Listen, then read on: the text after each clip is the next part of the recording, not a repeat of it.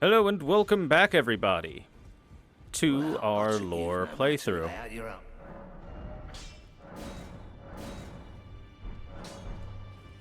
We are continuing in Elden Ring, and when last we left off, we had dipped our toes into the lovely fires of Volcano Manor, and figured out that Raya is actually Zorias, and is actually a snake lady.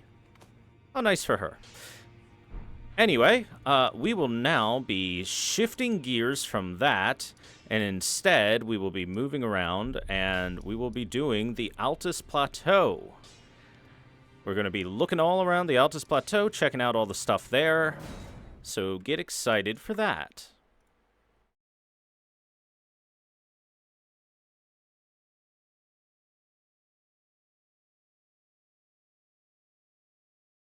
Loading.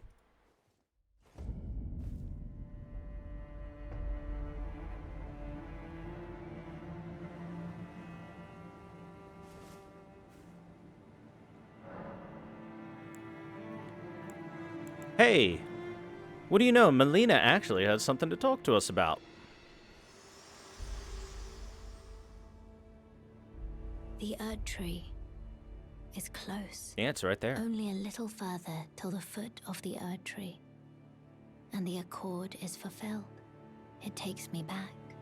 I was born at the foot of the Erd Tree, where Mother gave me my purpose. Though now, everything is lost to me. I have to ascertain for myself the reason for which I live, burned and bodiless. So let's just go ahead and drop a little bit of the pretense. There are heavy implications that Melina is a child of America. Born at the foot of the Erd Tree, the only ones able to get that close to the Erd Tree would be extremely high-level nobles in the Golden Order, or the demigods and gods themselves.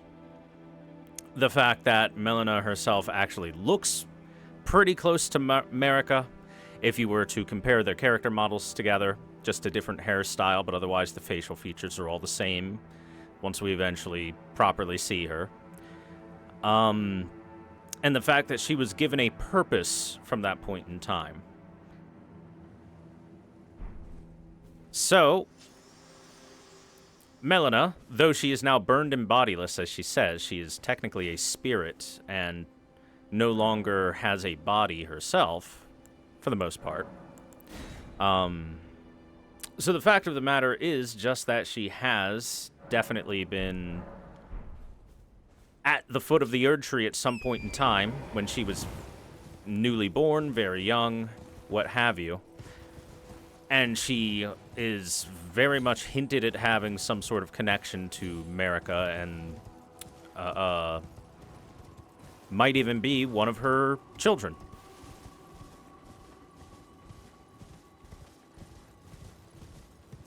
Hell, she even has a name that starts with M.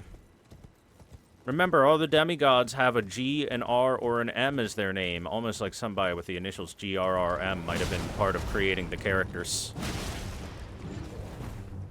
Almost.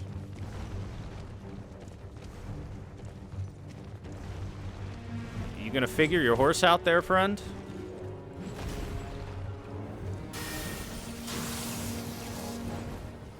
Alright, Thor's hammer is ready. It is zippity-zappity. Let's go, big guy.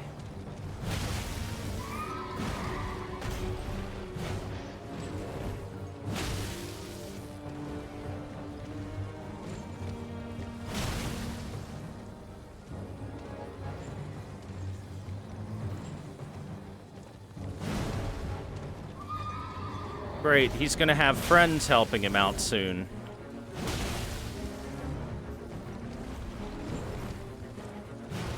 See, look at them all. Here they come.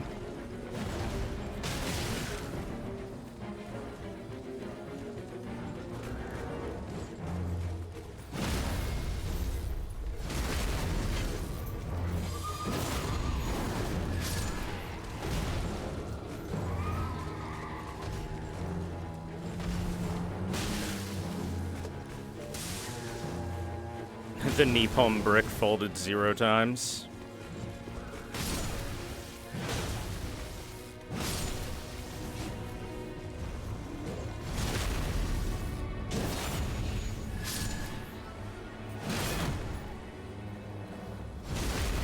Alright, we got him. Now I can have my proper 1v1 with this nerd. Oh, we're getting barked at. Chat, you know what to do. Pat their heads until they stop barking. Cheerno, thank you for the raid. Welcome to the lore. Everyone from Cheer Chat. Thank you! And thank you for the resub. 59 months from Bold Cactus Lad. I appreciate it. We need to become Zappy again.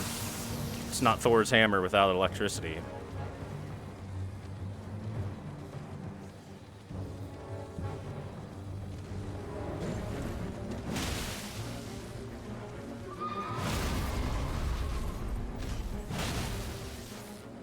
Almost a year of hoiking. Anyway, welcome to your chat. We are doing lore for Elden Ring because DLC's coming out in a week or so. And I guarantee that you guys don't know nothing about lore. Alright, another Knights Cavalry felled. We get Ash of War Shared Order. Take a peek at that real quick. Skill of the Golden Order Fundamentalist Knights. Grant the armament of those and nearby allies Holy Essence. Highly effective against those who live in death.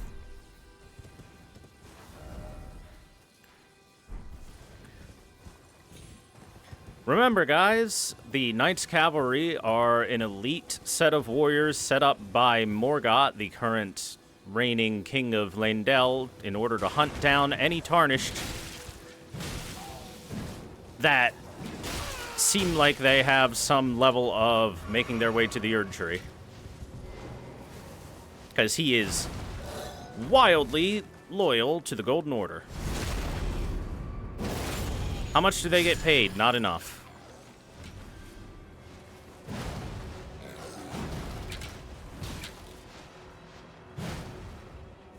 Land, you son of a bitch! Got him.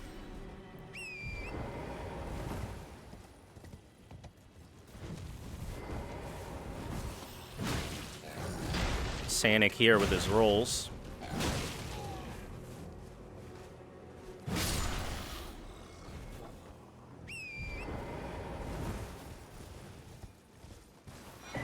Stone Sword Key. Lovely.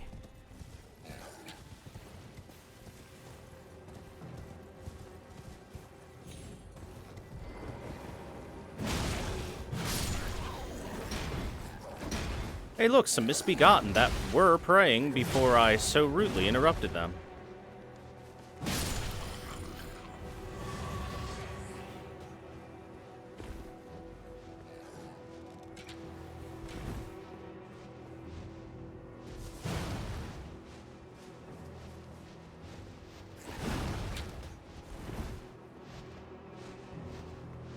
Okay, that's it.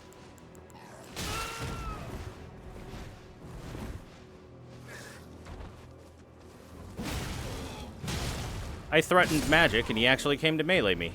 That worked. That worked well. God damn it, Peg Thor was playing that there onion ring again. I remember when he played Pokemon. Whoops. Anyways. Hi, chat, stay hydrated and Oopsie. drink Alamo beer. Oopsie, Hank, you interrupted me. I wasn't paying attention.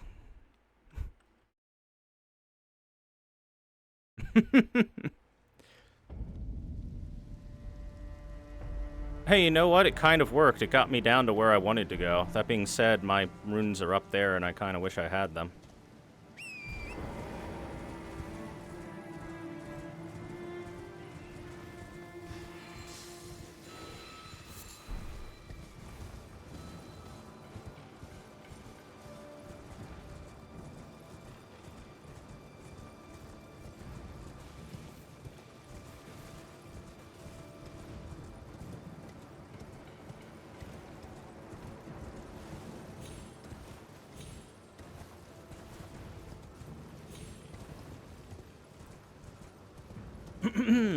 How goes lore? Goes well. We've made our way to the Altus Plateau. And we will be going through it tonight. And talking about all the interesting things in it. Right after I stop being a goober and throwing myself off the ledge of a cliff.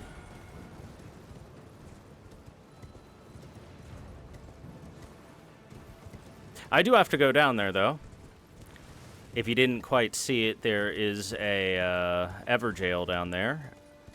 And I intend to go and confront the prisoner within.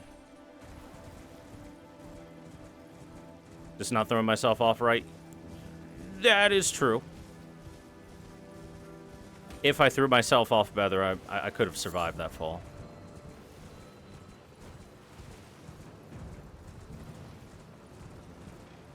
This Everjail requires a stone sword key.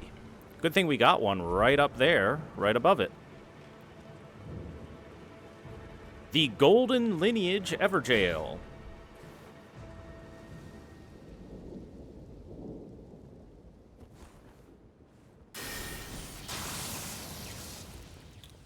Oh, I speedran this game when it came out for a while. Godfroy the Grafted. No, it's not just a really lazy way of them adding Godric back. This is totally, definitely someone different. Even though he looks the exact same and has the same weapon and everything. If we were to bullshit some lore about this guy...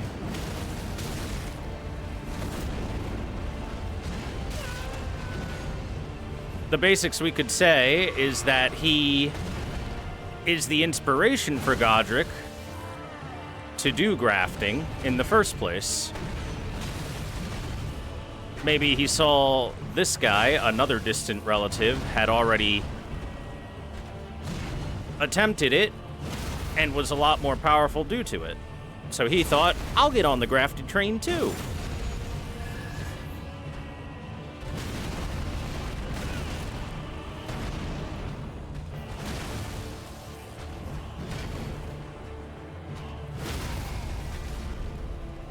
I mean, it didn't seem to work too well for him at the end, but still.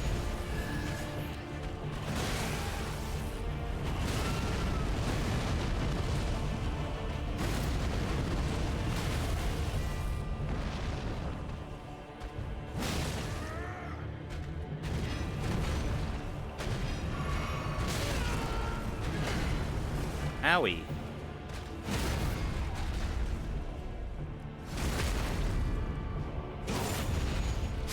Godfrey is the cooler older brother. Yeah, totally.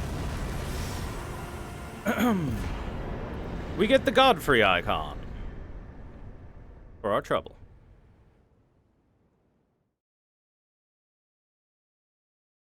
Again, see, this I'm not too particularly fond of using a relatively important boss and then just reusing it as an asset in a later boss fight. Yeah. The Godfrey icon, a legendary talisman depicting the Elden Lord Godfrey, raises your charge attack power of sorceries, incantations, and skills. Godfrey was a ferocious warrior. When he vowed to become a lord, he took the beast regent Sarash upon his back to suppress the ceaseless lust for battle that raged within. That's right, that lion that sits on the back of Godfrey isn't just there because it looks really cool. It's there because the lion digs its claws into Godfrey's back in order to prevent him from being a battle-lusted berserker.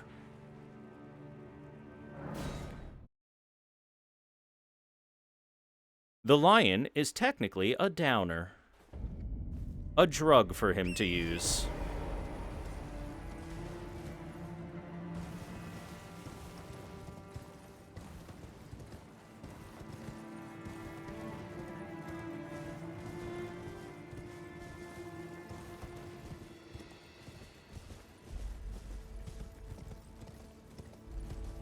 Alright, so we will be exploring the Altus Plateau, the whole thing, but let's start by going to the front gate of Leyndell Castle.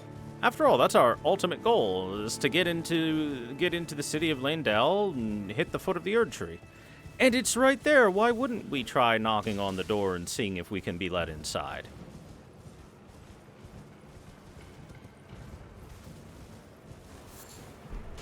Beast blood.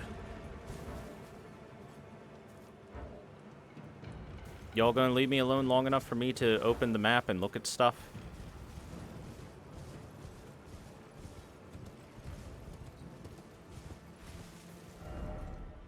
I do so wish that I could just open the map, even if I couldn't, like, teleport or anything.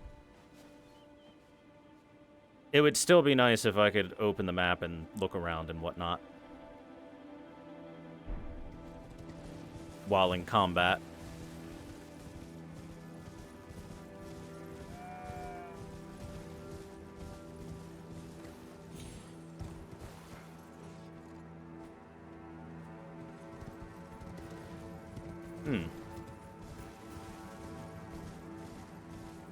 They've got nothing.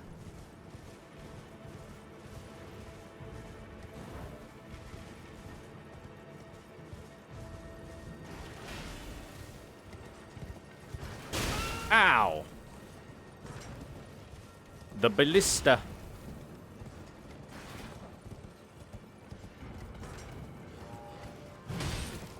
Bonk. So as you can tell, they are defending the front gates. They've got quite a few soldiers out here. Take that, nerd.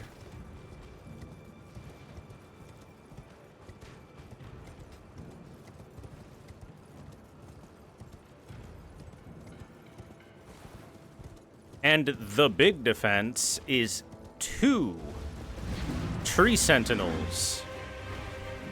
The double tree sentinel. So yeah, knocking on the front door, not going to be the easiest thing in the world.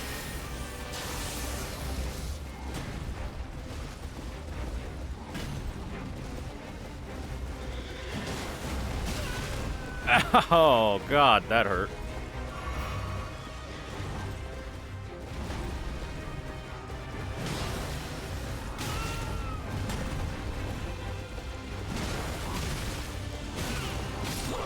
Chop, yep. That's what a double boss battle looks like for you. Get hit by one, and the other will hit you too, and then the other will hit you, and then the other will hit you, and the other will hit you, and it's so fun. It's not fun. It's the opposite of fun. It's the exact opposite of a good time.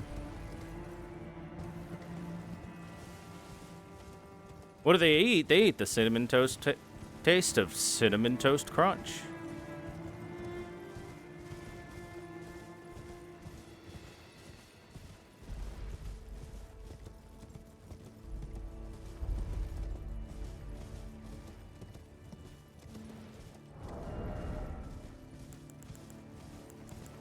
No fun allowed. It's time to pull out the anti-fun weapon, the Uchigatana. The enemy said no fun allowed, so pull out your Uchi and kill them. There should be a site of grace around here, I think, isn't there?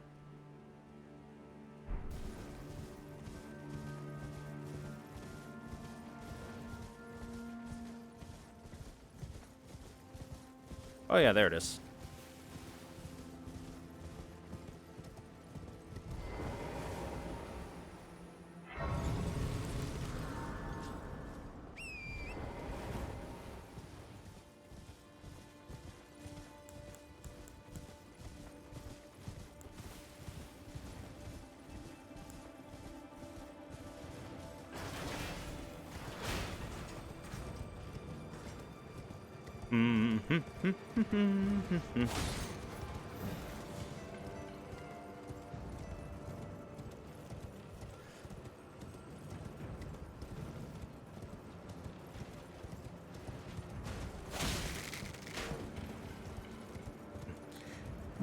We got a taste of it last time, but when we were facing the double gargoyle boss fight. But as you may be able to tell by my comments, I am not a fan of the design around What if there were two bosses at the same time? Ooh. Magical. I think it's lazy and bad boss design.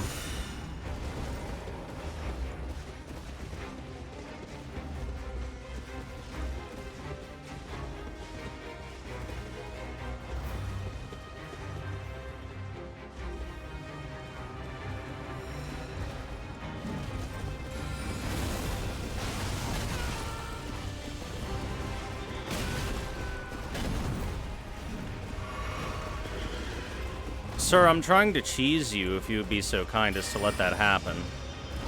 Although, if you're alone, we can do this. But the other one's not here, we'll do a one-on-one. 1v1 is fine. I'll take you. I'll fight you guys 1v1 all day.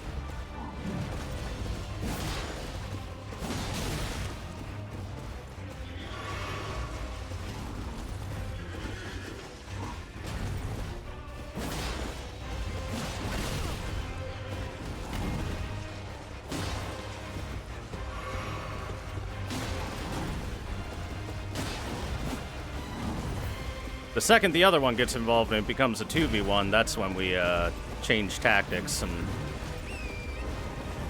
go back to cheese attempts.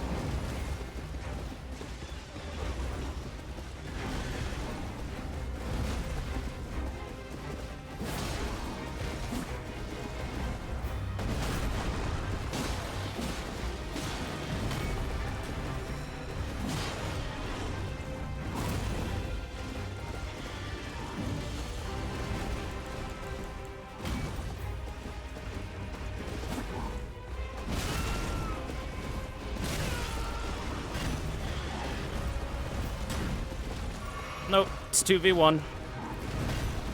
They're cheating, therefore it's my turn to cheat back.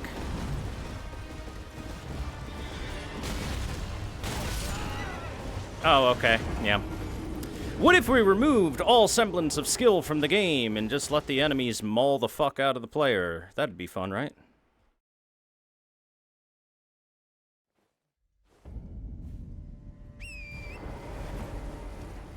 Good game design. I swear, there's a boss designer at FromSoft drooling all over his desk all day, every day. And that's the person that designs the multiple enemy versus player boss fights.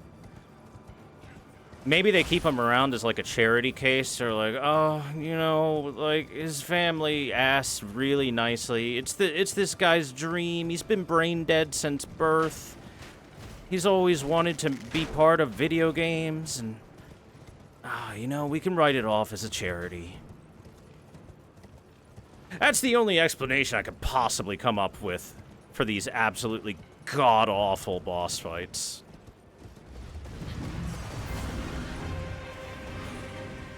Especially since they've been taking place since the very first game.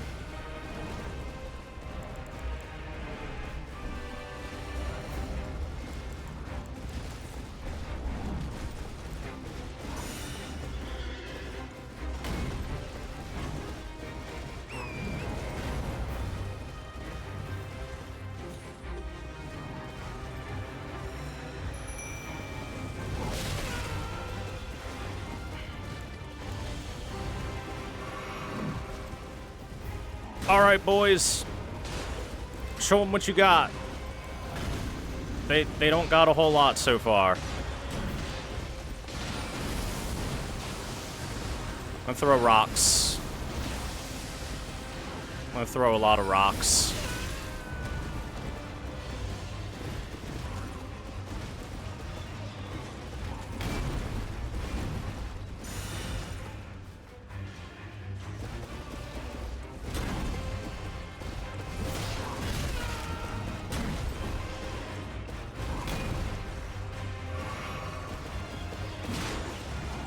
You know what? Those Great Shield boys are doing their job. They're keeping one of them busy.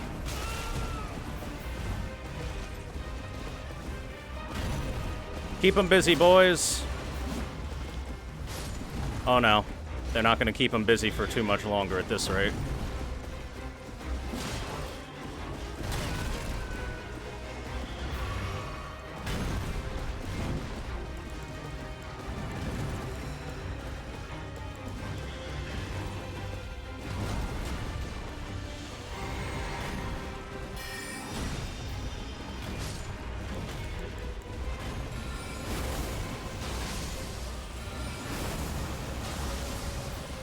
Uh-oh.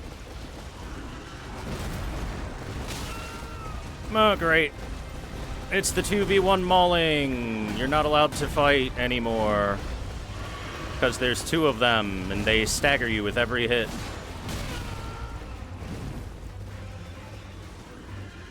That is not the D-pad input I did.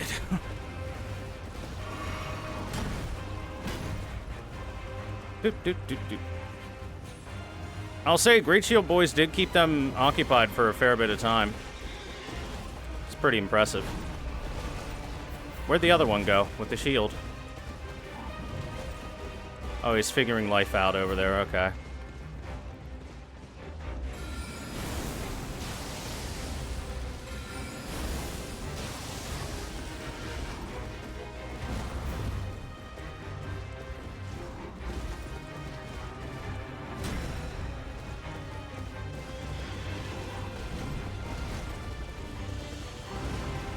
If only one figures out how to get over here at a time, then it's fine, but once two of them figure out how to get over here, it's a problem.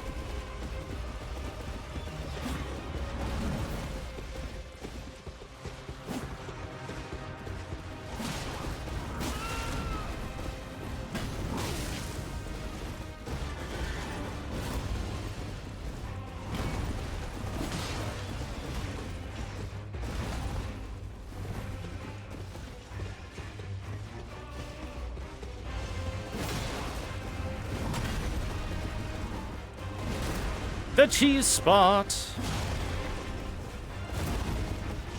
Sit here at the cheese spot and perform cheese.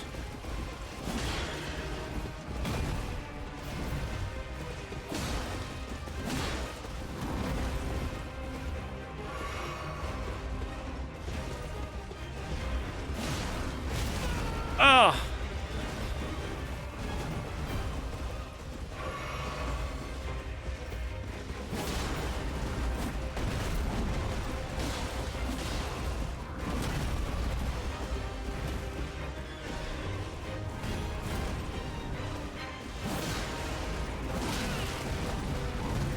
Oh, come on, he's one hit away. Yay! Yay! I'm allowed to fight now. Hooray.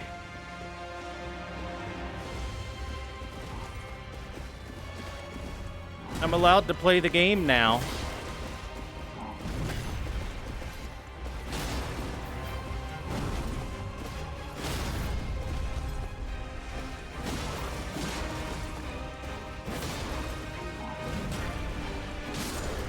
Look how easy it is when they can't, you know, stun lock you forever.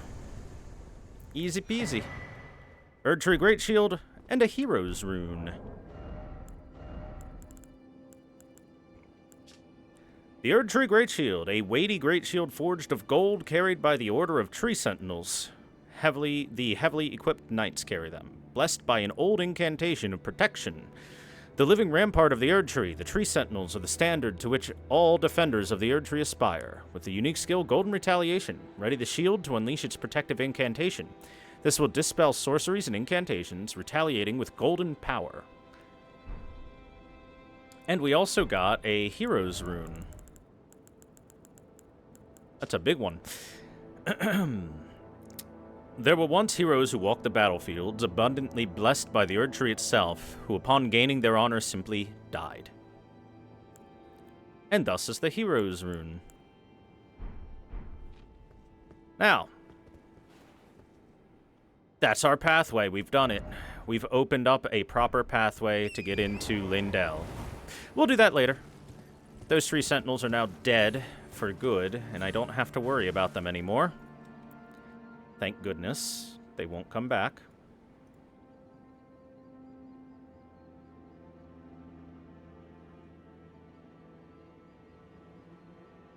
Let's see.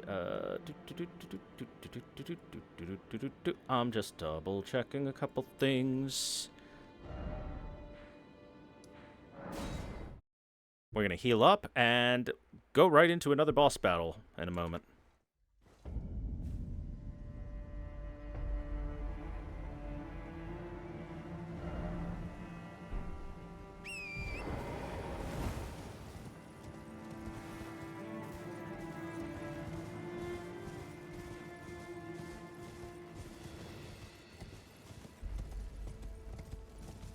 Oh, and also, for some reason, we aren't seeing an NPC we should be seeing here. I might have to do a quick backtrack to Liurnia and double check on him.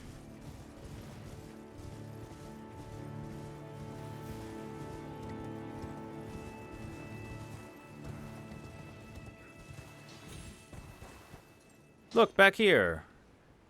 Mining of meteorites and stuff, as overseen by members of the Golden Order. So, looks like they, too, have an interest in falling stars, much like the sorcerers of Liurnia.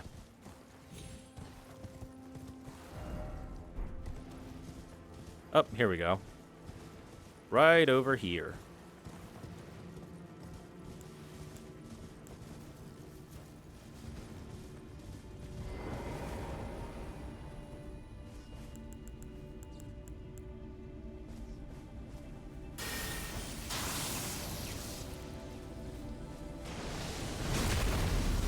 That guy over here basically standing worship of this, the falling star beast.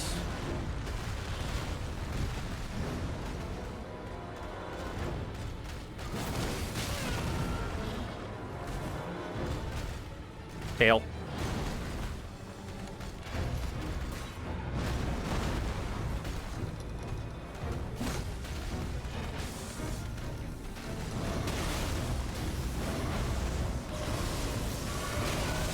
Ouch.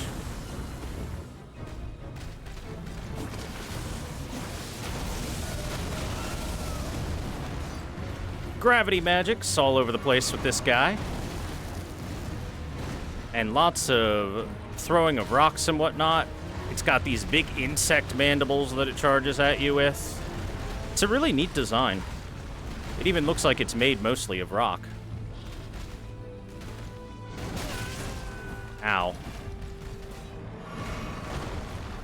And with the crater and whatnot that it appears in, the suggestion is basically that it fell here from space at some point in time.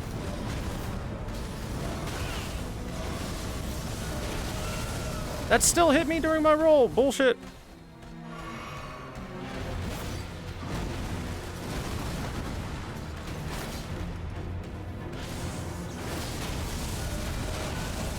Okay, that one I rolled too early. That's on me.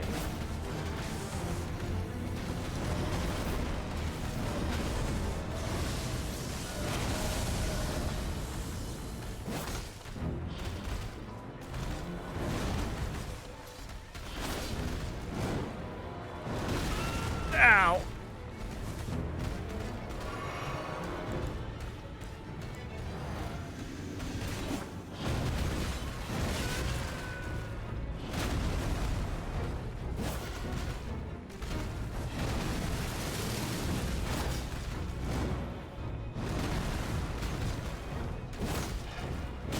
Ow, I got stomped on. Well, chat, you were talking about Pokemon earlier. That was a stomp attack. That's what it looks like when it happens to a human and not a Pokemon. Kinda rough, huh?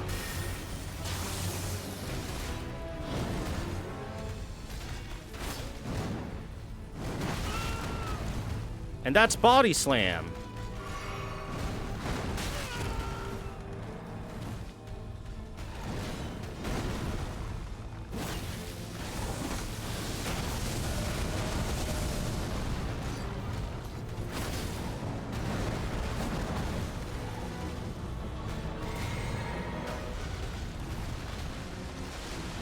Toro! Toro! Ole!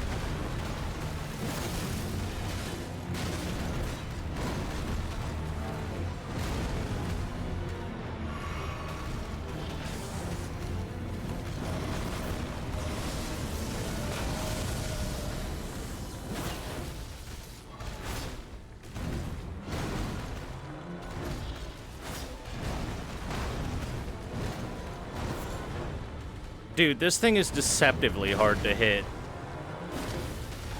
How many swings have I done that just barely miss it? Because it hops away right before I swing.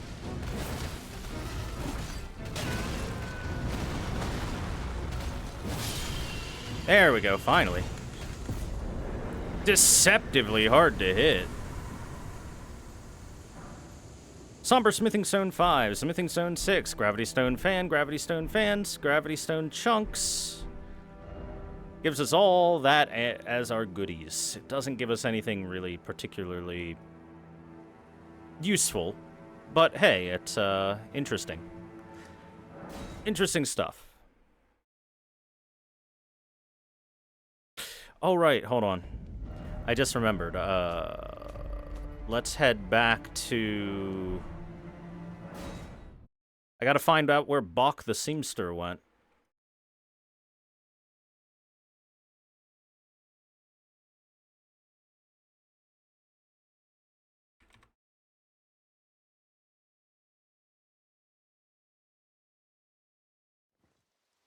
What the fuck did you just fucking say about me, you little Tarnside? I'll have you know, I graduated top of my class in the Raya Lucaria Academy, and I've been involved in numerous secret raids on the Golden Order, and I have over 300 confirmed kills. I'm trained in 300, Guildstone wow. warfare, and I'm the top archer in the entire Carrion Royal Forces.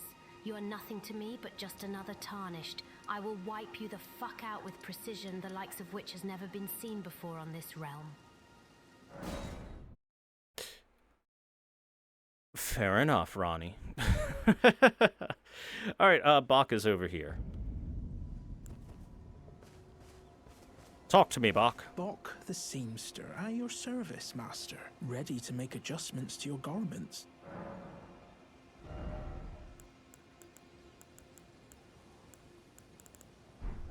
Master, my apologies.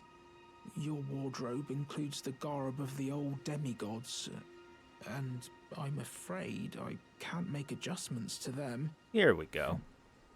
My mum told me once that a royal seamster would do them up in a jiffy. Just wait, master. Before long, I'll be that good too. Would you like this gold sewing needle that allows you to adjust the garb of the old demigods? Is that a gift for my undeserving self? Thank you kindly. But what on earth could it...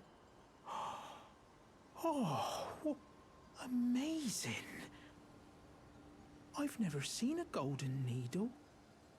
Not in all my life. With a spectacular royal crest to boot. Are you certain that this is for me? It's all for you, buddy. I can hardly believe it. Have faith in me, master. I'll polish my craft enough that I deserve this golden gift. I'll be the golden seamster, Bach. Now I'll be able to sew anything. Even the threads of the demigods.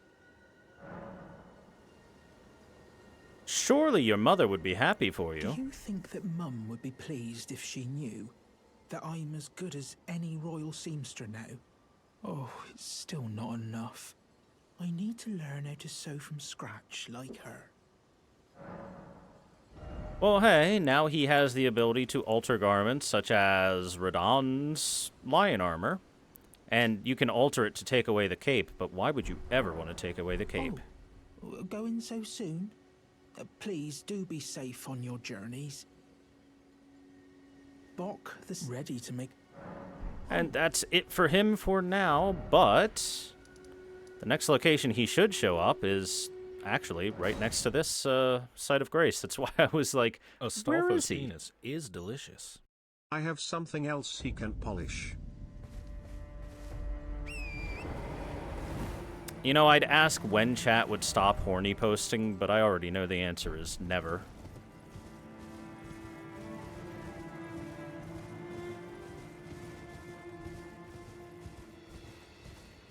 Give me horny or give me death.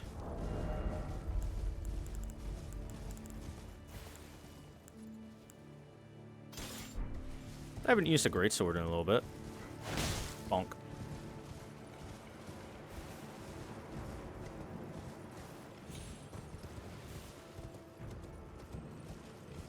Bears.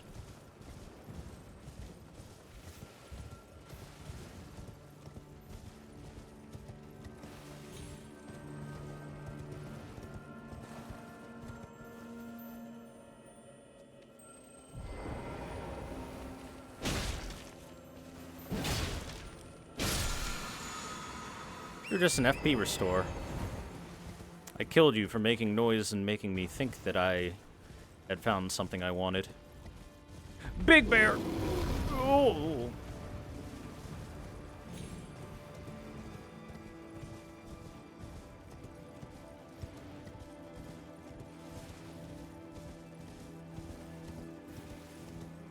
Poison. Hero01231 asked me, how horny is chat? I have no idea what you're talking about. Let's keep it clean and focus on some Elden Ring lore or how much Thor W loves Meltrillis. You know what? That's fair AI, Thor. Here we go, the Perfumer's Grotto.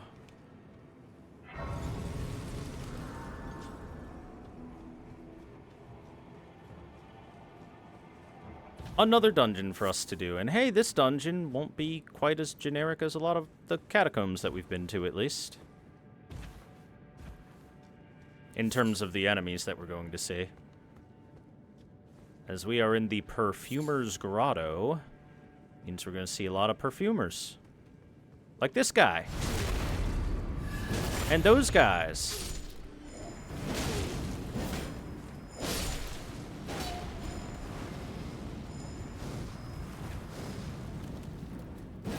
Perfumers are a little annoying to fight because of their desire to just throw the powder, that igniting powder in front of themselves.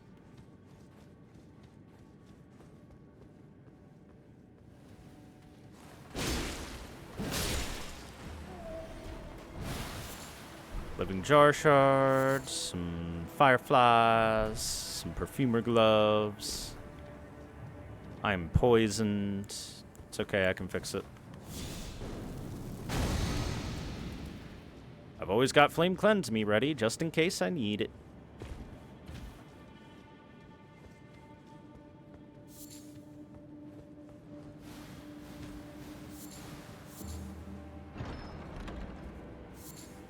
Another Living Jar Shard. And a perfume bottle.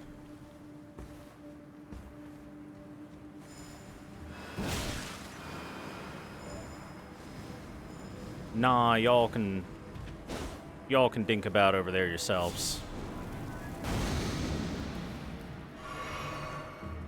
If you want to follow me down here, Mr. Perfumer, we can talk, but otherwise, I don't want to chat with you inside of... Oh my god!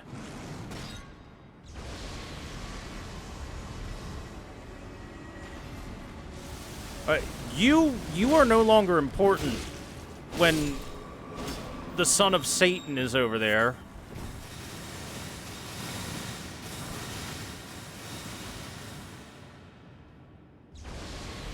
Look at that fucking thing. It's horrifying. It's also employing gravity magics. And it has massive mandibles. It's very similar to the falling star beast that we just fought, only it's much, much scarier. Hold on, what if I throw rocks back? Take that. Haha! Can't handle the rocks, can ya?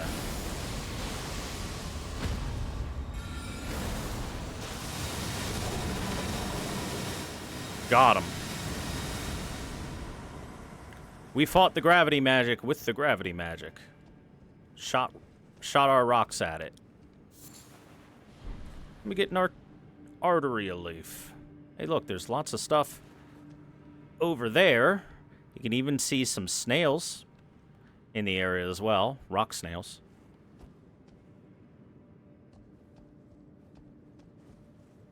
Oh, amygdala. That's not amygdala.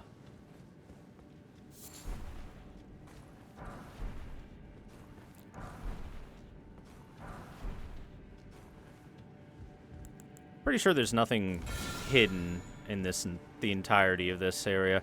Instead, what we saw back here across the way is, I believe, another dungeon that we'll be going to eventually. We just get to get a glimpse of it. And if we're in that dungeon and haven't done this dungeon yet, then we get to see that horrifying monster hanging from the ceiling.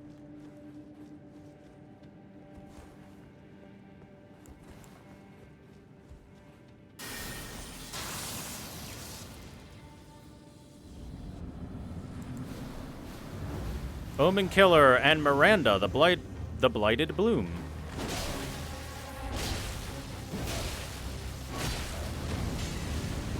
Reminder that Miranda blossoms are the name of the flowers themselves.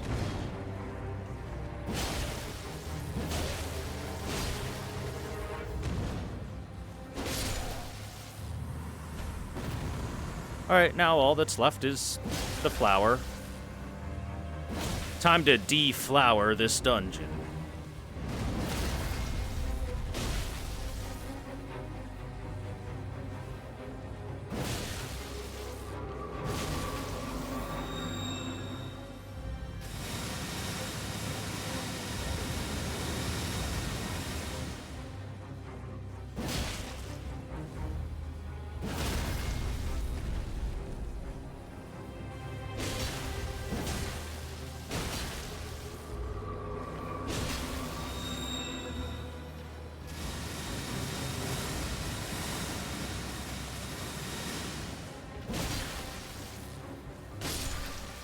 And we got it.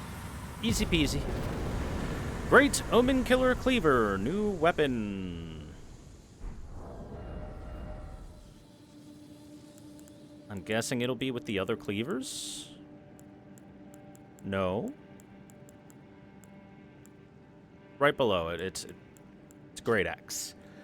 The blade of this huge, loathsome cleaver comprises a row of amputated Omen horns, weapons of slaughter wielded by Omen killers. The hideous horns cause blood loss, adding vibrant colors to the ongoing mayhem.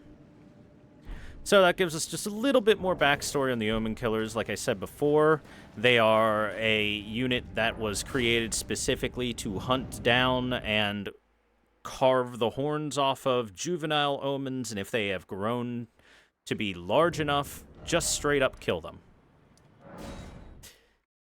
If they're large enough and dangerous enough. Again, kind of horrifying.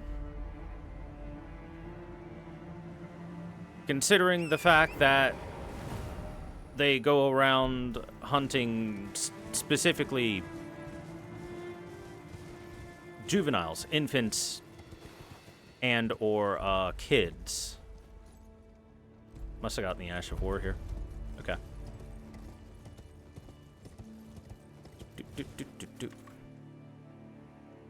That's why all those horns that are on that Omen Killer cleaver that we just got are all small horns. Because they've all been ripped off of children.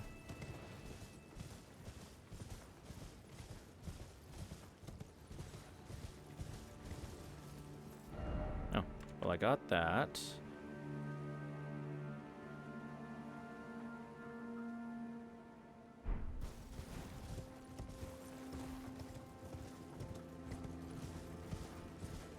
Hey, look, some omens. It's the easiest thing in the world to tell that their horns are just bloodied stumps. What's that? Oh, a perfume bottle. Okay.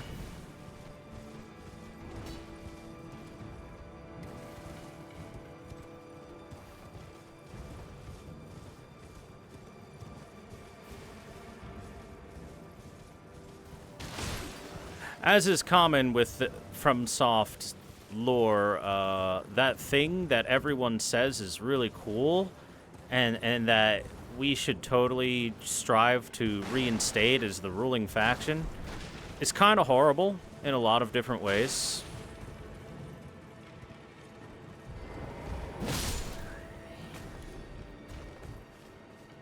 Kind of horrible.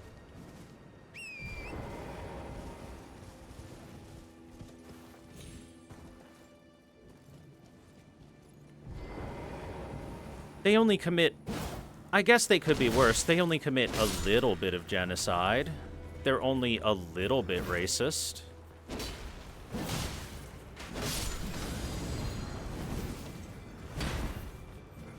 So it could be worse, right?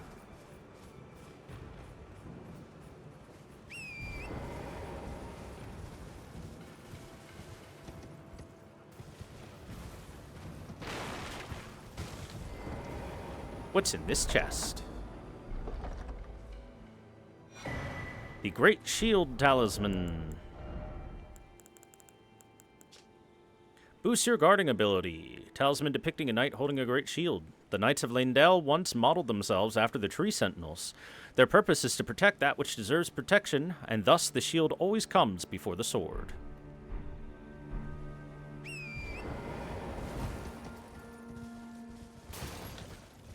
Yeah, so many different choices of horrible.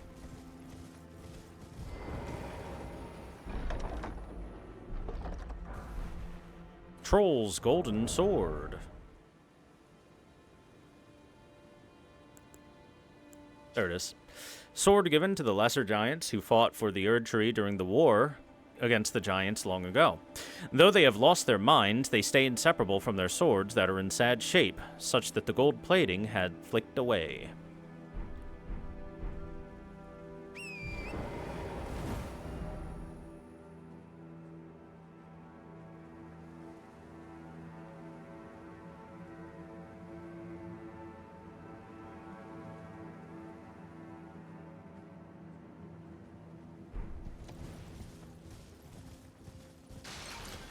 That does give us a little bit of info that the trolls have been working with the forces of the Golden Order since way back whenever the war against the giants first took place.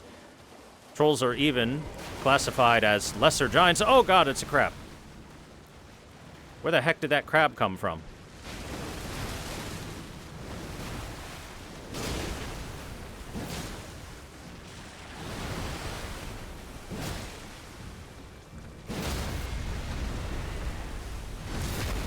Get out of here, Mr. Krabs.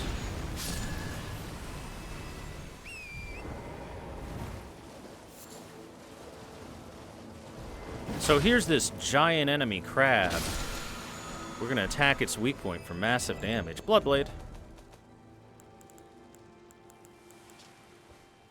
Wound yourself to coat the armament with blood, and then unleash an airborne bloodblade that causes hemorrhaging. Can be fired in rapid succession. Ow.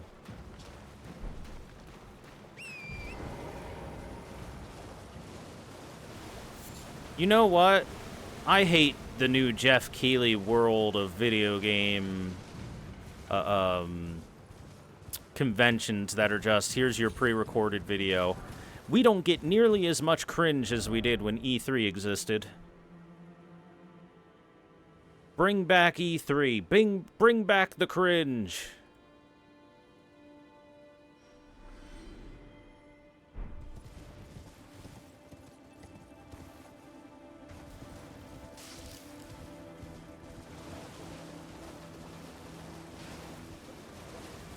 Instead, all we get are like 30 minutes of ads and 5 minutes of not ads and then 30 minutes of ads.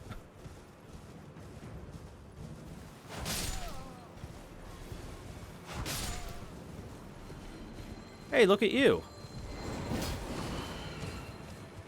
How come you're so swift? You're not supposed to be nearly that swift, sir.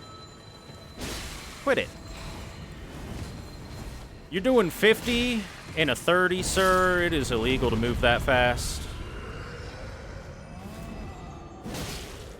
Oh my god. There's 2 trolls. Alright, that's too many trolls. Y'all can beat each other up. Have fun. I'm going over here and unlocking this.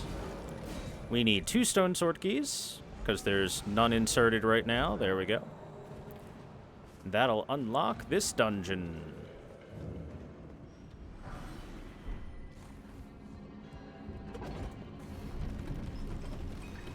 It's dark. As always, get yourself some free stuff if you take your little hop early. Usually the free stuff isn't super worth it, but hey, it's free.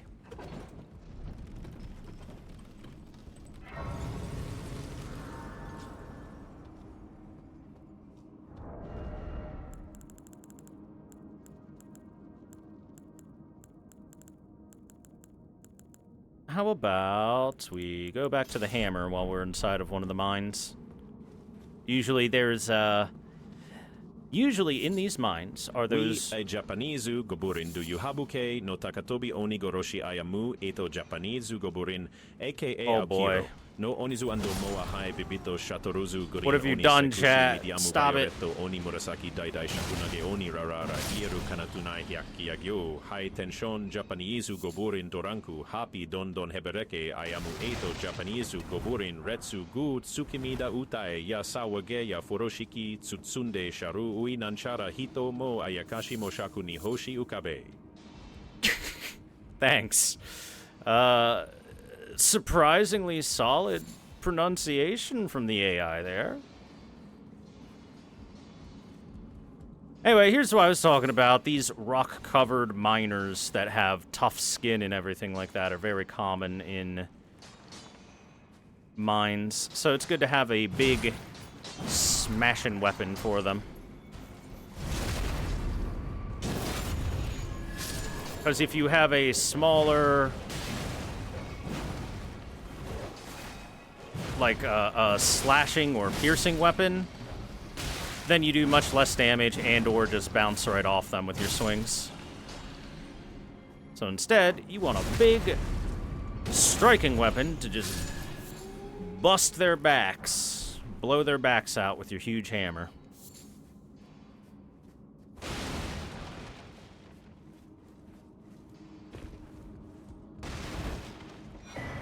Bolt Drake Talisman +1. Extra Lightning Defense Talisman.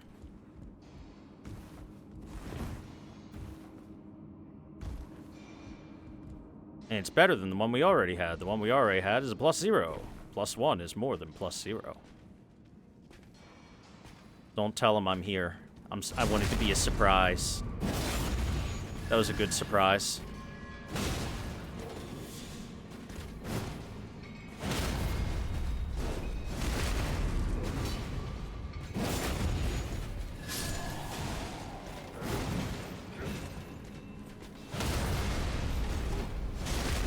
Ha ha ha ha ha.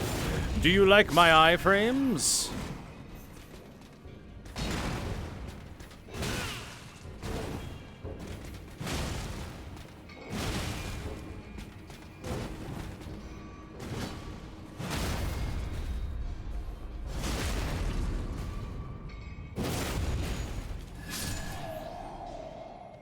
Do you like my car?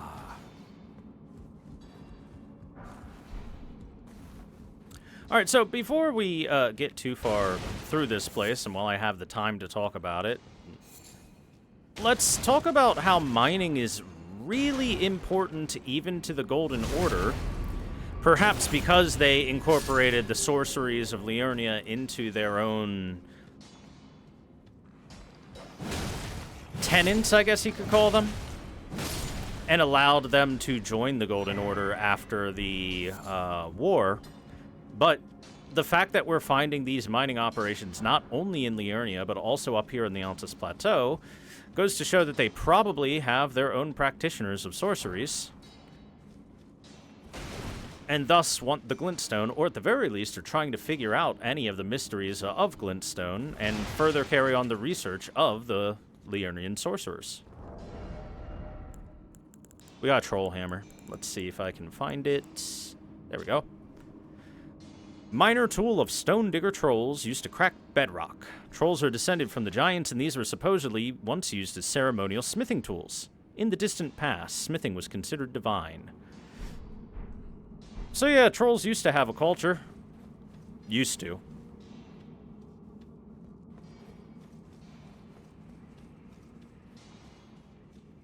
Let me double check up here. We can still hear tink-tinking. That means there's some people that we haven't killed yet, and if we haven't killed them yet, then they're in need of dying.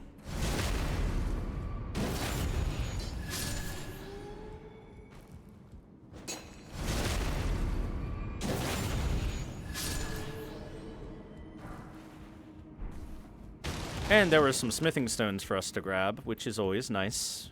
Always happy to have more upgrade materials because, well, if you've been paying attention, I swap weapons often and use a lot of different weapons. Okay. I believe that's everything.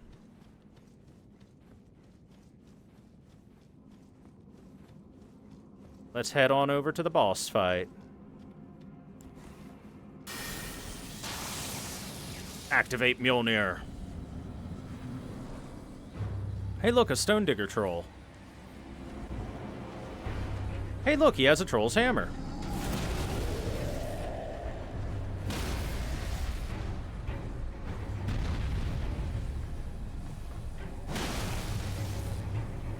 Please let me have my riposte, thank you. Boy, he is getting bodied.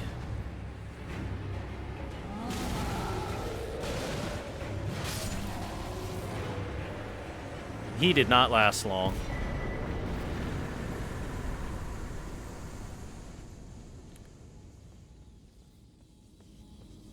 Reminder about the trolls themselves, the inside, their torso looks like it's been carved out, there are roots within, and there is a tablet embedded in their bodies. Which, to me, says that the Golden Order are probably using some sort of magic or incantation in order to enslave them. Probably did so before the whole war with the Giants thing. Game? Uh-oh.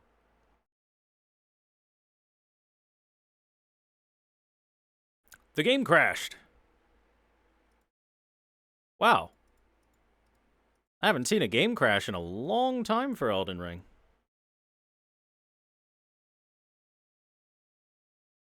It's not common for the game to crash if you aren't speedrunning.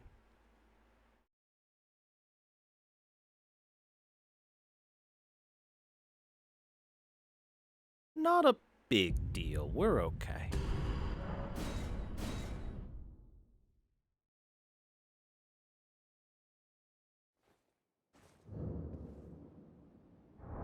We still got everything out of the old Altus tunnel and everything, so we're good.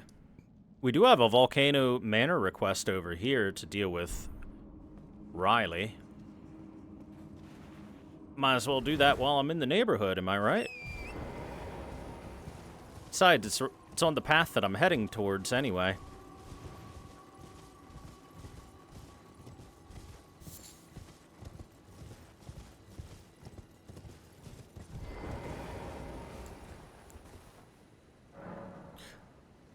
Riley the Idol's World.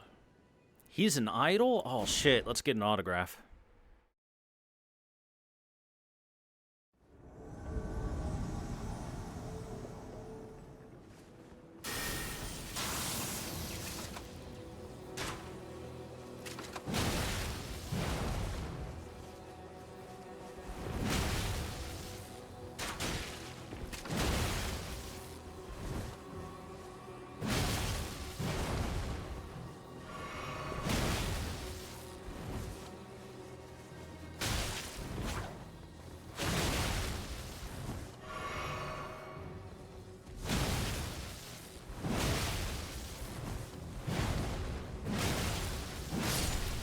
Well, he got smashed.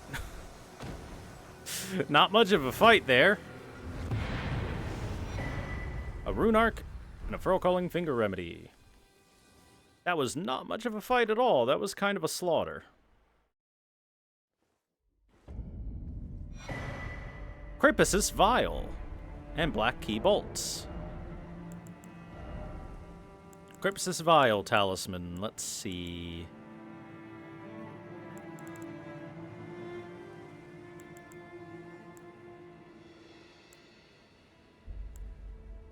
Oh. Next to Shibiri's Woe. A small mysterious bottle with a dark mist sealed within. It eliminates all sound made by the wearer during movement. A ritual implement used by Round Table Hold assassins. There was a time when Tarnished, who had strayed from guidance, feared nothing more than utter silence.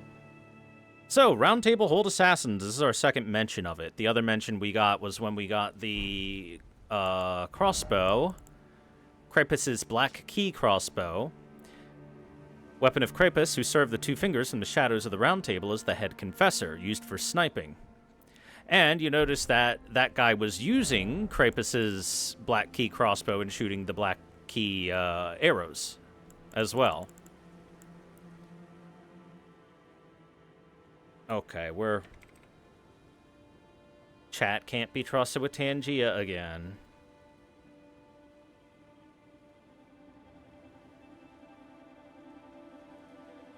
Bad chat. No. No, no.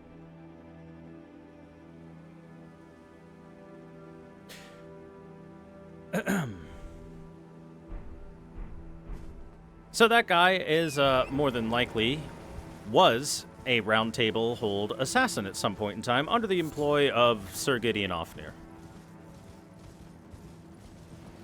Hey guys, do you guys like poison swamps? Do you guys like castles and going through them? Would you guys like to go through a poison swamp castle, complete with slugs that shoot stuff at you? Because guess what? Time to go through a poison swamp castle.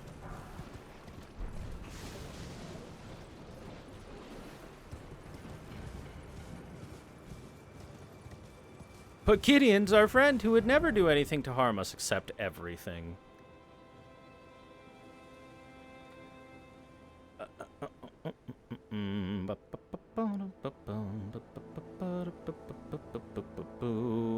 Double checking something right now.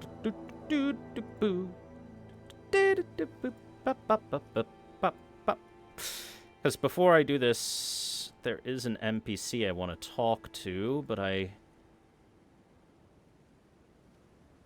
don't know exactly where I'm going to find her at.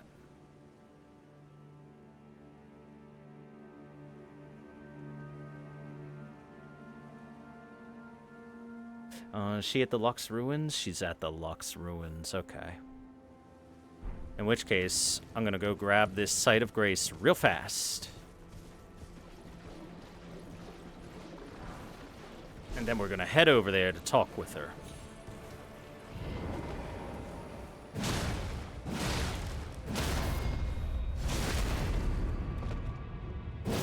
Out of my way. I said I'm gonna do this real fast, and I meant real fast.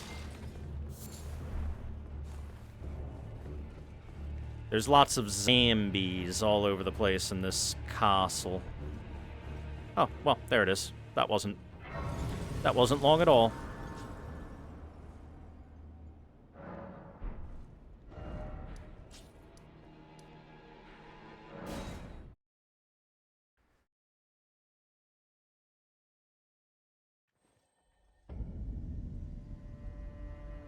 Refund your points? No. You made a poor decision, and you knew it was a poor decision.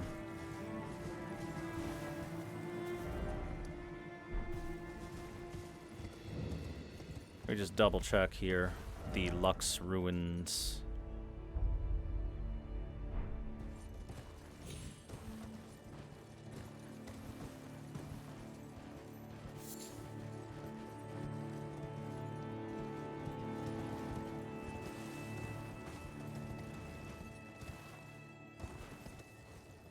There should be one thing in this area for us to grab.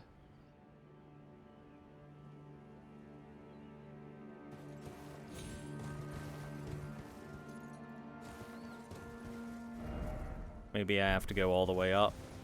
Maybe it's at the top.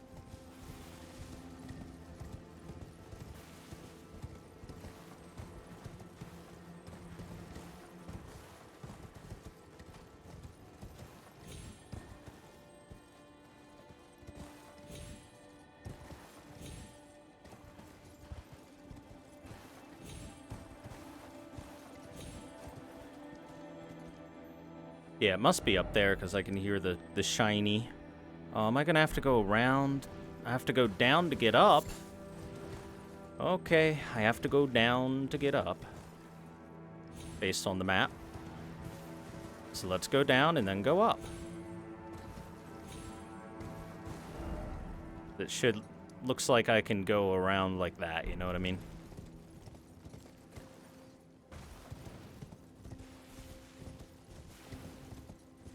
Only 4 poison swamps? What are you talking about? There's more than 4 poison swamps. Miyazaki talking about how much he had to hold himself back from putting poison swamps in the game. And I'm like, dude, half the fucking game is a poison swamp. At least it feels like it sometimes.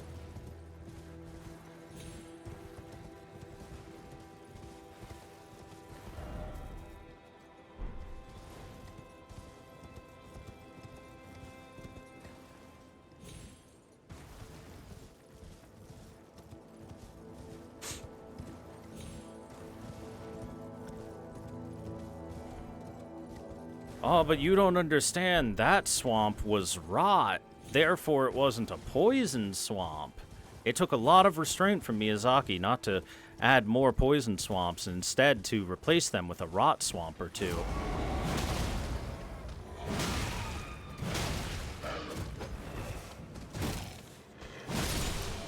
And the blood swamp. And the rot dungeons. And the poison dungeons. And the poison castle.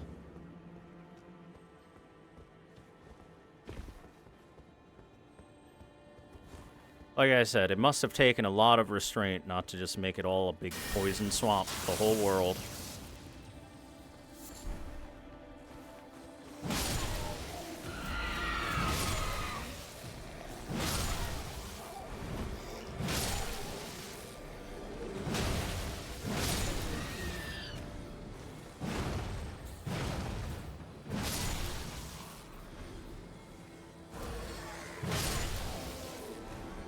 Alright, are we out of enemies to scream at me? I sure hope so.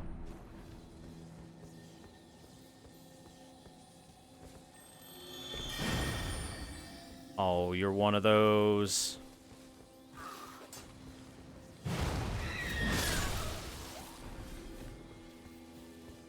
First, let's go down here. Because there's a boss for us to fight, and I want to do it while I'm still zippy zappy. Demi-human queen Gillica.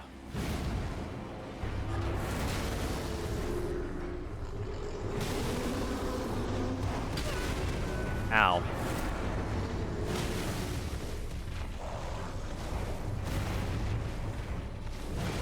Boy, she looks a little bit horrifying in the darkness.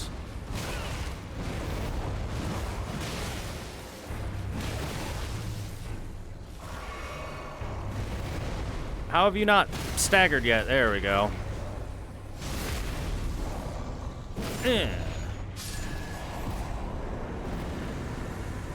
Got her. What was she guarding?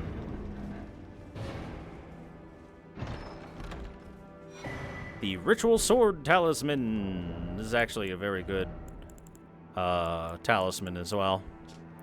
Talisman patterned after swords used in ritual combat held to honor the Erd Tree. Raises attack power when HP is at maximum. The practice had died out by the age of the king consort Radagon, but remains of the arenas where ritual combat took place can still be found in every land. Gameplay-wise, that's really, really, really, really good. It's a nice attack boost as long as you're at max HP, which means as long as you play game good, you get to keep that attack boost. As for the lore behind it, basically the lore is just Godfrey demanded Colosseums, and Colosseums existed while Godfrey was king consort, and then Radagon was like, so uncivilized, and then they went away.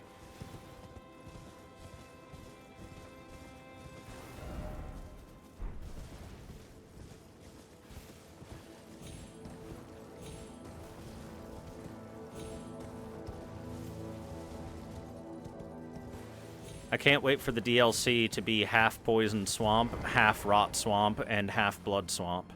That's right, 3 halves. The Beast Eye quivers. A Tibia Mariner has been found.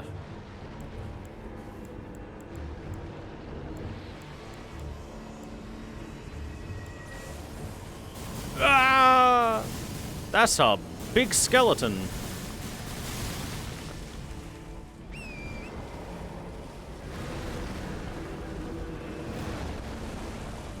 This Tibia Mariner has access to some giant bones, apparently. There he is.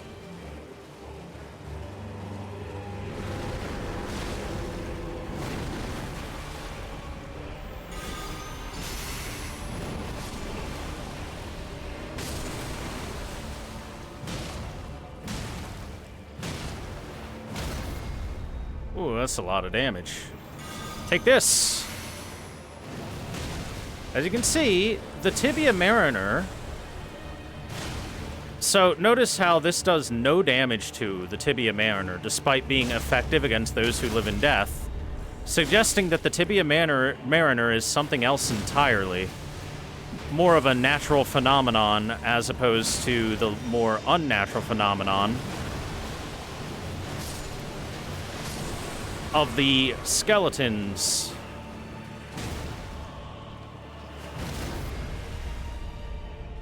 However, it doesn't matter how natural a phenomenon you are, a big rock at the end of a stick is still enough to kill your ass.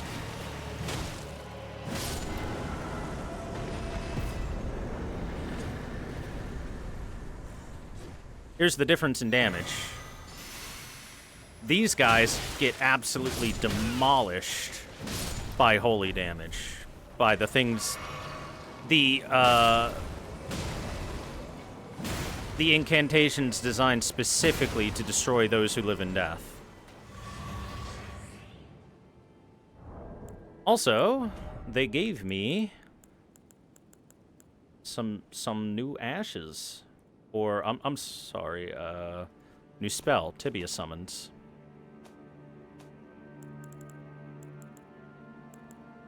There we go. Sorcery of the Servants of Death. Summons a group of those lost in death. 3 skeletons will appear some distance from the caster and attack foes before disappearing. The dead have long been left to wander. What they need is leadership. And that's what the Tibia Mariners are. They take those who live in death, those who are dead and wandering, and provide a level of leadership for them.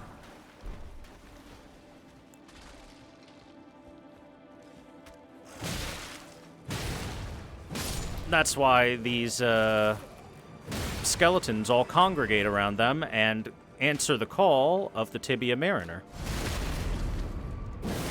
when he doots his horn. Basically what I'm saying is that the Tibia Mariner has implications that these are kind of more natural phenomenon and existed similar to how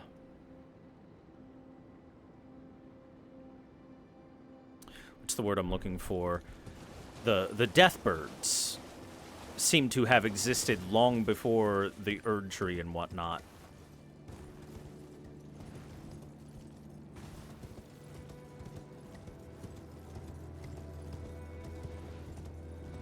Okay, now that that's done, we can go down here and make sure we are safely able to speak with our good friend. Look! It's Millicent. We meet again. Hello. In truth, it's been smooth sailing for me. The scarlet rot has stilled since last we met. As such, I've been able to continue my journey. Though rather vexingly, I realized that if I still had my sword arm, I could have aided you in battle. Now I'm tracing the path Melania took, after unleashing the power of the Scarlet Rot during her battle with General Radahn in the Caelid Wilds. I should like to meet her. This vanished woman.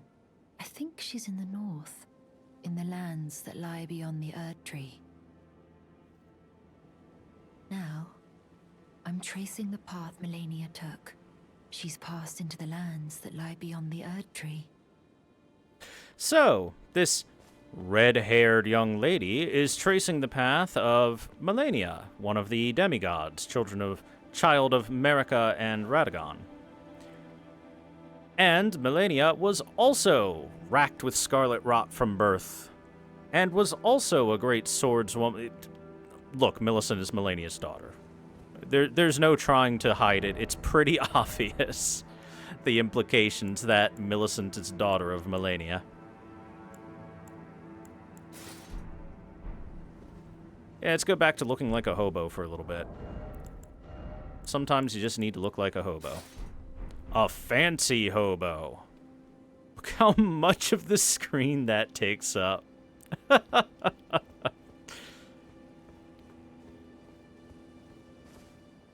Yes, when we fought her as a red phantom, she also used the waterfowl dance, which is the signature move of Malenia, which we will get to see eventually. Employed against us. Boy, will we get to see it employed against us. It'll be a great fun time. But Millicent is now hanging out here. And the reason why I wanted to speak with her right now is to get her dialogue before I go to the next place. The next place being the Shaded Castle that I was at before. Because there's something at the Shaded Castle that is going to be helpful for Millicent's journey.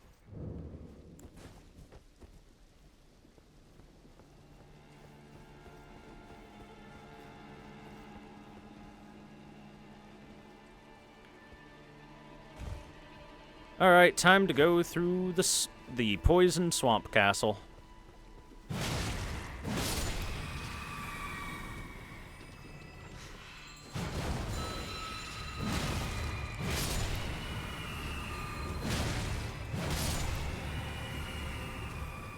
It's implied, not 100%. Dude, it's so fucking obvious. Malenia has red hair. The only people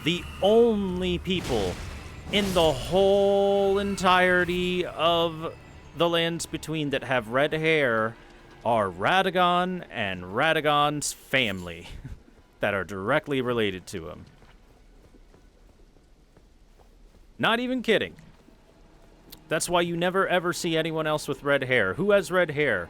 Radon, Radagon's son, and Rykard did before the blasphemy, Radagon's son, and Ronnie did before the whole giving up her body, Radagon's daughter, and Malenia, Radagon's daughter, possibly Mikola. We actually have no clue. Haven't been able to see Mikola all that much.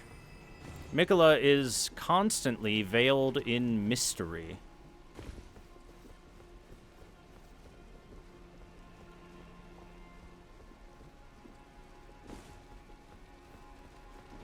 So, Millicent, also having red hair, almost guaranteed to be related to Radagon. Being granddaughter, would be related. Hey, these are FromSoft's favorite enemy design, basilisks. They are in every single game, ever since they were first designed.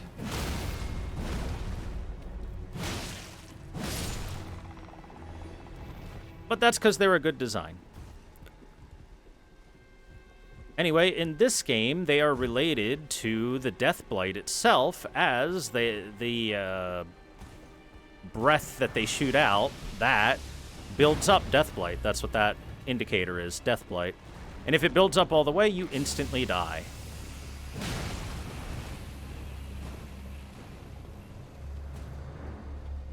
In fact, the way you instantly die is having barbed roots shoot out of your body with a bunch of worms and pestilence that goes with it. The Red Wolf is Radagon's half-cousin.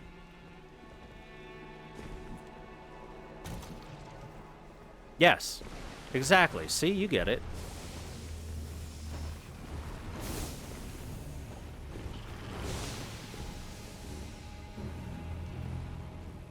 Basilisks in every Souls game also shoot out whatever the equivalent of instant death is for that game.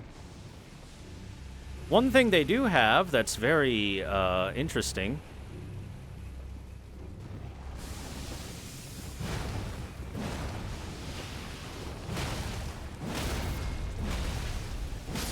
Please give me a moment while I deal with the problems in the area. And then we'll talk more about their design. Those big googly eyes aren't actually eyes. Their actual eyes are below that, and they're small and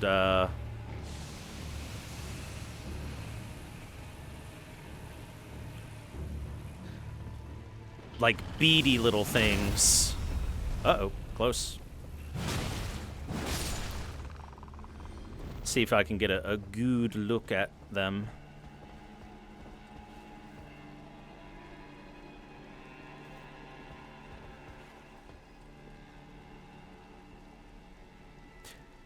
You can just barely see them. But there are two little, like, yellow eyeballs right above the mouth. And those are the actual eyes, and the big googly things that look like eyes are just like a natural intimidation thing. Kind of like the designs and patterns on the wings of a butterfly. To make them look scarier for predators or whatever may try to inflict harm upon them.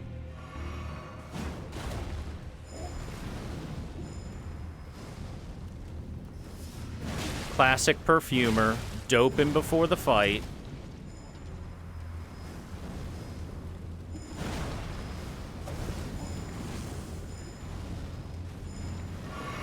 Do you want to stop swinging your explosive gas powder anytime now, buddy?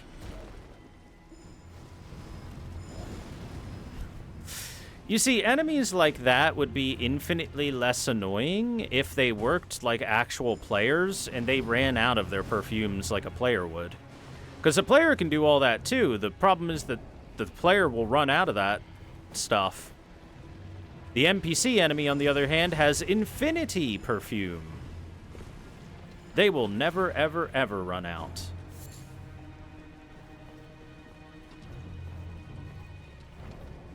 This is where I came from, so I've already got that stuff. We're good.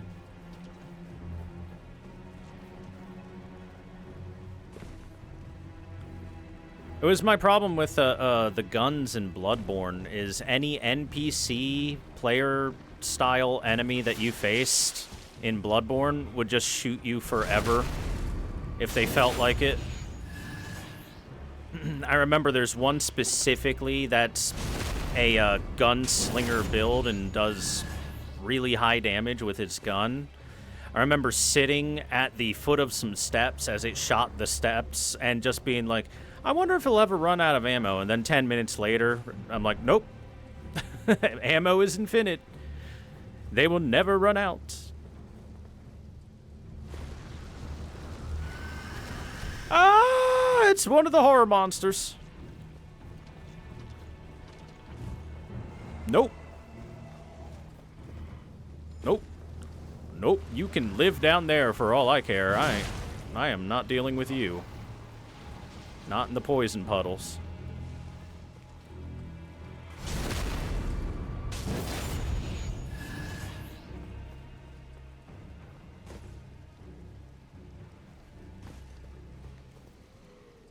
Hello there, Tizirin. How are you?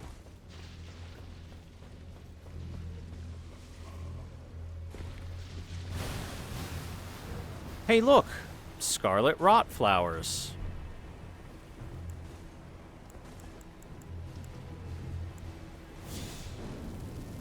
You'd think they would be poison flowers, considering all the poison. Usually the way the flowers work is they suck up whatever is in the area, and then that is the grossness that they spew at you.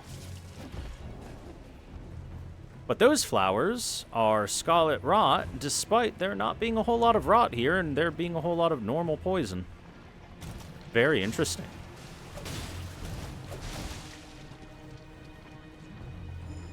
Yeah, you know what? Heck that perfumer guy. I'm going up here.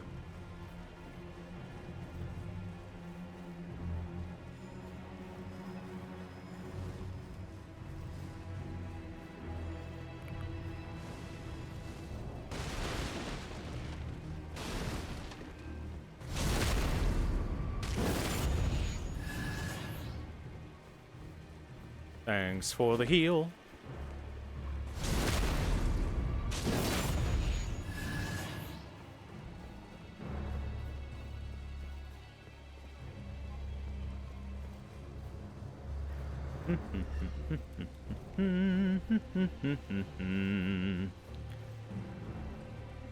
Not much over here, only this guy. He's like, I'll catch you, bro.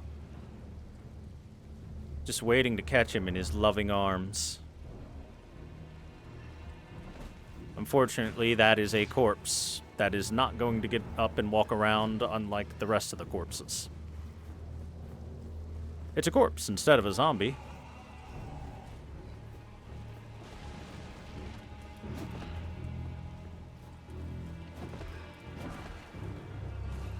Haha, you wanted to push me off, but I know that trick.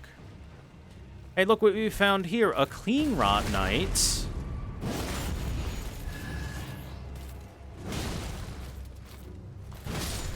Looked like they were rethinking their life choices. We get a clean rot knight sword.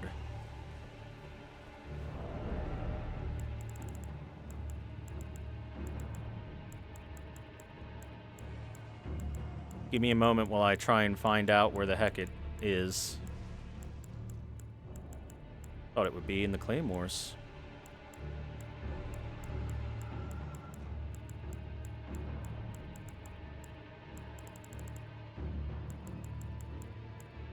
Clean Rot Knight's sword, where could it be?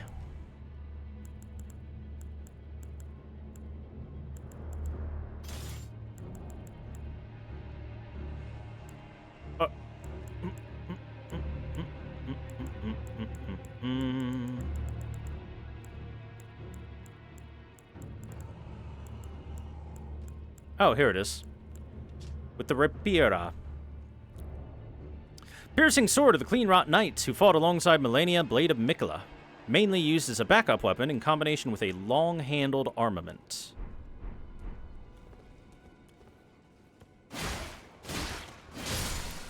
Sorry for missing it. My first few go-arounds.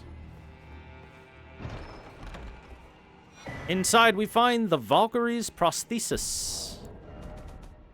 This is what will help Millicent out. Golden prosthesis once worn by the one-armed Valkyrie.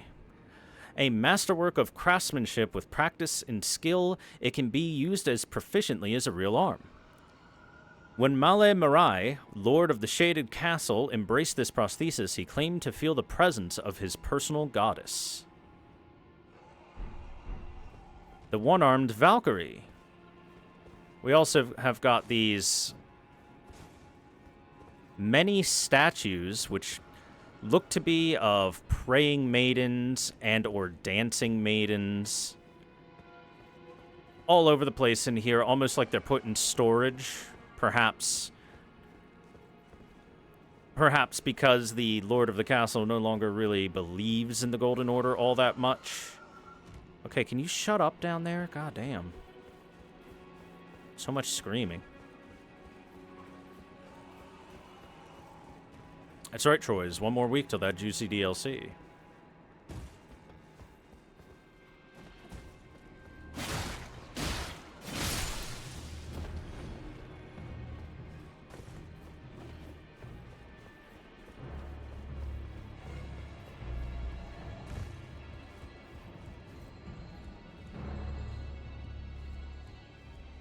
The Cross Naginata is most assuredly a pretty darn solid weapon.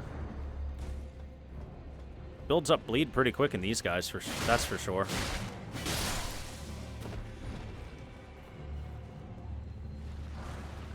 How come he's allowed to be on a horse, but I'm not?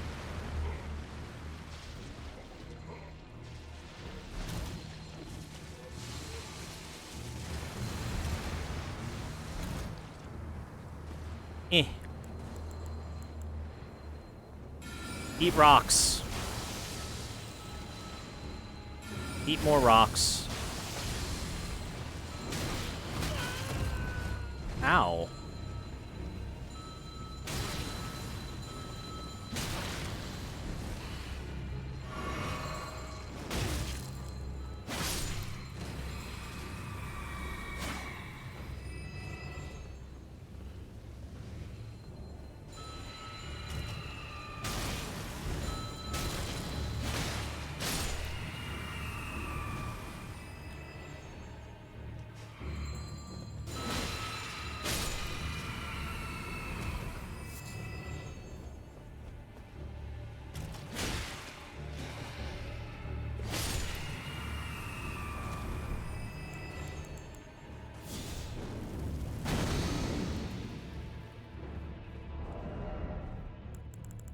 Let me see. Do I have a quick step weapon? Dagger has quick step, right? Yeah. This is how you move fast through swamps, is you quick step. It's called quick step for a reason.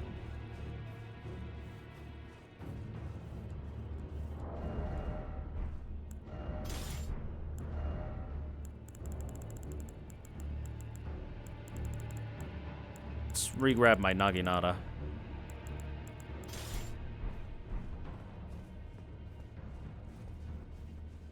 Perfumers.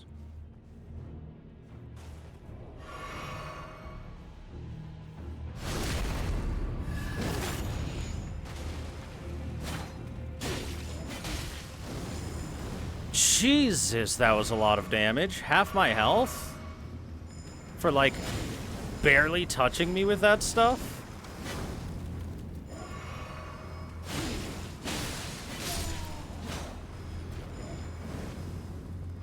Alright, are you done? No?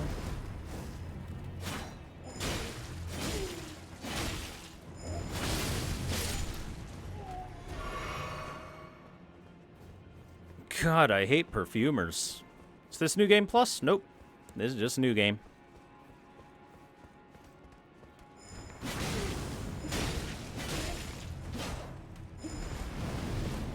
Remember, they have infinity dust to throw at us. They will literally never run out. Because NPCs are cheaters. Filthy, filthy cheaters. Kick that ladder. Got ourselves a shortcut. These were perfume bottles that this guy was praying to.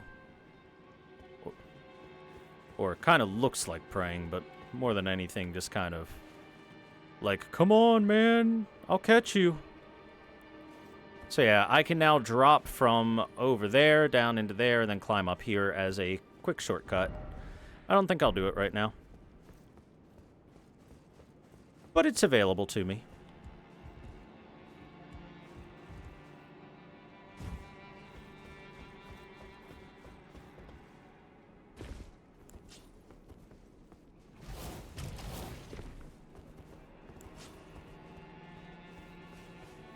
Big step.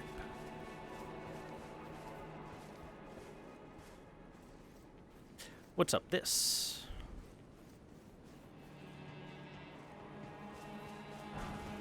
Golden Rune 4. Hey, there we go. A nice spot for us to take a seat. Regroup ourselves a little bit.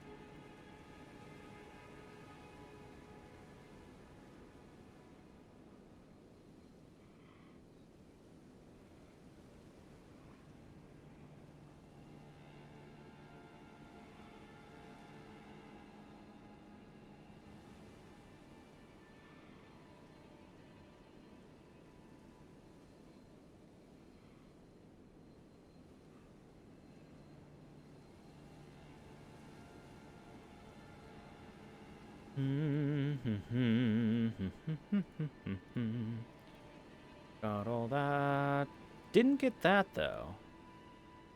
I didn't get the painting. Let's see if I can find that painting. Should be on the eastern side of everything.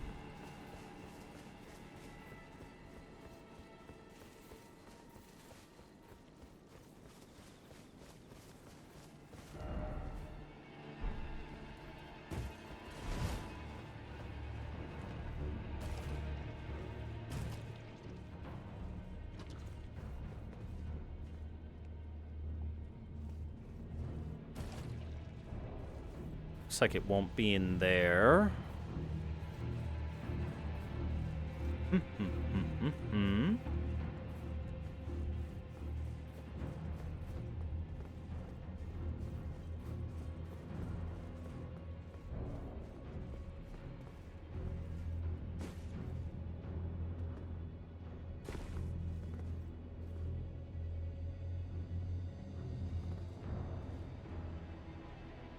is a slightly long fall. Unless we hit that first. Okay, we're fine. Blast shard. Poison bone darts. There's the painting. Oh, there we go. The champion song painting.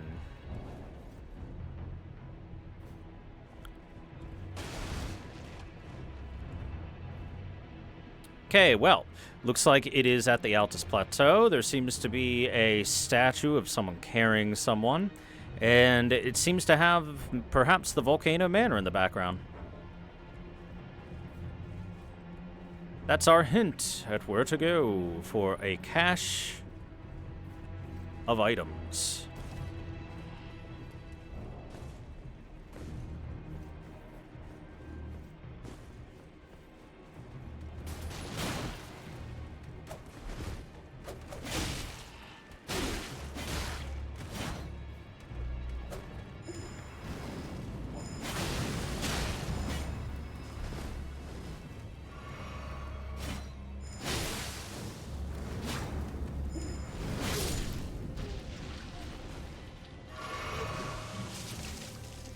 Gross. Spat out a bunch of worms.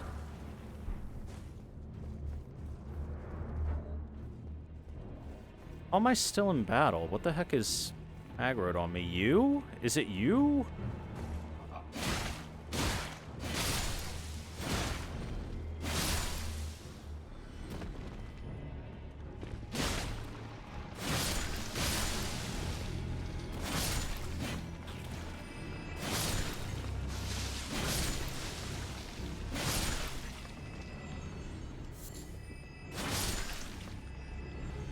Alright. We're done in battle now, yes? Good. We can just teleport over there now. Honestly.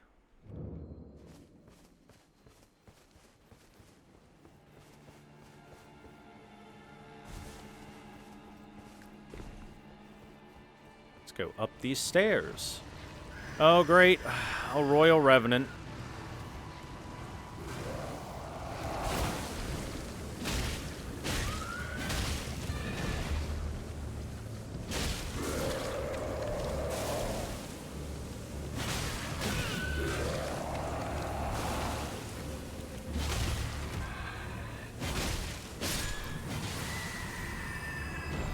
It was rather tame. How nice of it. It didn't teleport all over the place. And flail everywhere.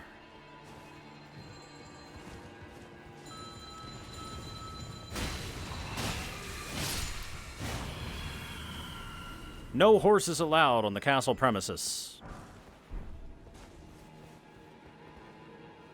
Well, that's just a bunch of death. Not going that way. I really came over here for nothing more than rock grease. That's pretty sad. Rock grease and 2 mushrooms.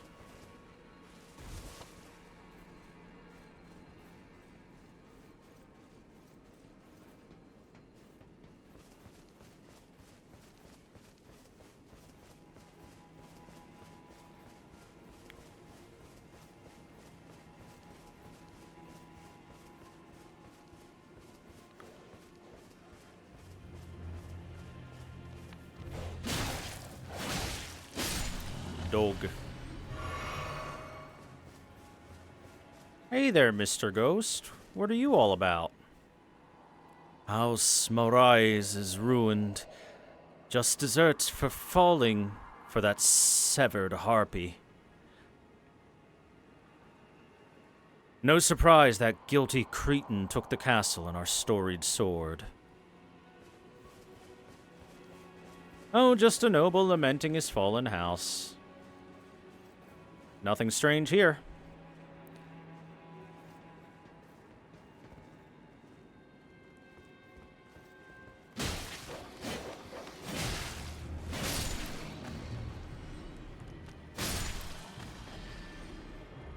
I'm not sure if I hit the dog there, but I'll take it. Okay, you there. That was rude, and thus I'm going to stab you in the ass.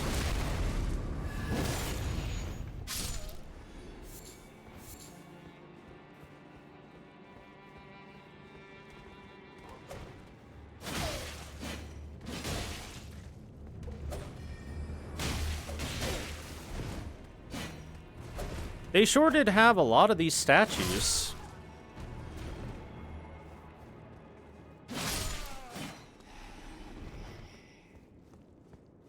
Again, no longer are they on display in anywhere you would expect to see them. They're just kind of in storage rooms and back rooms and whatnot.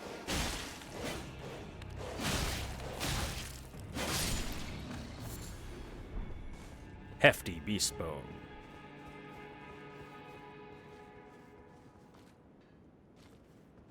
A clean rot knight. Another one.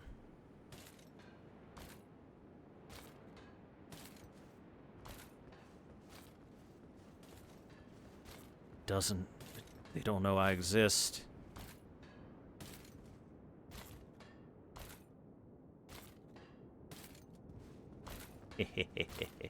Stealth. That's called stealth work right there, chat.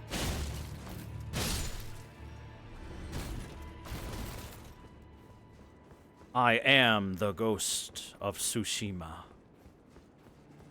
The ghost of sushi.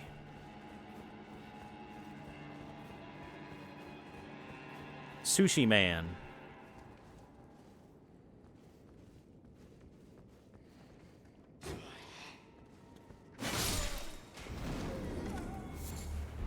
Gold Firefly. Another page. Reminder, these are supposed to be servants of nobles. Makes sense that they would be at a castle. Makes a little less sense since we know that the castle has fallen. The royal family that, or noble family that used to take residence here has fallen to ruin.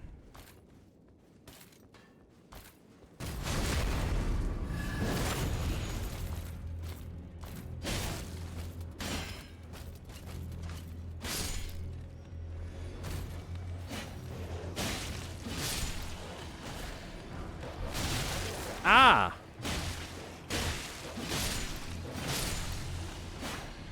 Big dog.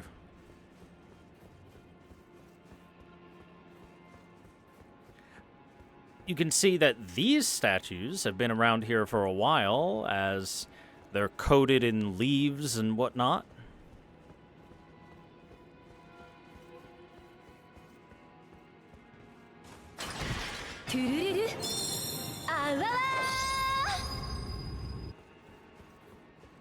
Awawa.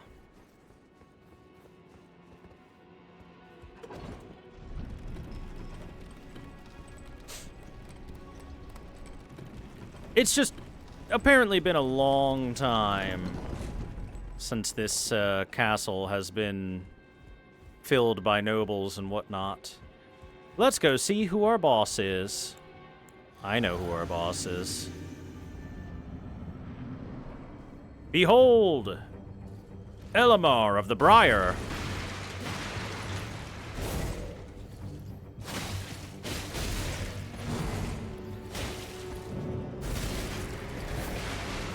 Like, he's just like one of those bell-bearing hunters.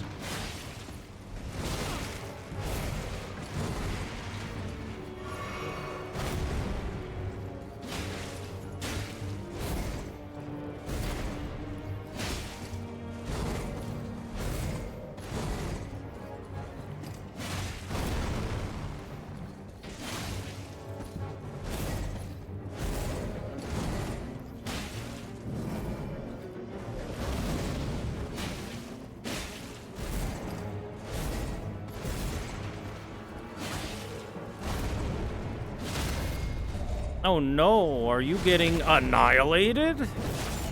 Yes, yes you are.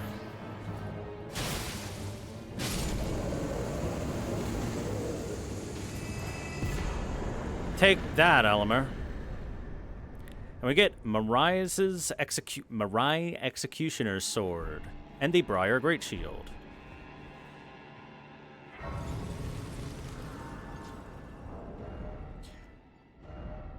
So let's see, the Marai Executioner's Sword. I believe it is in with the Great Swords. There we go. Storied sword of House Marai, the family of executioners who presided over the Shaded Castle. One of the legendary armaments. Elmer of the Briar, the bell-bearing hunter, snatched the sword from the site of his looming execution and furnished it with battle skills from his home of Aocade. Aocade's dancing blade, unique skill. Infuse the sword with energy, then fling it forwards in a corkscrew attack. The sword continuously deals damage while violently spinning. Charge the attack to increase reach in the duration of the spin. So, this has essentially been the lineage of bell-bearing hunters. Elmer himself was sending out his red spirit to, well, hunt bell-bearings from people by killing them. Now, we've taken him out at the source, so clearly we'll never see a bell-bearing hunter again. Never again. And the Briar Great Shield. Great Shield from a foreign land used by Elmer of the Briar. Attacks with this armament utilize the iron thorns that have been wound around its frame. Originates from Aocade, a land of proudly solitary ascetics.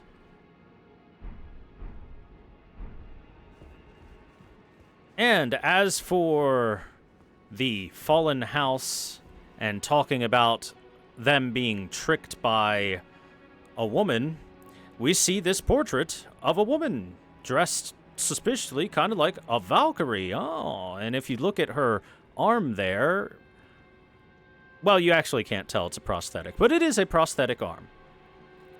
And look, she has flowing red hair. Who could this possibly be? It's impossible to tell. Nobody will ever know. Also, do I have enough for a level? Oh my god, I have enough for a level up. Hooray! Int +1.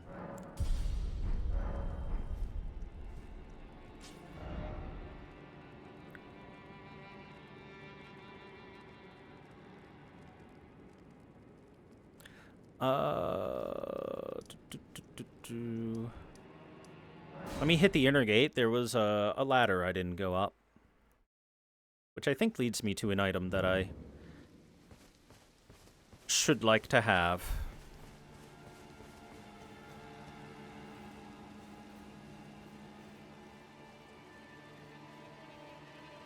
Ba-ba-ba-ba-ba.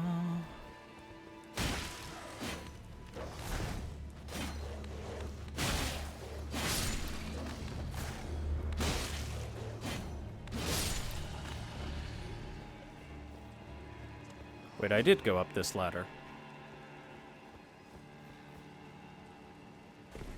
Is there something else I didn't go up? Somewhere else?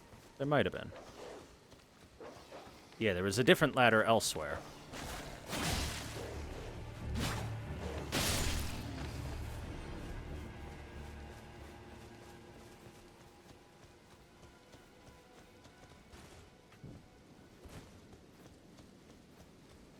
At least I'm pretty sure there was. I could be stupid.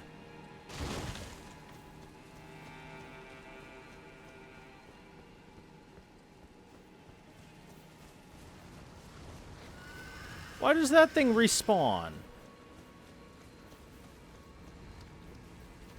Why does the horror monster respawn? Come on, man.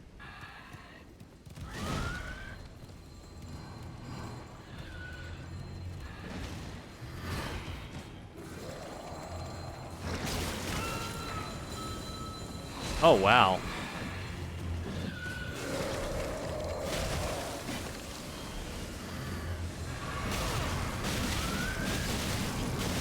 Hey, there it is, the most dangerous attack of all. I flail at you aggressively. Pfft.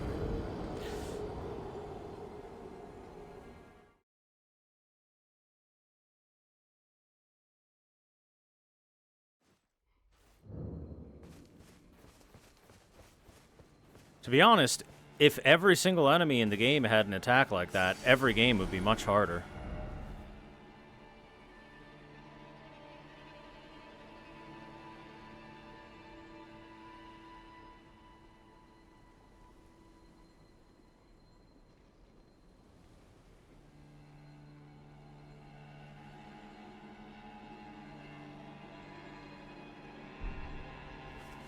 Oh, wait a second.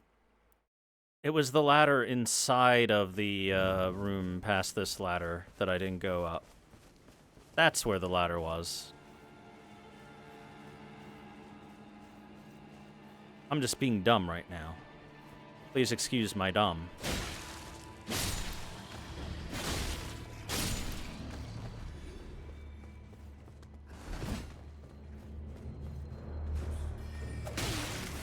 There it is. I guess I'll have to deal with you first, though.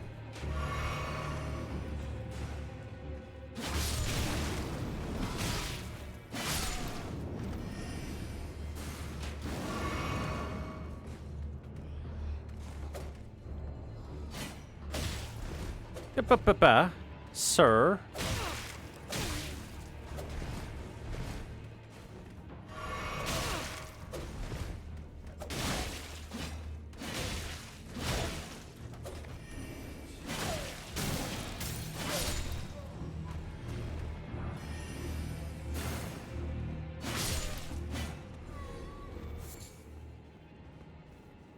The perfumers.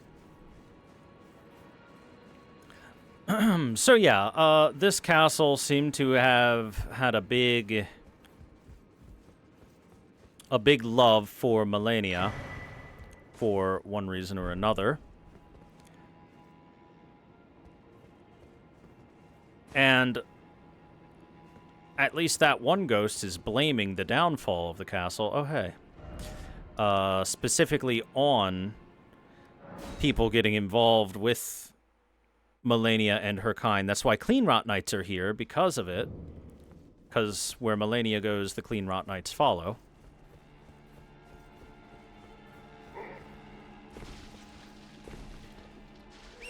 And it might be implied that it is specifically because of some sort of relationship with Melania that there is now a poison swamp and those rot flowers and everything like that surrounding the castle.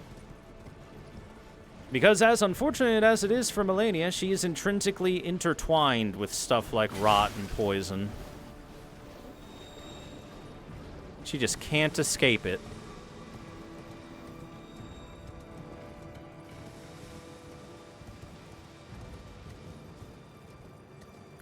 Look over here, we have an astrolabe, and where there's astrolabes, there are almost always starlight shards. Wonderful. Well then, there should be a couple things back here somewhere.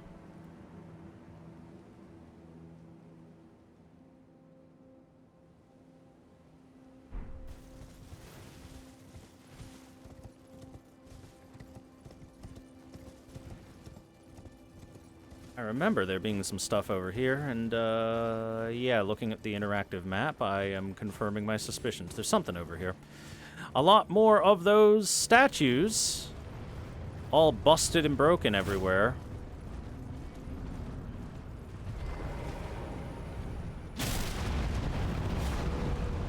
Oh, hi there. Malay Marai. Hey, Marai, that's the noble name, the name of the nobles from the castle we just went to. Ow. You know, it's one thing for me to fight you. It's another thing for me to fight you while that thing's attacking me. So, like, if we could just... And look, she has a ruler's mask on. The helm that is equipped by noblemen, along with the ruler's robe. Ant spur rapier, the Marai mask, and the Marai robe.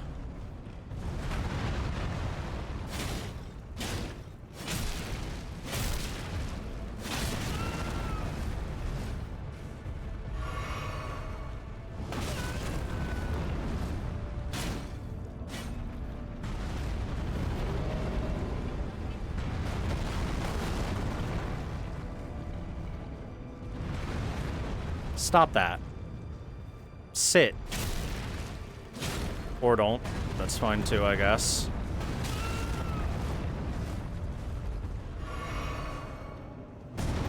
Okay, this cross Naginata ain't knocking shit down. Give me my hammer.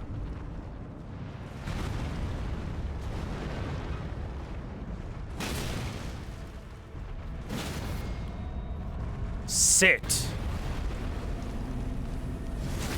Die. Got him. Okay, let's check what we got. We got the Ant Spur Rapier. Spur of a giant ant which has been fashioned into a rapier. The blade drips with scarlet rot. Scarlet rot is an old legend, of which Malemarai of the Shaded Castle was a private believer. And indeed, he eventually found his own personal goddess. Skill Impaling Thrust. So, I love how this is just, yeah, there's giant ants, by the way. And those giant ants also have, like, scarlet rot and whatnot within them.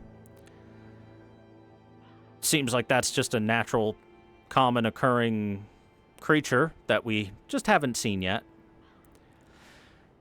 And so they just took the poisonous spur and made a rapier out of it. Makes sense.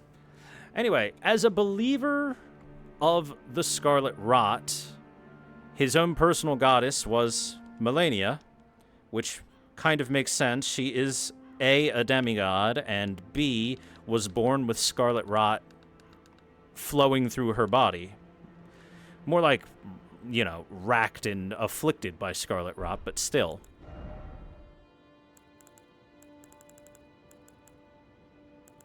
We've got the Mirai Mask. Mask in the image of a white-haired young noble, customarily worn by the head of House Mirai, increases your arcane stat by 1. The Mirai family has a dual history spanning generations, serving as both executioners and castellans of the Shaded Castle. The mask bears the likeness of the first of their line. I assume the likeness is coming more from the hair than the face.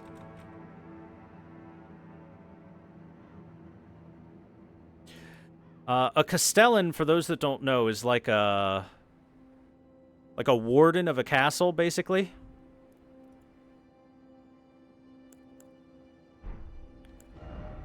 And there's also the Mirai robe. Robe with a black mantle across the shoulders, customarily worn by the head of House Mirai. The sons of House Mirai are all sickly born. Little wonder that Malay Mirai would be so beguiled by the beautiful and fierce goddess who was born into rot. I like that gives a little bit of a reason as per why there might be some level of reverence being held by those nobles for Melania specifically. And that is because, since they are all born sickly and with weakened bodies themselves, they see someone, a divinity, a demigod, who was born also sickly and weak of body due to the Scarlet Rot, but was able to overcome it and become a powerful enough warrior to be able to fight even Radon to a standstill. Hey, Millicent, I got something you might like. Now, she's passed. Here, would you like an arm? Are you giving me this arm? Yes'm. Thank you. I am in your debt yet again, I think. If the arm serves well enough, it might be possible for me to wield a sword again. And reminder, that arm is gold. Not just normal gold, but unalloyed gold. Which, recall, from the unalloyed gold needle, which actually we don't have because Millicent has it, was said to have the ability to stop the meddling of the affairs of outer gods. If the arm serves well enough, it might be possible for me to wield a sword again. Perhaps then I can aid you in battle. That would be nice, wouldn't it?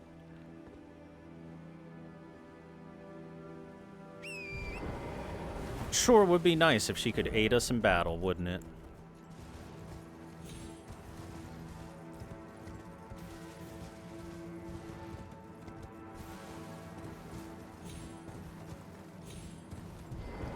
Alright, where are you pointing? Up there. Also, let me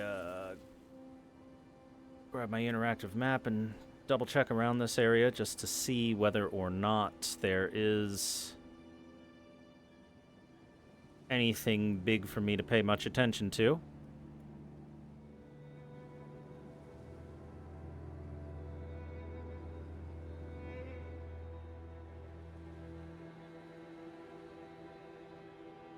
Okay, yeah, there's a couple things that I might be able to find in the area before I get there. Should be a cellar in the ruins.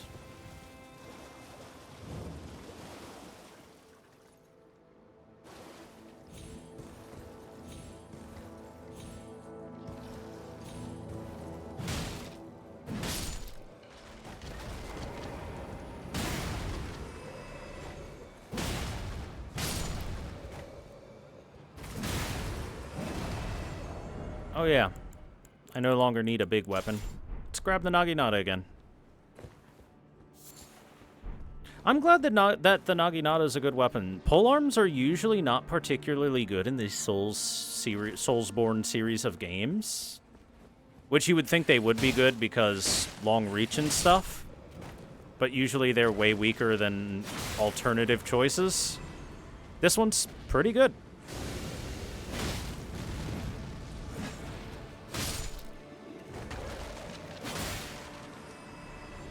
It may not be the best weapon, but it's up there. It's actually up there.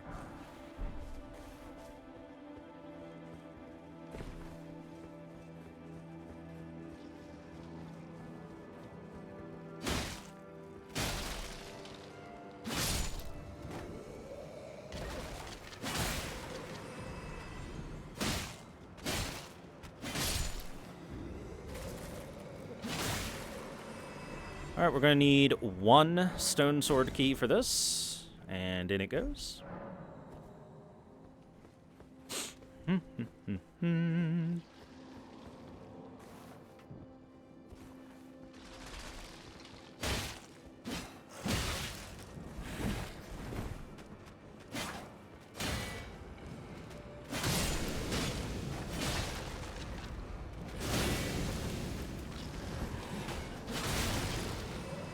Ow.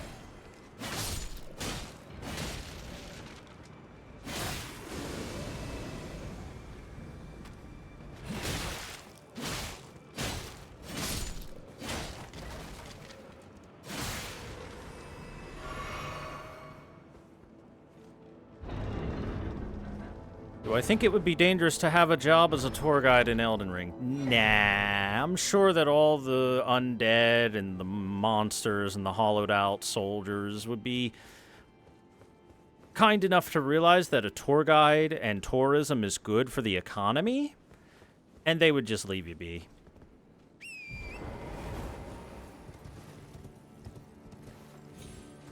If anything, they'd put on a show, they'd like aim their crossbows at you and they'd fire just past you, just barely missing to make it a little more exciting for the tourism.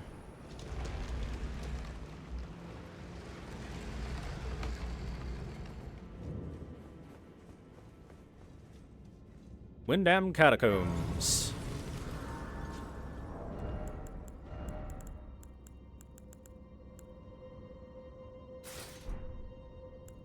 It is time once more to bust out the scythe and reap our foes. Actually, wait. This isn't a Deathroot place. This is an imp place, isn't it? Pretty sure it is.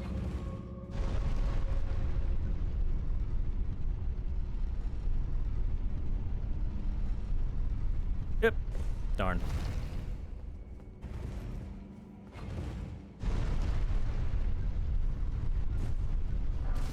Brave Glovewort 5. There's nothing down this one.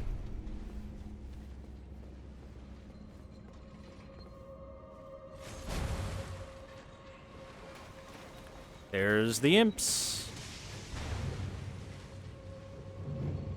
Alright, I guess I'll swap to something a little more bashy.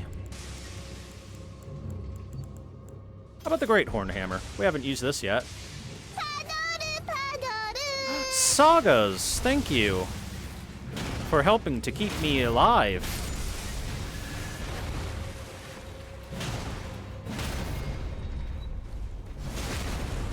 Via gift subs, appreciate it. Anything up there? Nope, not this time. Grave Glove, Wart 4.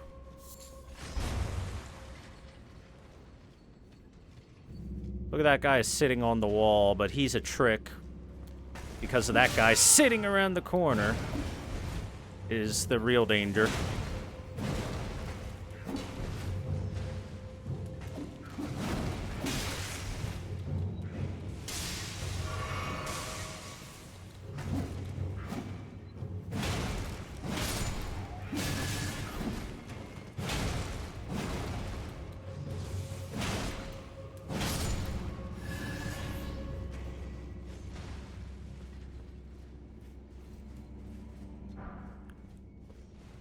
Well, let's not get crazy here. 5 gift subs isn't quite won't die status, but it's helpful.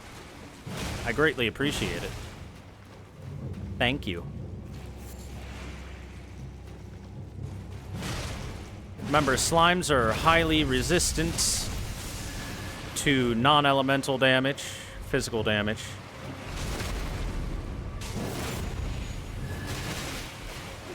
I guess would be more accurate.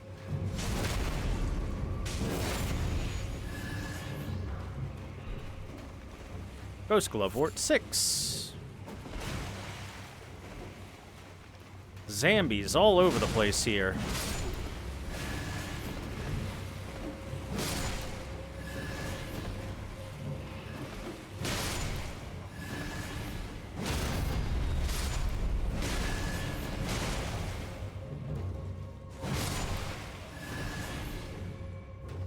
There.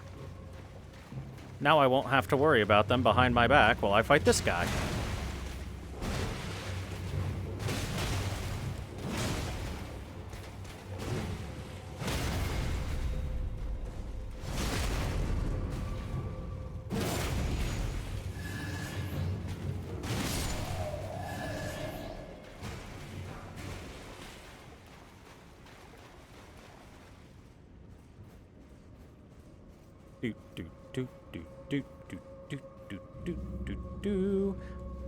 Rodon's cape is nice. Look at that big Erd tree embroidery. I noticed that just a second too late.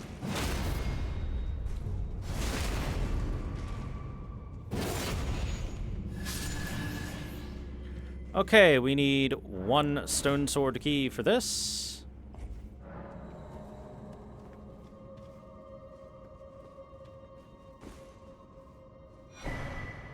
Lightning Scorpion Charm. So, this is our 3rd Scorpion Charm. Talisman carried by assassins who strike unseen, powered by a scorpion freshly shed of its exoskeleton skull, seizing a heart with a blessed glow, raises your holy attack power. Oh, that's sacred, sorry. That sparks with lightning, raises your lightning attack power, but lowers damage negation.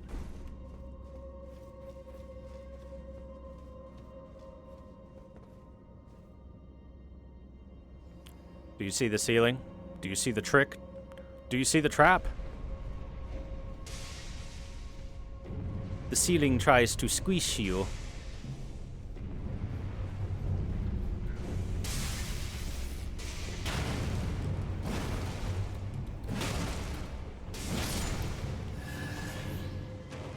And there's another one over there.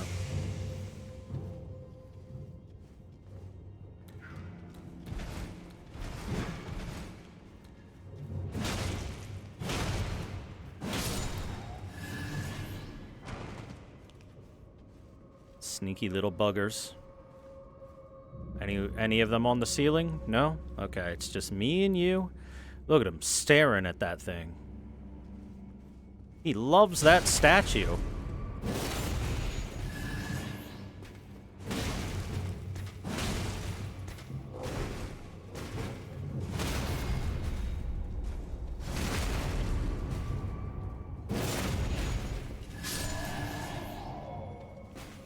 Pull the lever. Somewhere a heavy door has opened.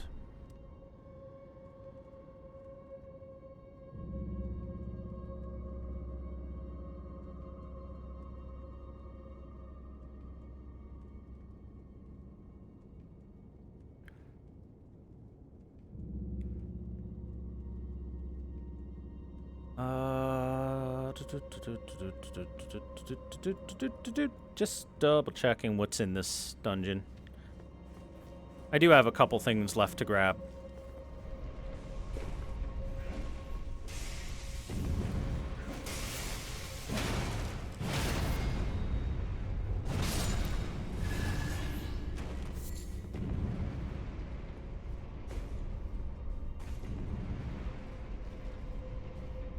Up it goes, and down I go. Whoa, that guy's floating! How's he doing that? He's magic.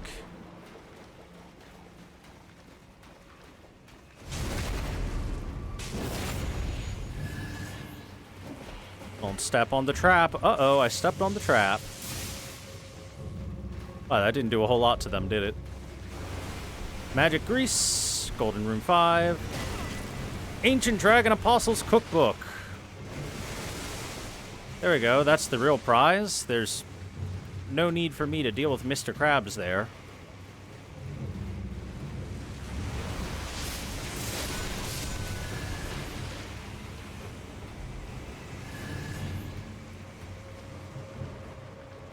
Wait a sec, how do I get out of here?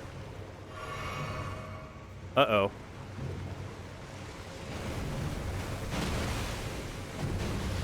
I may have to deal with Mr. Krabs out of necessity.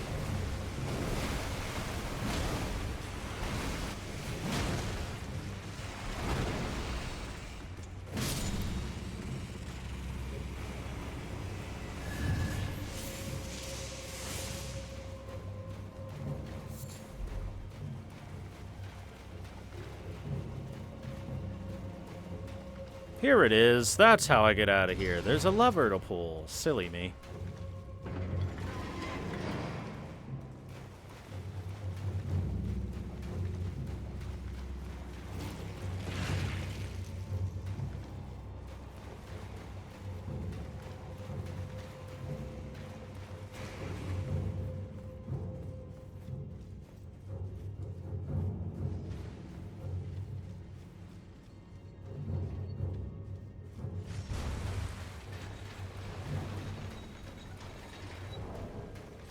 By the way, let's take a quick peek at that new cookbook we got. Because it's... Oh, it's not our first one. A record of crafting techniques taught by the capital's ancient dragon cult. Details techniques that harness lightning, the weapon of ancient dragons. Lightning grease, lightning bone arrows, lightning bone, and lightning bolts.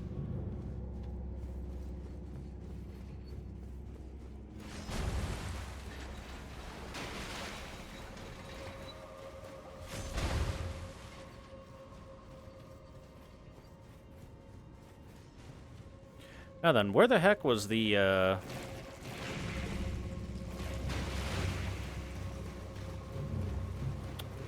boss room door? Was it all the way back? Or was it somewhere a bit deeper and I just forgot about it?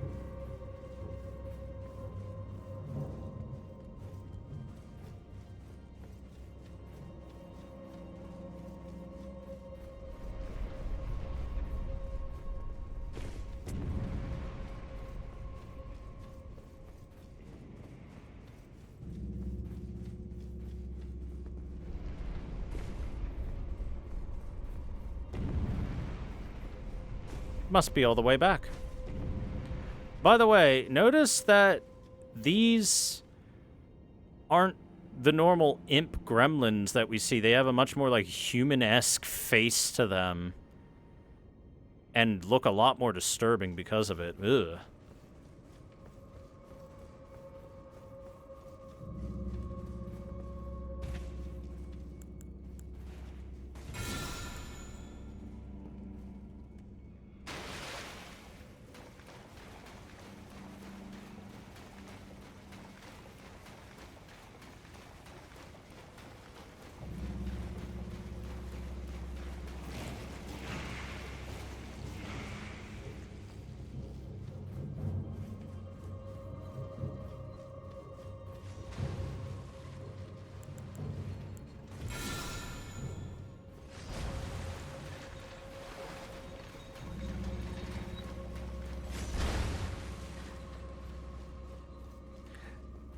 Do do do do do. Da da da da dum. Do do do do do do do do do do do do.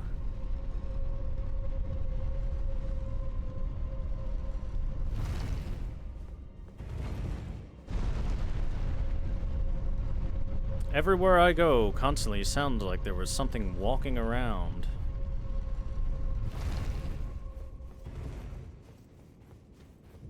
Yep, it was all the way back at the beginning.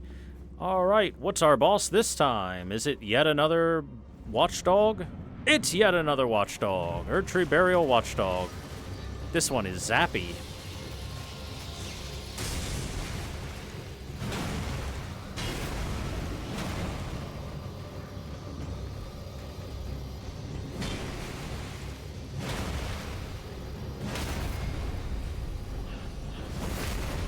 This is what, our 6th watchdog to kill?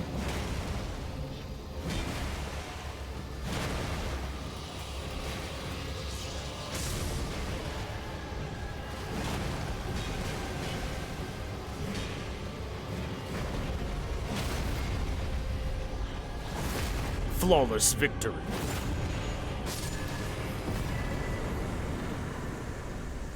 We get the Glovewort Picker's Bell Bearing. That will allow us to buy Ghost Glovewort 1 and 2, maybe 1, 2, and 3, as many as we want, which means we can level up some Spirit Ashes without having to reserve ourselves.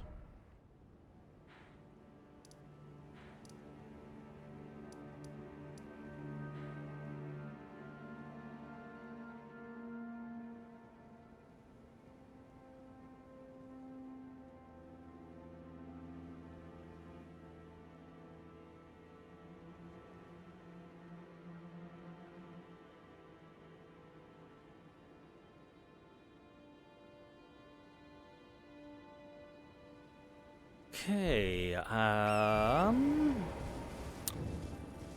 think that might be everything from the Wyndham Ruins.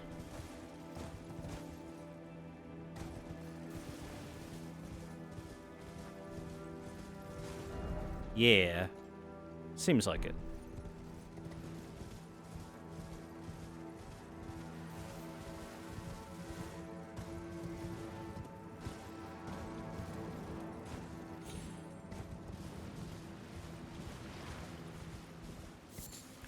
I believe there's some stuff down this way, though. So let's head down here and look around.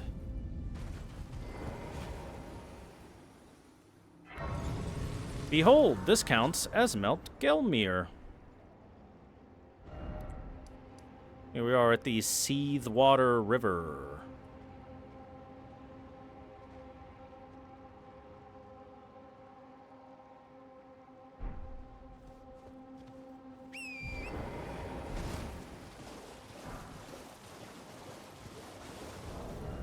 Let's change back to the Naginata. The Cross Naginata.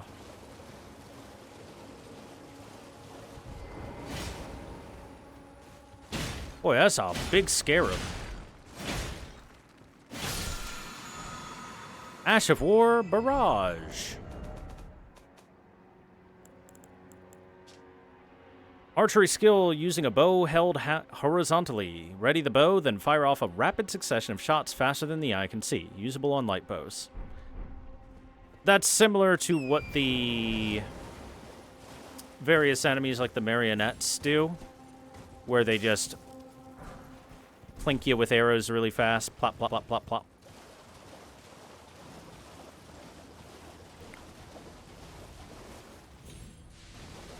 Flames. Over here, it's flaming hot. Got a golden seed.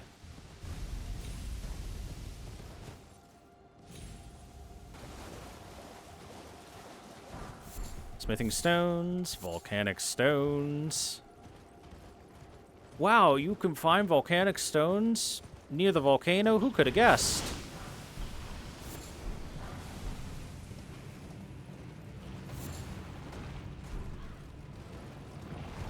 Wow, that's a lot of basilisks in this area. Too bad, I don't care.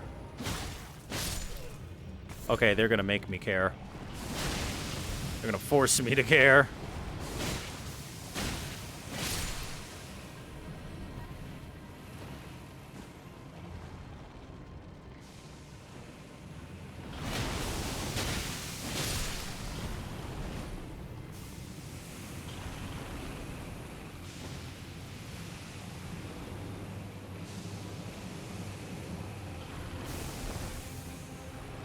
How come these things are immune to the death blight that they shove all over themselves?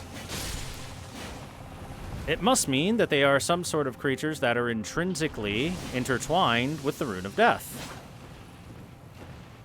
Perhaps they're creatures that were mutated by exposure to Deathroot. And as such, they themselves have a manner and level of resistance to the Death Blight. Another stone sword key. 2 of them, even. How many stone sword keys do I have left? 7. I have been using them pretty willy-nilly lately without picking up a whole lot. Seathwater Cave.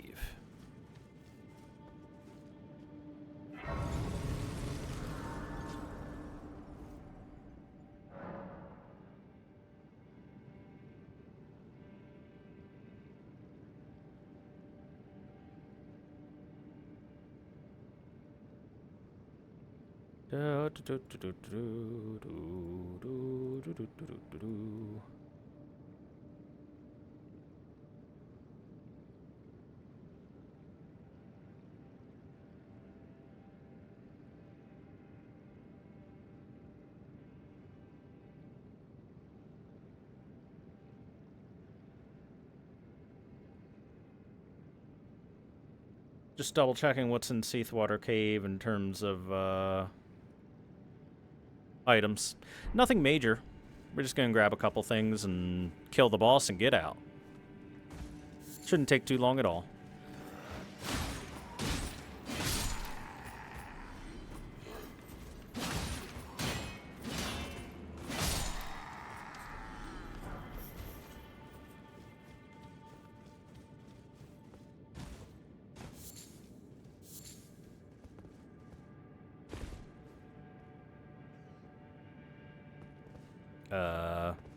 Just a straight fall into the poo-poo water, huh?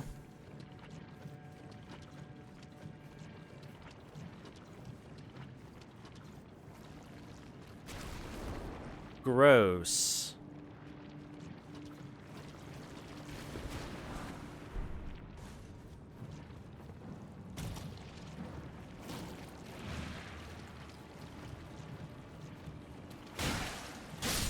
Poison, poison everywhere.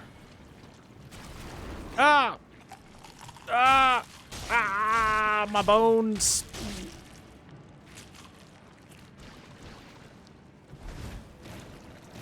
Ow! It was like crunching into me.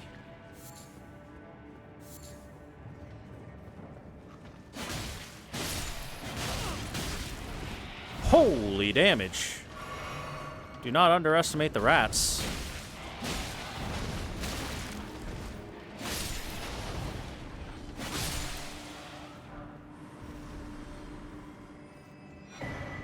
They were guarding a rune arc and a lump of flesh.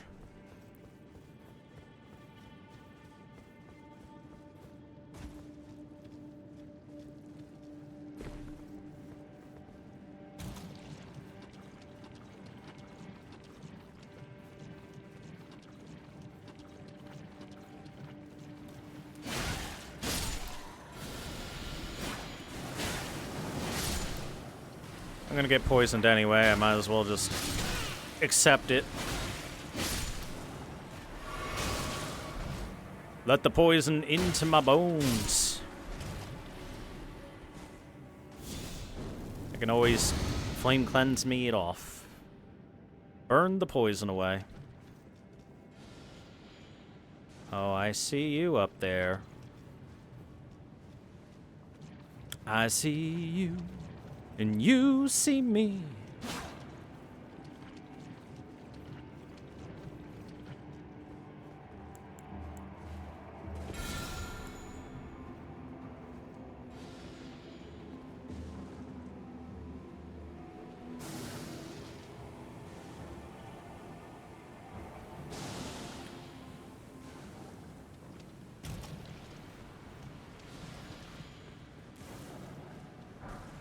Preserving boluses.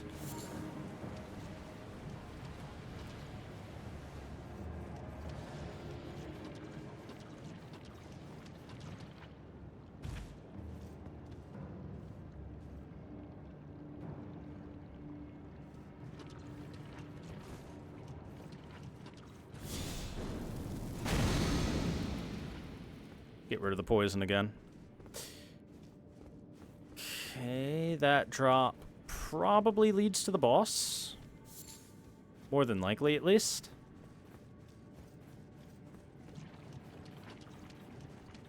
So we'll check this direction first. Which I think will lead up to where those guys are, yep. Sure looks like it.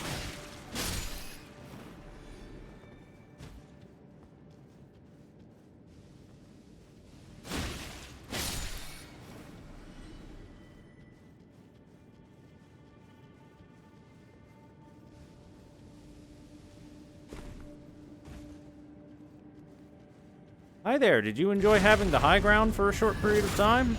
It's my high ground now.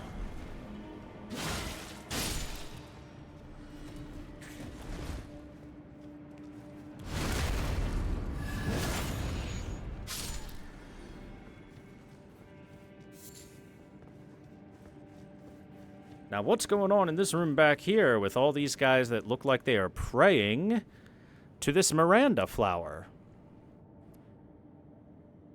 Well, considering the flowers themselves are constantly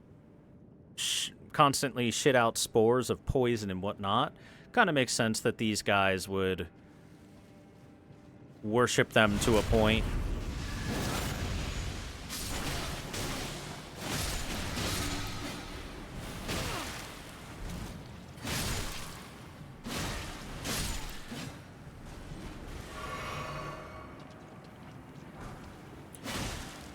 The mushroom head, body, arms, and legs.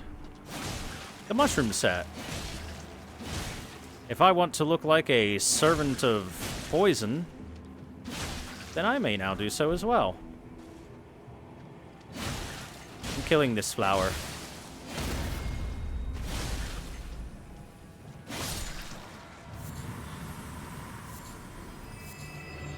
My poison blooms and Miranda powders. They're mine. Mine, I say. Flame cleanse me. Okay, let's take a look at the mushroom set. Shouldn't be hard to find since it's mushrooms. Oh my god, why is it so hard to find? Mushrooms found growing all over the body. These overgrown mushrooms have colonized the head. To those enraptured by the scarlet rot, they are holy vestments that root one to the earth. It gives you really high immunity, focus, and vitality. Terrible poise. Terrible damage negation. Mushroom body. Mushrooms found growing all over the body. These ones have colonized the torso. And then there's also the arms and the legs. If you put the whole set on, you look like a mushroom man. Or, well, you look like you're covered in fungus. As you should.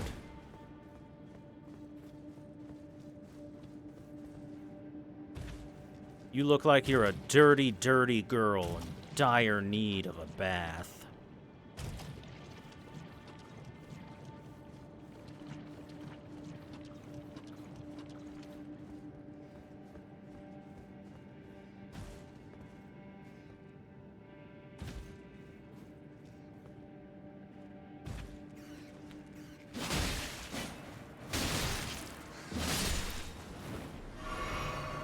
God, rats hit so hard.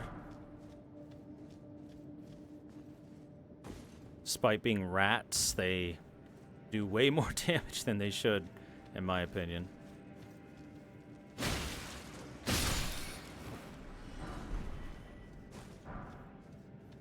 Some more runes.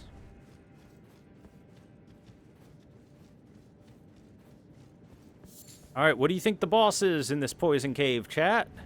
It is 2 kindreds of rot. 2 big, tough kindreds of rot. That's it. No, like, real special enemy. Just a couple of normal enemies. Given boss level health and damage.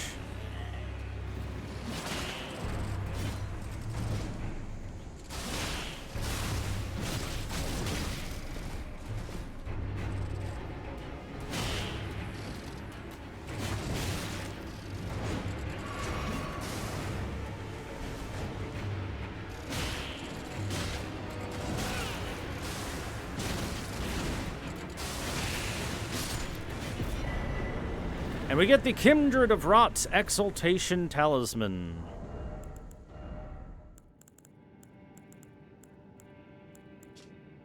A talisman depicting the exaltation of pests. Raises attack power when poisoning or rot occurs in the vicinity. Rot for the Scarlet Goddess. O scarlet blossoms, flourish in distant lands and return to us, the unwanted children. It almost kind of looks like Ridley Scott's Alien with the talisman.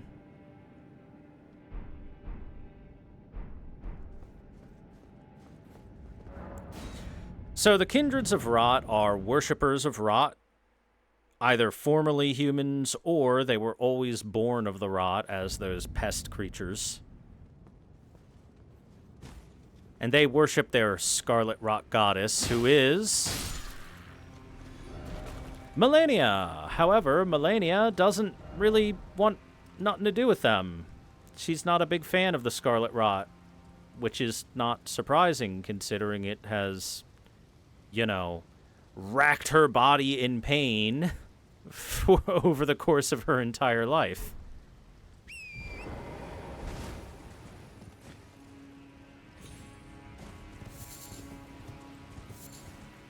Boy, that's a lot of dead. A lot of Zambos dropping from up above. What's going on up there that's causing all that to happen?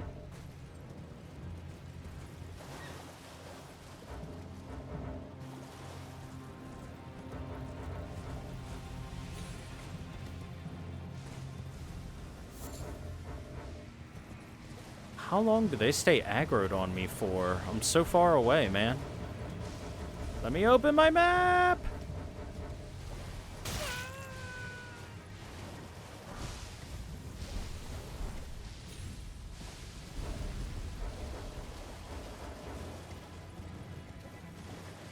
Dude, they're still aggro on me? Thank you, jeez.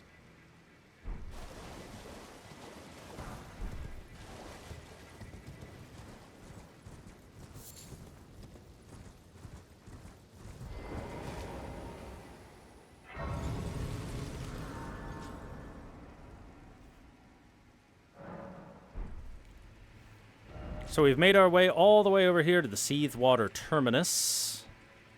And as you can tell, we are pretty much at the Volcano Manor. It's right above us. We just have to, you know, climb the mountain, basically.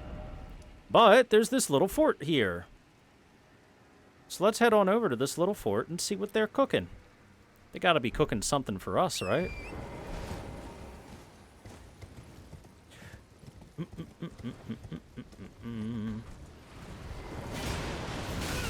How'd that miss?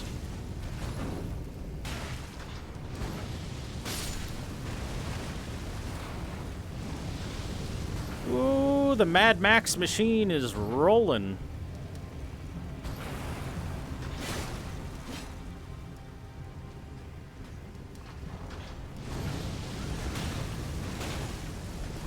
Remember, this is supposed to look like a fire giant's face.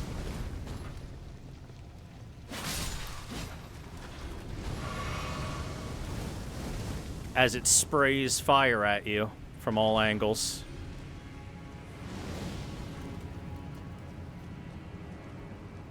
Sir, could you get off the rocks so that I can actually get behind you?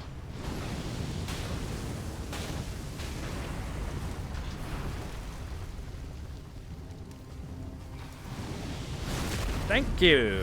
Jeez. Honestly.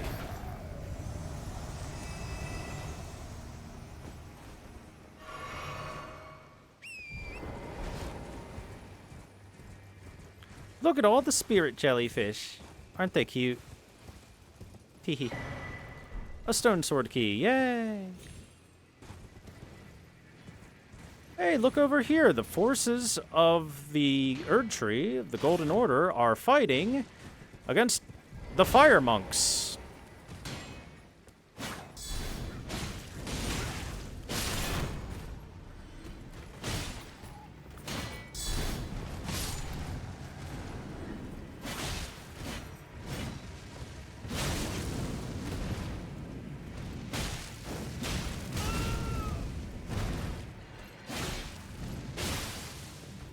By the way, it looks like we figured out what they're cooking. They're cooking fire monks.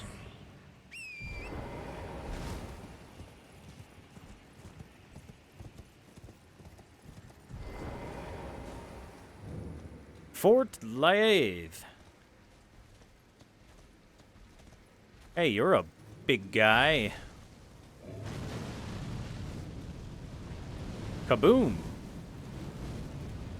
Nice volcano head. Would you like to stop spewing fire anytime soon there, Mini Smo? Apparently the answer is no. Apparently I'm not allowed to roll there. Do I have a mini fall or something?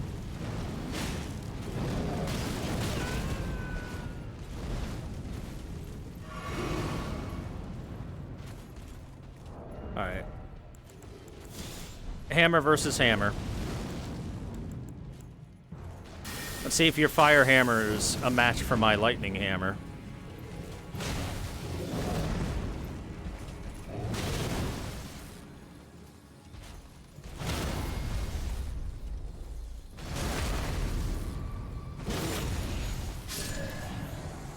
Lightning hammer wins. And we get the Prelate's Inferno Crociere.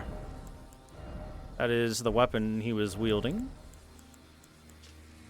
Colossal hammer with the appearance of roiling flames. Weapon of the prelates who lead the fire monks. Its heft represents the weight of their guardianship. The hammer's head is unusually substantial, and strong attacks will fling foes into the air. Prelate's charge skill. Slam the armament in the ground to create a surge of flames, then charge in. Hold to continue the charge.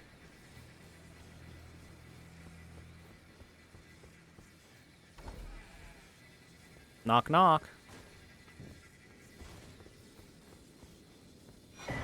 Armorer's Cookbook 7.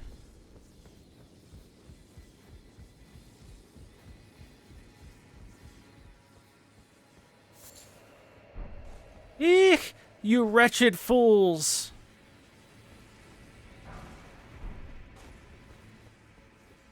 They'll never find me. Never. Never, ever. Hey, look, I found them.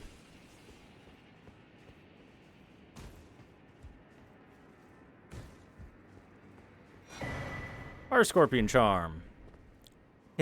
I'll survive. I swear it. I'll soon be back at the Volcano Manor. Mm-hmm. He did a great job surviving, didn't he?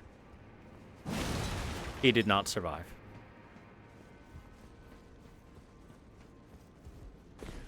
Ba-dum.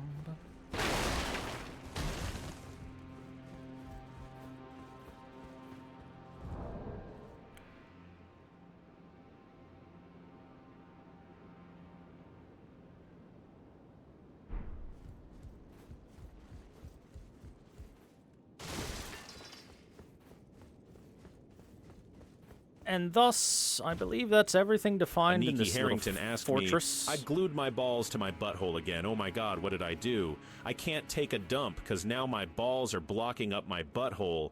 Fool me once, shame on you. Fool me twice, shame on glue. Apparently that goes through Good God, even when I pulled tell too it hard. no. Now my scrotum's stretched out like a fucking yard. Oh god, I glued my balls to my butthole again, man. Oh my god, what did I do? I can't take... Alright. Alright. That's enough of that.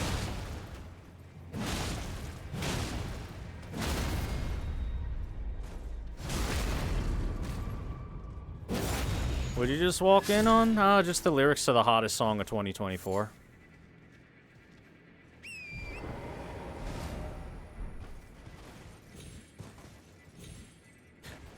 Let's see. Grab that. Yeah, I guess the only thing that I could possibly get here would be the fire prelate set, but I would have to, like, farm that fire prelate until it drops the pieces one at a time. Which is kind of a pain in the butt.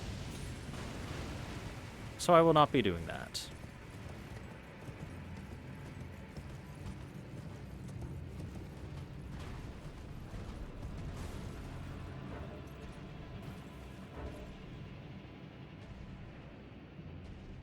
Does that prelate respawn? I think so, yes.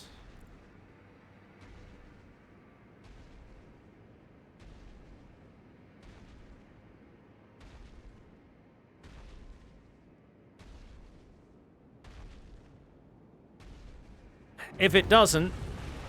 Oh, hey, a magma worm. It noticed me.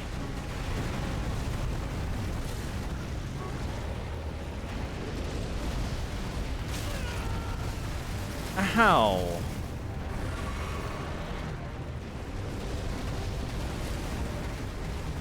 Okay, let me just lightening up my hammer and then we can talk. Then we can have a conversation here. Oh my god. That... Why did that one-shot me? That's not supposed to do that much damage there. Why did the magma one-shot me? Did it glitch and hit me like 5 times super fast or something? Odd.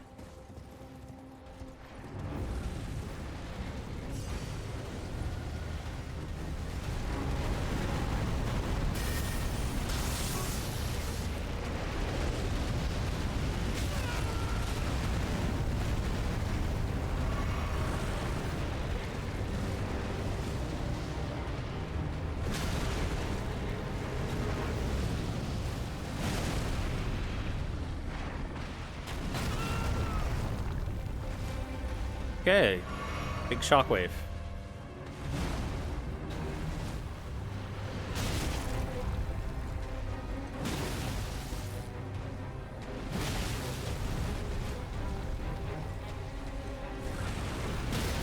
Alright, you need a good talking to your eyeball. Come here. Oh, it's not gonna let me. Because of the rock here. That's pretty annoying.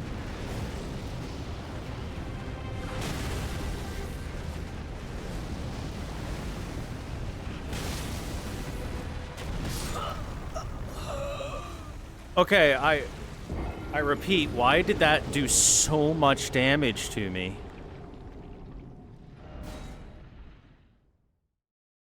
It didn't one-shot me that time, but it still did way more damage than it should be. Okay, how about we swap this to fire resistance?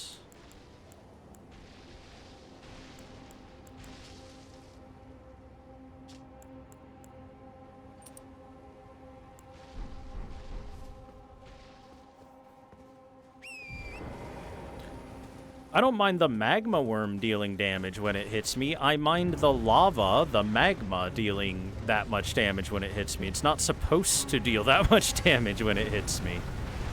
At all. It legitimately seems like a bug or something. Ow.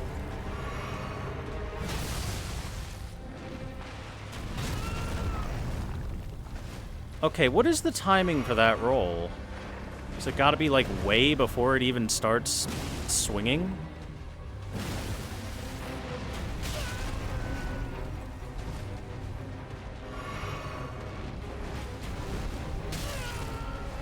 Up, up, up! You didn't even hit me with your attack!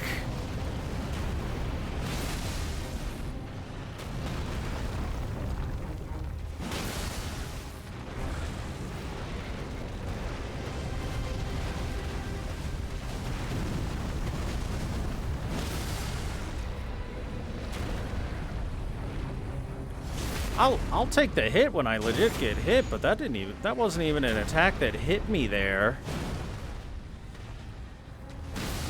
Like, part of your arm just happened to barely touch me when you were swinging your sword as your attack.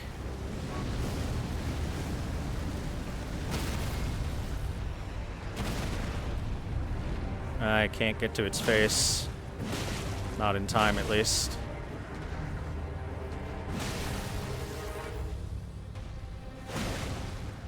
Dodge. Shockwave still got me.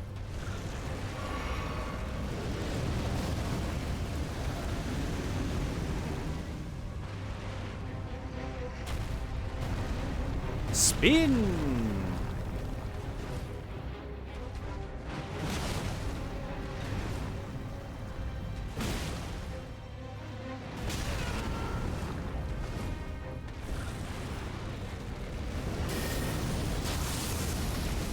My hammer wasn't electrified. Come on over here. Yeah, once you're out of the magma, we can talk.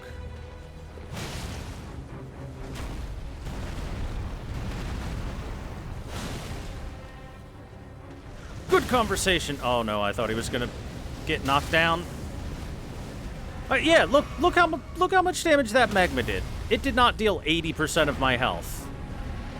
Like I said, when I got moved into it by the magma worm moving its arm, I have to imagine it like multi-hit the shit out of me or something.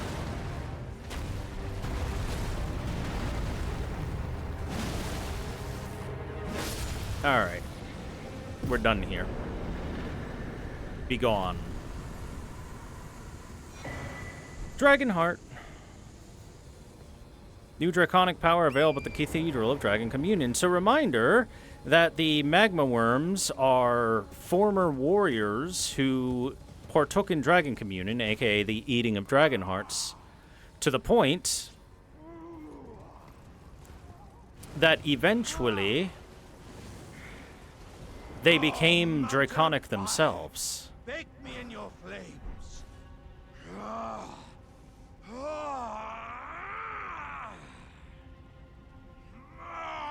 Is there a gotchi movie being shot over there?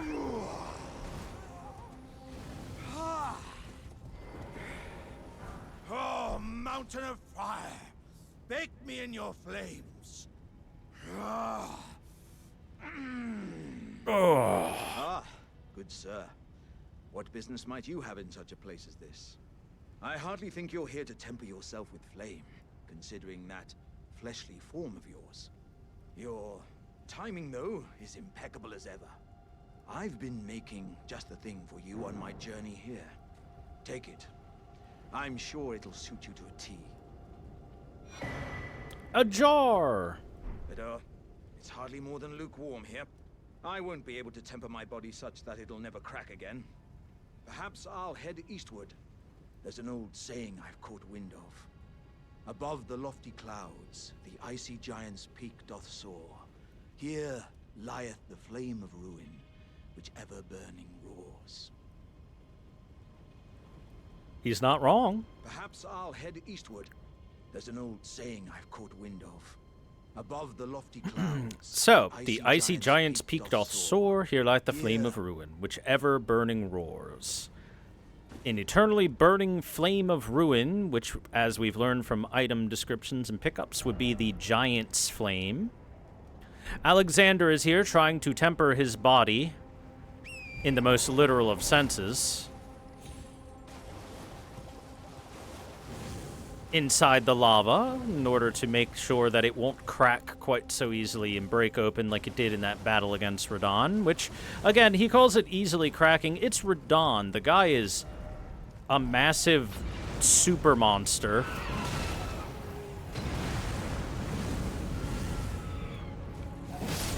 And I don't think you can be blamed if his giant stature was enough to smash your jar body.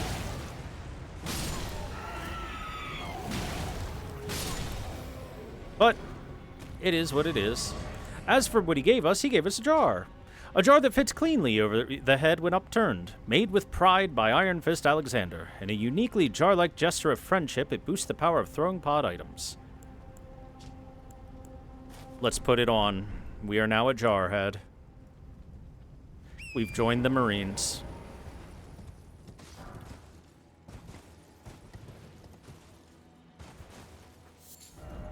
Or alternatively, I guess you could call us a pothead.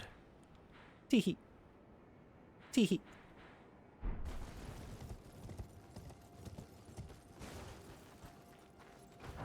Golden Rune 2. And Golden Rune 4. And Golden Rune 2. And Golden Rune 6. Is 6 the best you got? That's actually kind of weak. Thought there'd be at least a 10 here, since we're at the Altus Plateau, near Mount Gelmir and everything. Well, hey, a breakable thing. You know what that means? There will be a troll somewhere. After all, you need them to break stuff.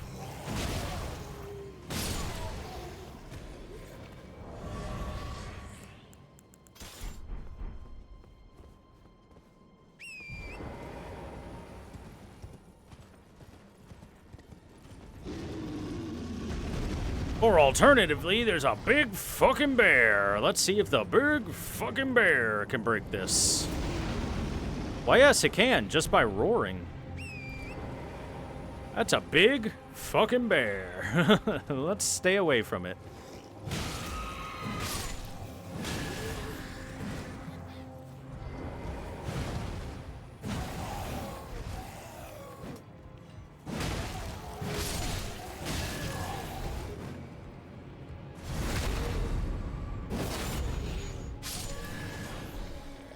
Roiling magma. Also, I don't need that equipped now. We can swap that back to our backstab heal.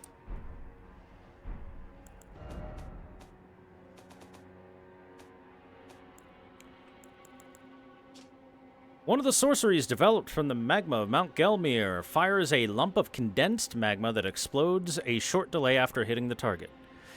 Charging enhances potency and further delays the explosion. After discovering the ancient hexes of Gelmir, Rykard, son of Queen Renala, brought them back into practical use as new forms of sorcery. Again, a testament to how skilled Rykard must have been to turn things that are classified as entirely different kind of casting, hexes, into sorceries. Be like, yeah, you can now cast these hexes via using glintstone.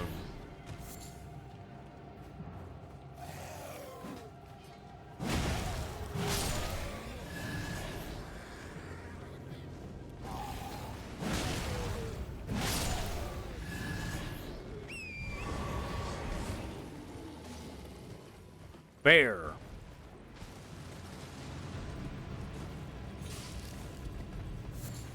We get some gravel stone from where the bear was hanging about, off that corpse that the bear more than likely created. And now we just leave the bear be.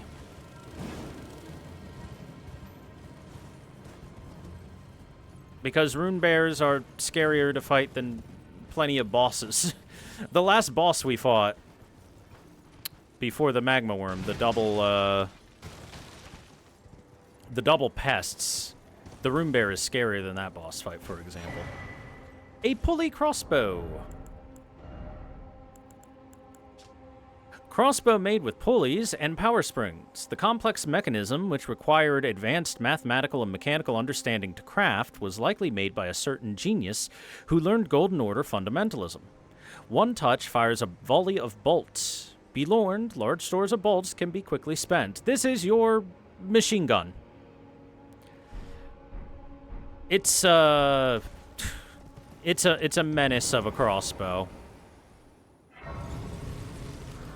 It will blast rapid fire pretty darn quick. Pow, pow, pow, pow, pow, pow, pow.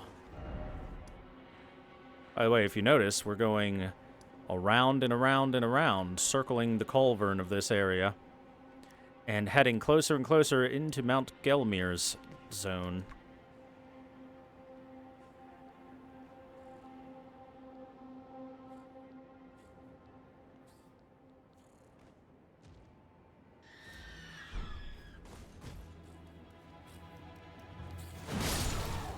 Stop that, you.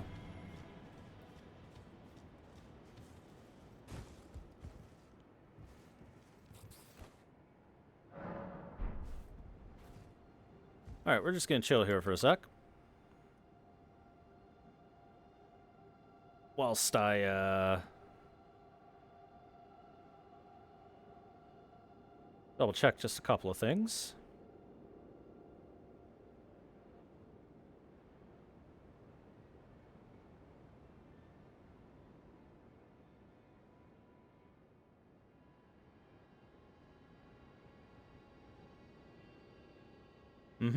Mm-hmm.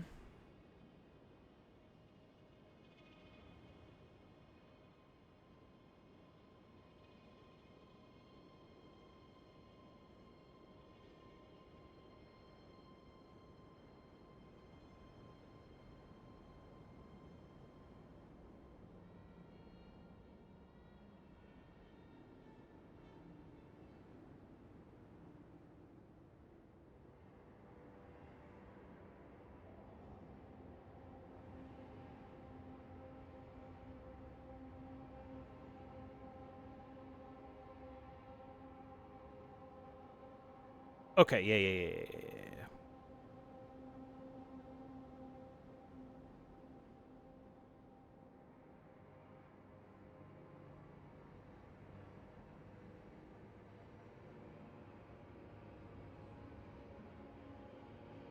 Okay, I was just double checking a couple of things in the area. It's late. Good night, Dirt Wizard. Thank you for hanging out. Sorry anytime I have to double check stuff, chat.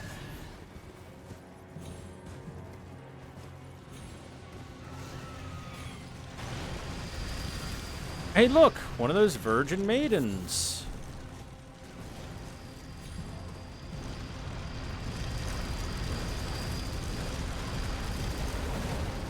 Whoa, I went through it as though it were a ghost.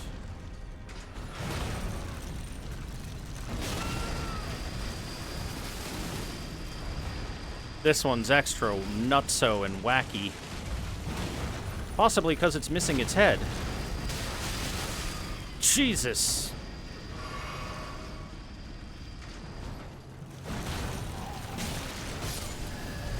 Nothing like casually hitting me 4 times in less than a second. Ah! Ow, ow, ow, ow! What are you doing in there? Let me out! No! Ow!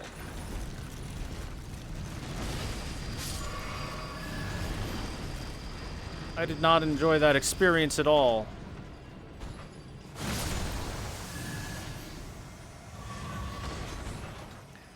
No clue what happens inside that thing when it grabs you, but it's clearly not good. In that red mist where those tentacles come out and grab you. I say tentacles, they're more like hands.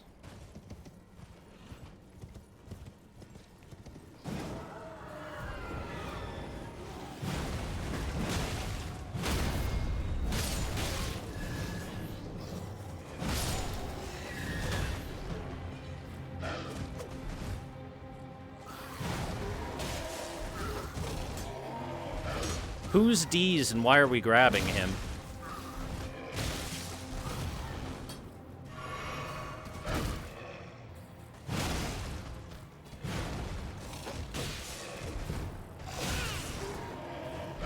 My stamina.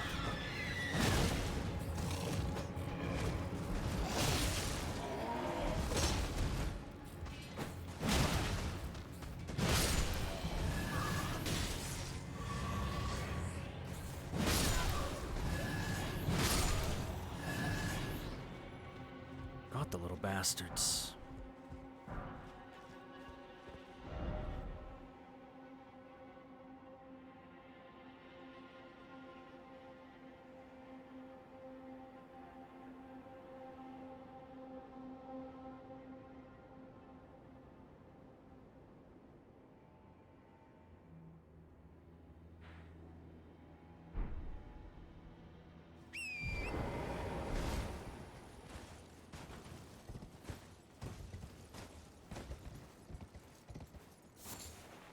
string.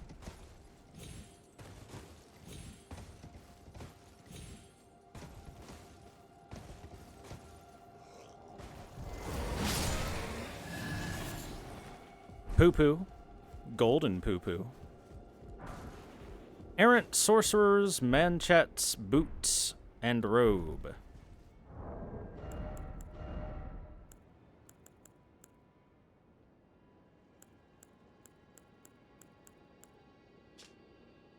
Commonplace robe made of thick cloth worn by the errant sorcerer Wilhelm, one of the first tarnished to visit Round Table Hold. A silent seeker of sorcery who had gone so far as to make contact with the primeval current. Wilhelm was led by guidance into confrontation with his friend Vargrim, and it is said that he was then taken prisoner in Round Table Hold.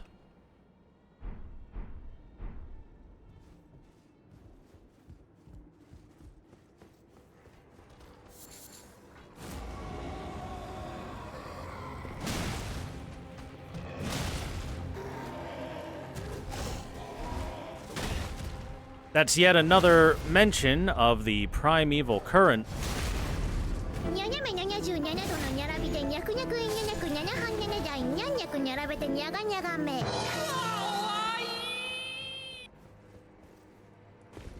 Yes, quite. There's no cats on screen. Why would you do that? Anyway, primeval current. From what little bits we've been given so far, in terms of lore and info, it is a naturally occurring space thing that has ties to sorcery. Also, we got a new helmet. It is yet another sorcery helmet, the Hierodus. Excuse me, Hierodus Glintstone Crown. One of the Glintstone Crowns bestowed upon Raya Lucaria scholars whose pursuits were deemed worthy. Increases intelligence and endurance to the detriment of FP. The Crown of Hierodus was granted to scholars who engaged in nomadic study away from the academy. So that would be the conspectus that believed that asceticism would be, and journeys and whatnot would be something that could possibly help to gain understanding of things like the primeval current.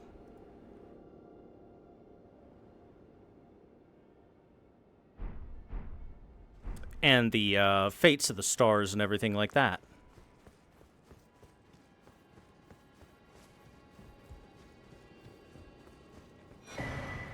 Prattling Pate, you're beautiful. Chat. You're beautiful. You're beautiful.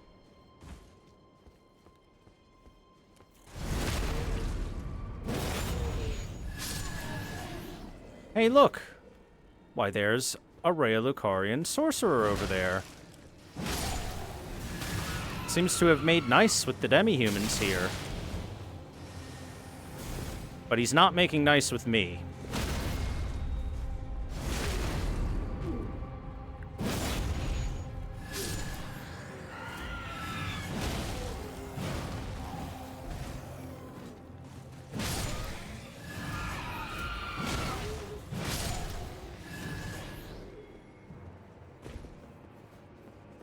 And where go the sorcerers, you find the astrolabes with some starlight shards. And look, there's a lovely view of Leyndell. Or at least the outer walls of Leyndell.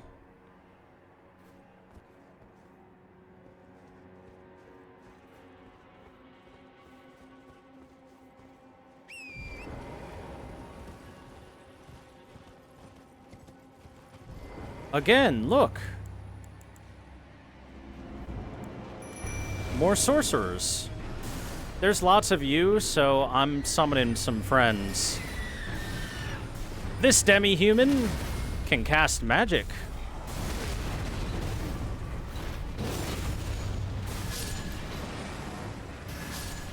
Hey, quit that, you.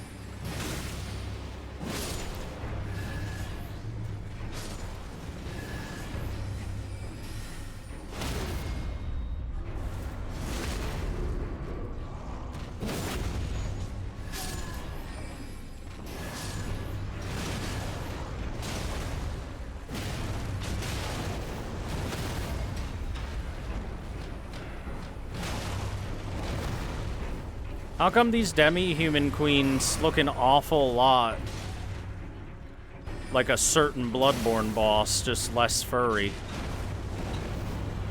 And less screamy.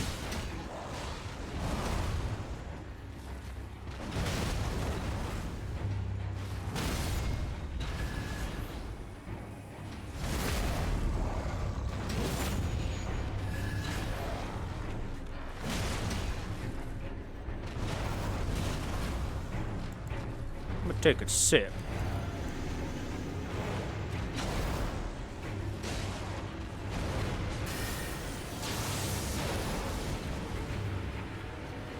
As you can see, the Great Shield Boys are actually very solid and do not die particularly easily. Oh, well, there she goes. Bye. Off she falls. We get a memory stone for our trouble. Reminder, demi-human staves do exist. Demi-human queen staves. So, truly it seems that the Academy and those of the Academy are willing to try to help demi-humans gain some knowledge.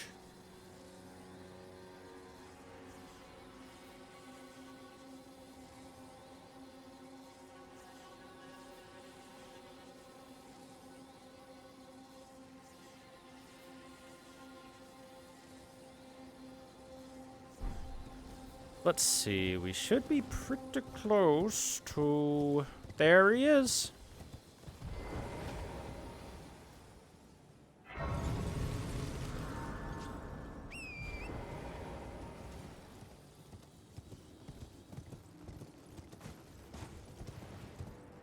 First, we're going to grab this. Golden Rune 6.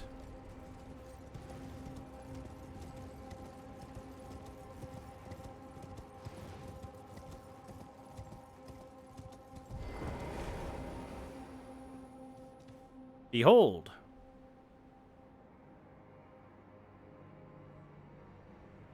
He just holds his hand out. And he gives us Comet Azure.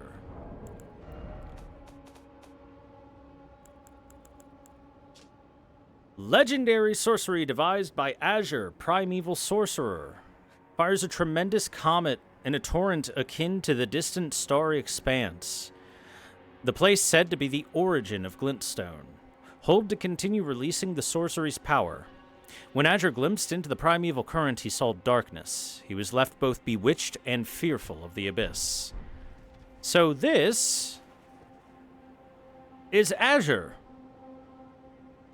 A sorcerer who is able to glimpse into the primeval current and understand enough about it to develop that Comet Azure spell. In case you're wondering what Comet Azure looks like, when we fought Queen Renala and she shot the beam, this is the beam. So I want to point out that this guy is just completely glintstoned out now. You can barely see a little bit of his face. But there's a massive glintstone that looks almost like it's growing completely out of his head. There's a bunch of glintstone growing out of where his upper body is. There's glintstone growing into and out of his arms. This man is glintstoned out. And possibly he glintstoned himself out in an attempt to help understand the workings of glintstone and things like Comet Azure and whatnot. Because remember, he glimpsed into the abyss, and the abyss stared back.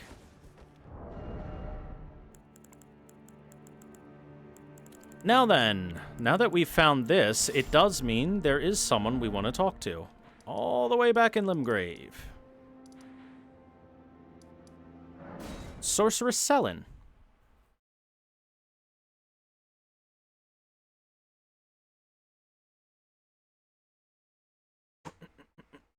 Because Sorceress Selin has been studying sorceries and is very interested in There you are.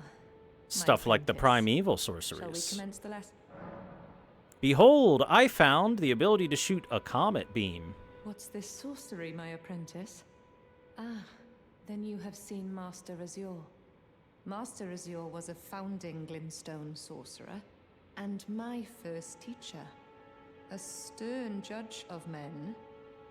But he must have seen something in you. You make us both proud. We can speak more later, my apprentice. Yay! She's proud of us. Tell me your story, Selen. If you recall, I was exiled from the Academy of Rhea Lucaria. It was for attempting to restore the primeval current of Glintstone sorcery. The toothless pedantry peddled by the Carian royal family can rot for all I care. I want Glintstone sorceries that open our minds, unbound by terrestrial taboos, no matter what we give in return. My apprentice, I presume nothing. Teacher and student are not bound to tread the same path. But hear me out, my apprentice. I need your help to restore the primeval current of Glintstone sorcery. Perhaps this is a journey we could take together. Let's do it. Splendid. I thank you. This pleases me. It's been far too long since I found a fellow kindred spirit. You must have a fabulous teacher. Ha ha ha ha. How cute. She's our teacher.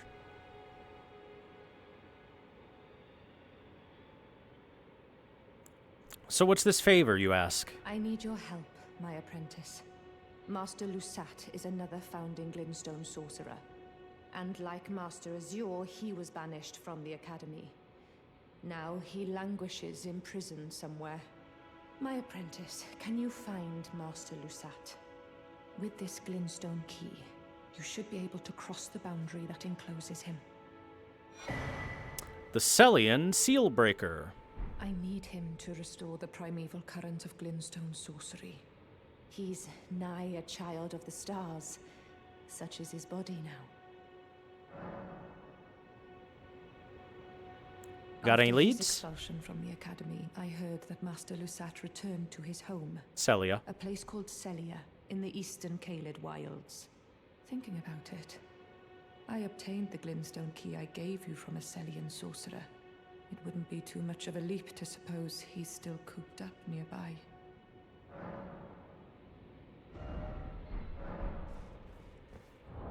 So, let's unpack a little bit about what she said after we take a look at this Celian Sealbreaker. Glintstone key received from the sorceress Selen, capable of breaking the seal that keeps Master Lusat confined. Celia, town of sorcery, can be found in Caelid. This key was said to have been found in the possession of a Celian sorcerer. So, one thing that she said is that she wants to restore the primeval sorceries that were, essentially banished from the Academy of Rhea Lucaria by the Carian royal family, that is, Renala, as she is head of that. And she's upset that it was banished, probably because her main teacher is Master Azure, who is supposed to be really fucking old. I mean, like, really fucking old. As one of the founding sorcerers of the Academy in the first place.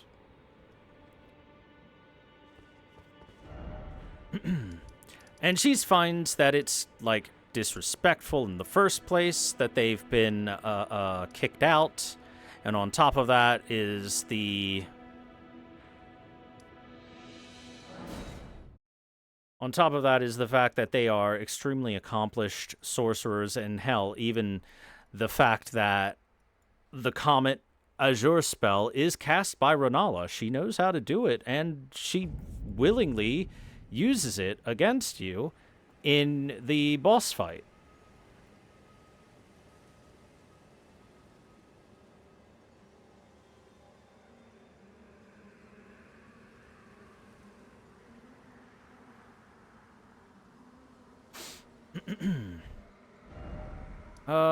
Actually, I think the Church of Plague might be closer to where I've got to go.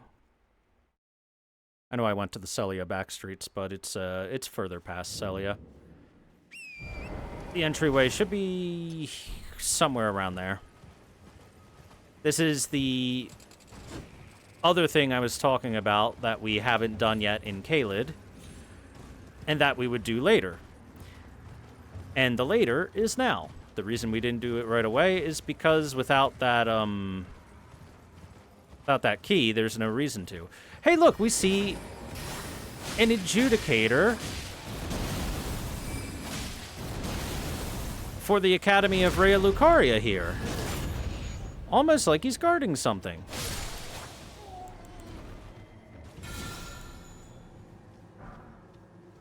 And that's because he is. Right behind him is an illusory wall I just dispelled. And within is the Celia hideaway. So yes, this is hidden behind an illusory wall, which is definitely something that makes it hard for people to find. Myself included on my first playthrough. Where am I now in the map? Right here. So, north of the Church of Plague, right over here, where you find that little graveyard, you find that adjudicator, and you can tell it's an adjudicator because he has the Gavel of Heimspell.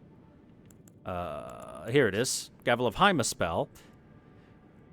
Drawn from the scholarly conspectus of Haima, the adjudicator of the Academy, this sorcery employs might as a means to quell conflict. And adjudicators are only there in order to, well, quell conflict and act as a police force for the Academy. And as the police force for the Academy, you can then surmise that there is a prisoner.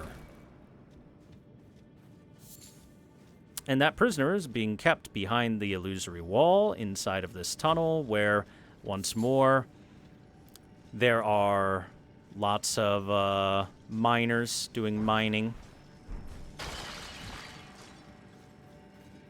For Celia, more than likely prior to Celia breaking down.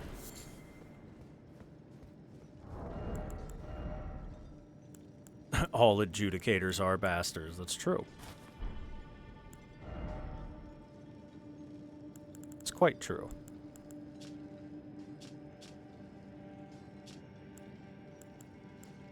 Dude, I like the Preceptor's hat. I just wish it didn't lower my stamina.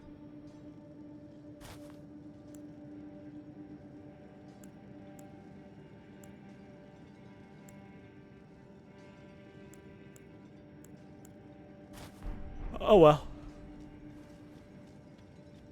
It's not the biggest stamina loss, it's fine.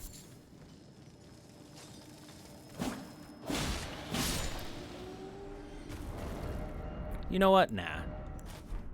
Let's put the Crescent Moon hat on instead. Another illusory wall. Scree?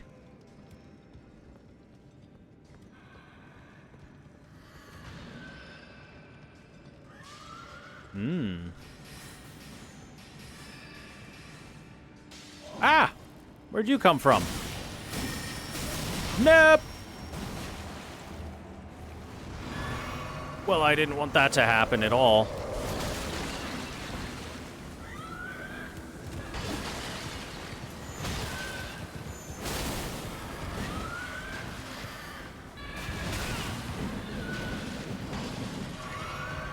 In case you were wondering what was making those noises, it was this horrible thing again.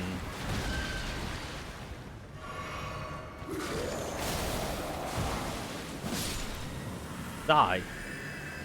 Hiya. Bone Rune 5. Lost Ashes of War.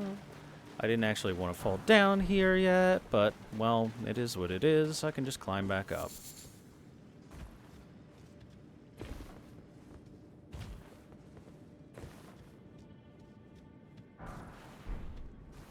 Somber Smithing Stone 4. This place looks kind of familiar. Anybody here play Dark Souls 1? Ever been to the Crystal Caves?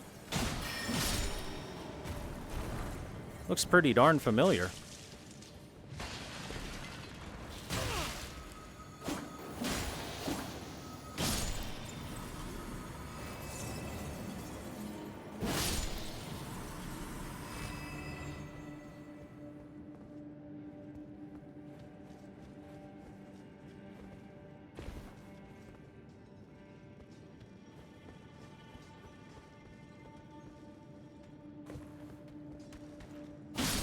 Far less painful to traverse. Oh, do you not know about the invisible pathway? I'm just fucking with you. There's no invisible pathway here. Or is there?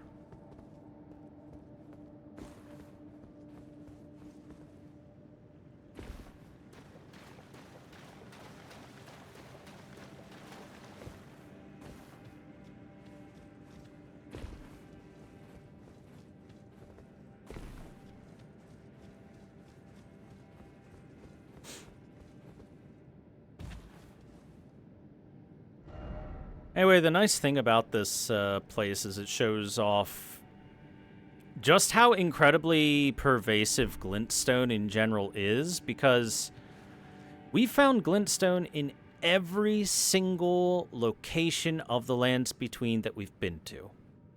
We've found it underground in places like the Siofra River. We've found it in Liurnia. We found some in Limgrave. We find it here in Caelid. We found it in the Altus Plateau. We found it right next to Mount Gelmir, basically in the volcano itself. Glintstone is everywhere, which again goes with my theory that it is some sort of parasitic space rock. Because according to everything we've read, glintstone itself is supposedly comes from space in the first place. It's remnants of, like, meteorites and whatnot that have then grown in various places.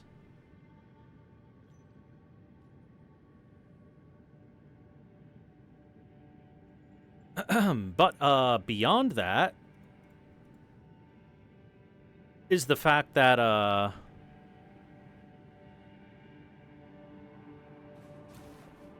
even if only a couple of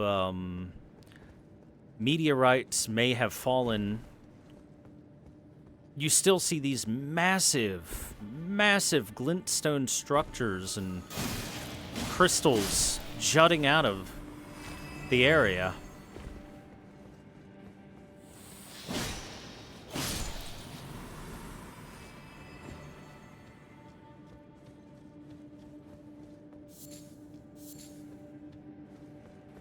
Glintstone is an invasive rock.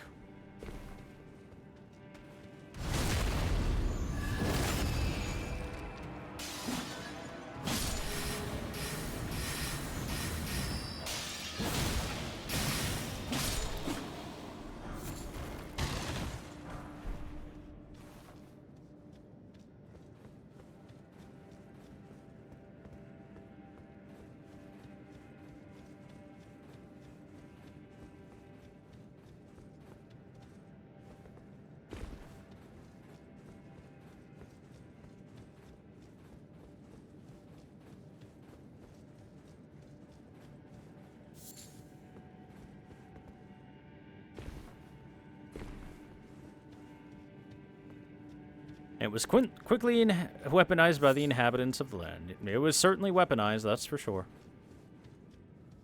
Most assuredly, it has been weaponized.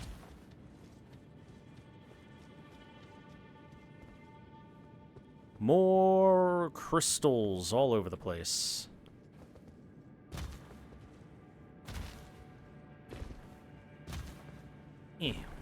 Aha! Look what I done did. I made it up here.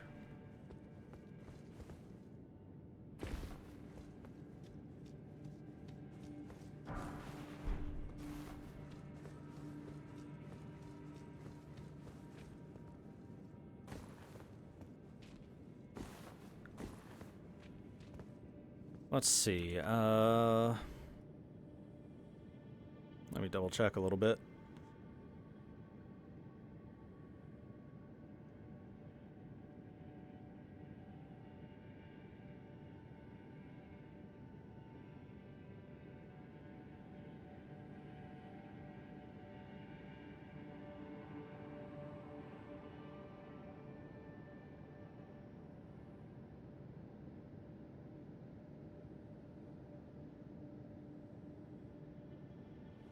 Because there should be a thing I gotta do by going across this here.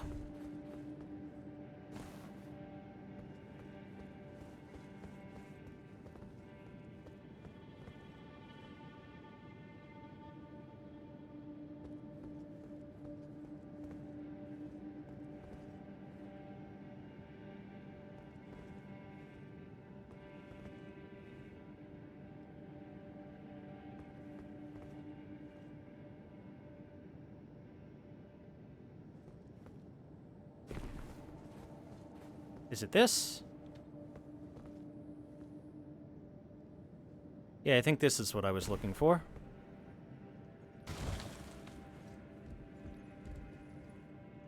Oh, look at these nerds. Being nerds.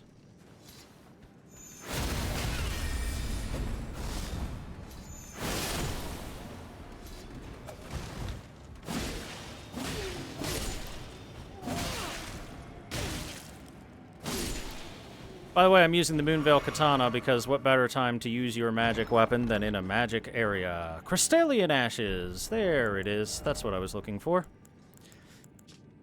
Used to summon the spirit of a Crystallian. Spirit that wields the round crystalline blades, both big and small. Its sturdy body, itself hewn from crystal long ago, is hard enough to blunt its opponent's blades, but blows from bludgeoning weapons can shatter it easily. So, that is a Spirit Ash summon that's good until you come across anything that uses striking damage.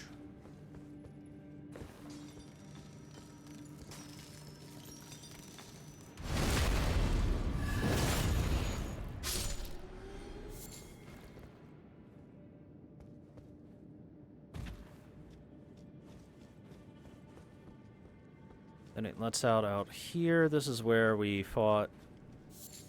Oh, no, this is not where we fought a damn thing.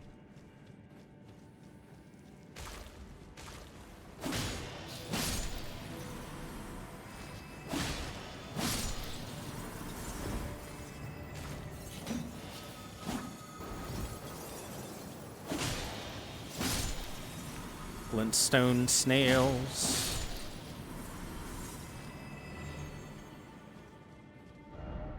Okay, so that's the Crystallian Ashes found. Haven't gotten that yet.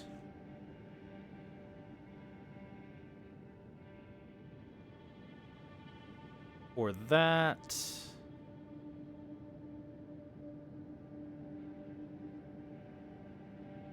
So yeah, we just gotta go...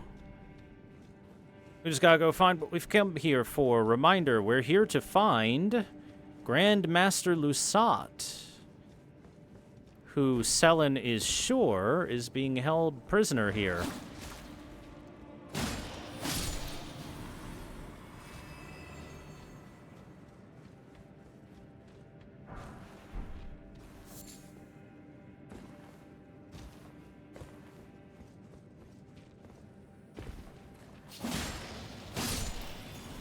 But wherever could Lusat be?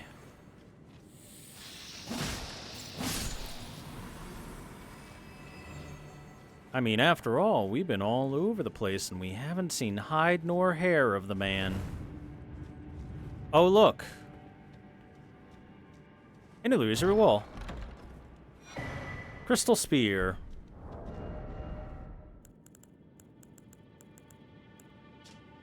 Spear fashioned from pure crystal. A deed impossible for a human. Enwreathed with powerful magic, its attack scales with intelligence. The inscrutable Crystallians have but one clear purpose, to safeguard their crystals unto the end. One theory posits they yearn to return to their creator, who will carve for them new brethren.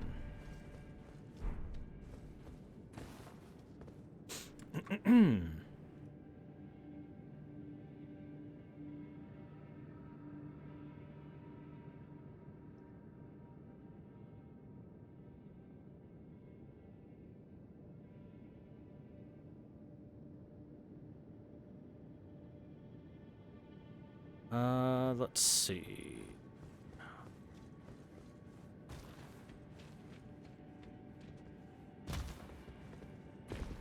Was Lusat in the previous room? He might be. Looks like it. Little bit of backtracking. Do excuse me.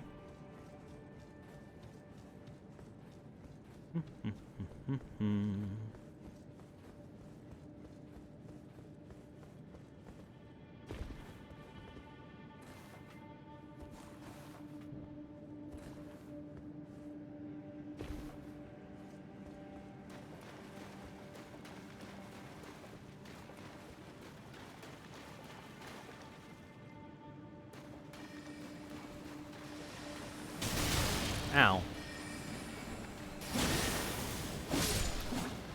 Here we go. With one last guard in our way, we find a magic seal with the crest of Celia on it, and the Celian seal breaker will bust us in, and there he is. Lusat.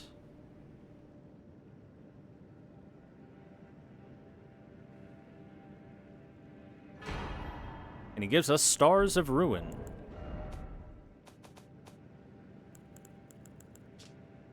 Legendary sorcery devised by Lusat, Primeval Sorcerer, fires 12 dark shooting stars that pursue the target.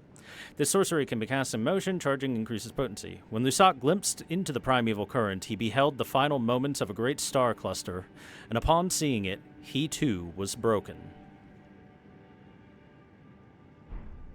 So, much like Azure, who no longer seems to be able to move other than very rudimentary, and seems to have glintstone just growing completely and totally out of all aspects of his body, Lusat is in the exact same situation, where after glimpsing the primeval current, his physical body and the study of the primeval current caused him to lose things like mobility, speech, stuff like that. Remember that when we were talking to Selen, she said that the advancement of primeval sorcery is her main goal, no matter what it may cost. The reason why primeval sorcery and the study of the primeval current was probably banned in Raya Lucaria is because of what happened with Azure and Lusat here. These guys stared into the abyss, and they could not handle. They blinked. The cost of studying the primeval current seems to be, well, the loss of the self for the most part. Sure, this dude is barely still conscious and barely still able to acknowledge the existence of something outside of himself, but the most he can do is a rudimentary hand opening to you.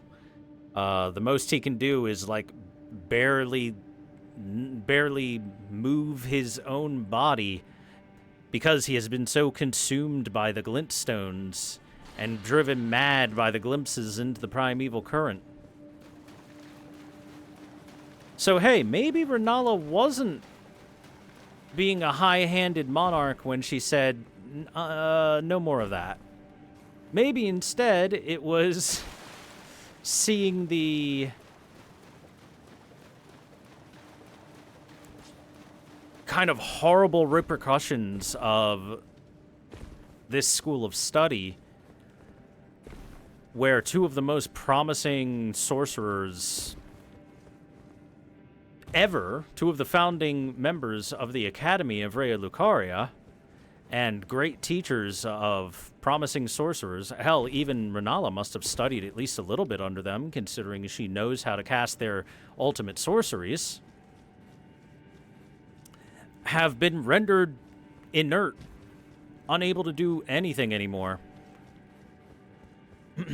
And Lusat was imprisoned. Azure probably was stolen away and snuck out of the academy before it could happen.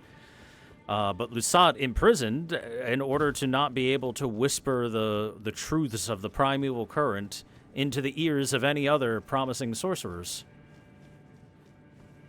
Theirs is a story about looking into the abyss and having the abyss stare back into them. Anyway, let's pull our hammer out because behind this fog is 3 Crystallians. All 3 different types of Crystallians at the same time. Ow.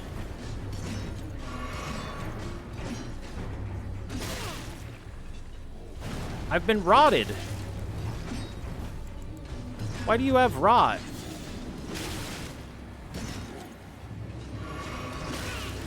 I hate you. Stop spamming. Stop spamming your stupid attacks.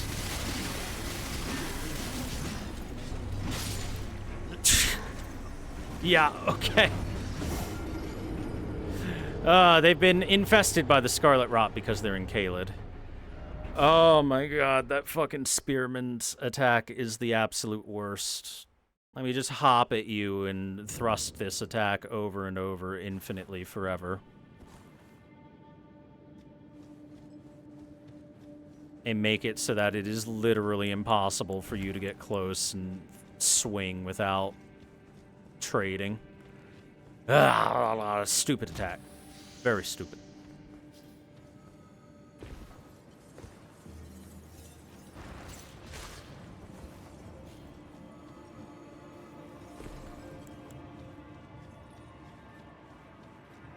After 30 deaths of promising scientists, the government banned the licking of uranium.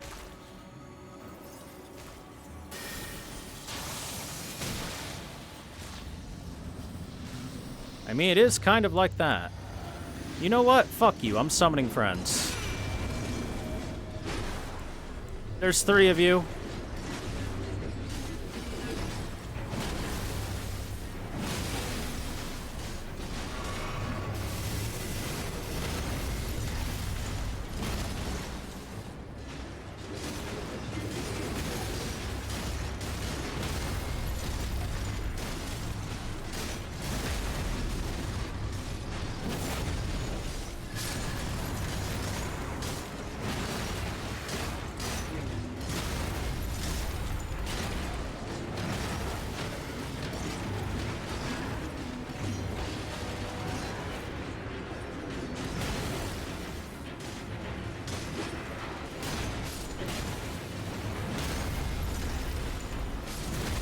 Let me just get rid of the spearmen and we will be fine.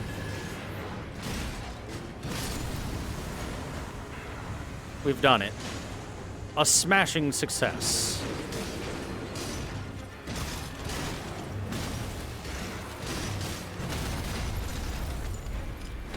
Who would win, Crystallians or some tower shield wielding boys? Look at them go! They're kicking his ass. Get him, boys. Go, go, go. Ow.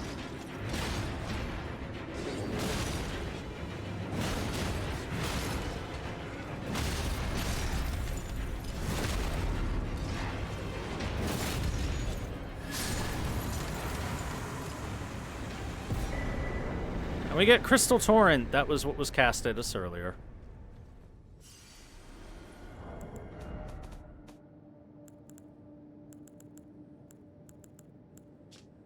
Creates a massive crystal, then fires off shards in rapid succession. Hold to continue firing shards. The wrath of the Crystallians encapsulated in sorcery. Each shard is of substantial size, making even a stray blow capable of inflicting a severe wound. Yes, that did deal quite a bit of damage. And there we go, that's it for that. All the items in there, we got it all.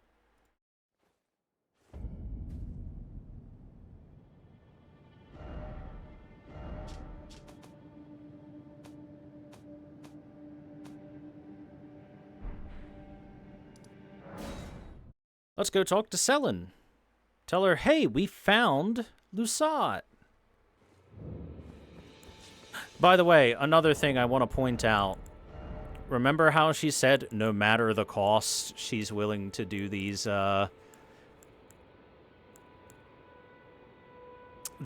experiments and research into the primeval sorcery? Well, hey, guess what? The Nightmare of the Academy, the Graven Mages, aka the students that were rolled into a ball and all conglomerated into a being, probably part of that scientific inquiry into primeval sorcery. More than likely, that sect of study came about with creating those things. My apprentice, give me a moment later. I have a favor to ask. The form you see before you is merely a projection. Really My now? body lies elsewhere, but the Academy's shackles prevent it being moved. My body is on the Weeping Peninsula at the southern tip of the lands between, imprisoned in the ruins just down from the Church of Marika, past the plain of the Wandering Mausoleum. Can you make the journey to my body? Sure. I have something that I can only trust with you. My body is in prison. Can you make I have something. Who could have guessed? What a place to find Master Lusat. You have my gratitude. This is all your work. I am truly pleased to have you as an apprentice and a kindred spirit. This is a mere token of my thanks. Please take it. Some starlight shards. This brings us a full step closer. The bodies of Masters Azure and Lusat can be admitted to the Academy. If only I could undo these wretched shackles. So yeah, this is why you find Sorcerer's Cell in multiple different locations. This is but a projection. And Selen can be found in another place. By the way, there's another guy we haven't really talked to too much, but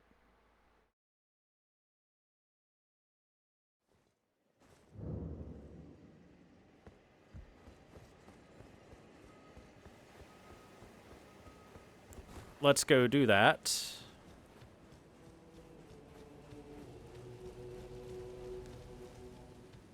Hey, good job, everybody that was part of the Radam Festival. Well done, y'all. Proud of all of you.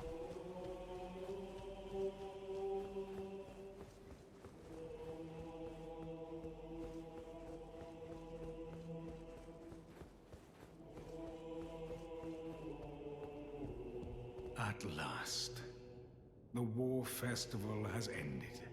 Brave champion, you have our gratitude. The celebration was spectacular. General Radahn is surely pleased. Festering with rot and crippled by madness, all he wanted was an honorable death. And we gave it to him. Finally, my work is done. I'm no longer bound to this fortress. I have a task in mind. Old business, you could say. You wouldn't understand. May we meet again, if the fates deign it. Brave champion. May we meet again. Okay, his second location after that should be by the Witchbane Ruins, which is,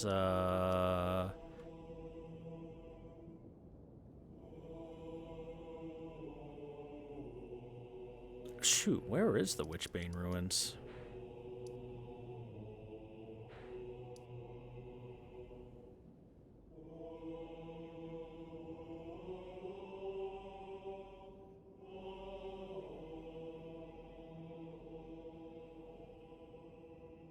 Oh, that's the one at the Weeping Peninsula, of course.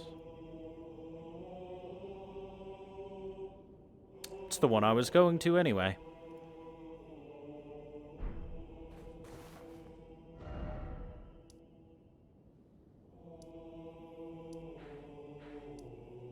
Yep, there it is.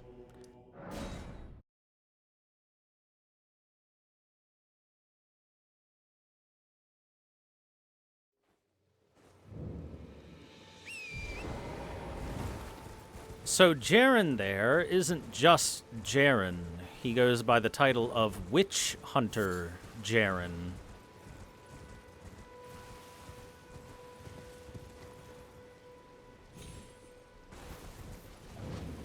Also, here at the Witchbane Ruins, it's very poignant that we find one of these here, next to Selen's real body.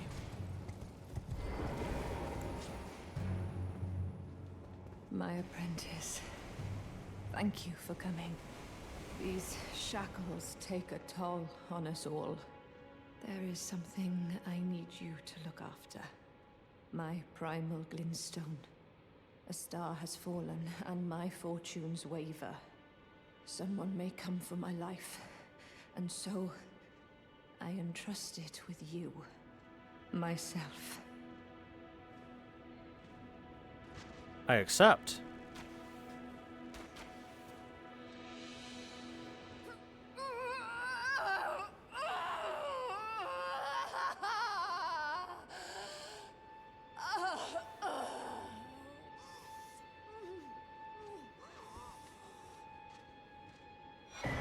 Selen's primal glintstone. Hold on, let me...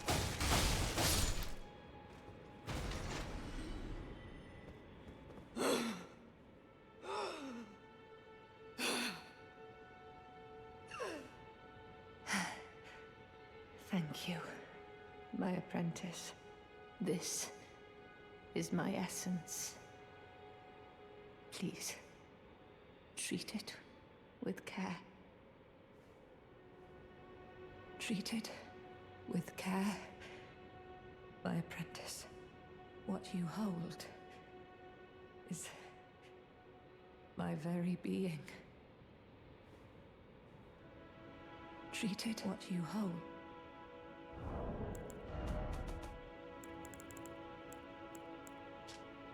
Selen's primal glintstone. Glintstone from within the sorceress Selen's body, seemingly half alive. Blood vessels are visible within. In essence, a primal glintstone is a sorcerer's soul. If transplanted into a compatible new body after their original body dies, the sorcerer will rise again. My apprentice, do you think it distasteful? And this has all kinds of implications here. In that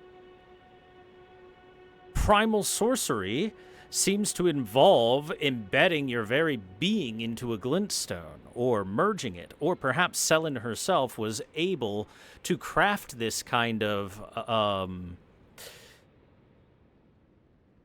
passing along of her very being into a glintstone, and then the glintstone can pass it into a new body. Like I said before, very much of what we've seen of the glintstone is that it is some sort of parasitic rock from space that's able to flourish in any location that it finds itself and continue propagating itself, whether it be inside of other rocks or trees or organic beings. And the sorcerers of Raya Lucaria all study the glintstone because it is the source of their ability to focus energies and create magics. So this is taking it a step further. For those that have glimpsed the primeval current, they are then able to use this primeval magic, or at least Selen found a way to, in order to embed their own existence into a glintstone and pass it on to something else. And that's why you find Sorceress Selen here unwilling to talk, because this is her real body. Meanwhile, the Selen here all the way up at the Waypoint Ruin Cellar has always been a projection. And as you can see, that projection is now gone.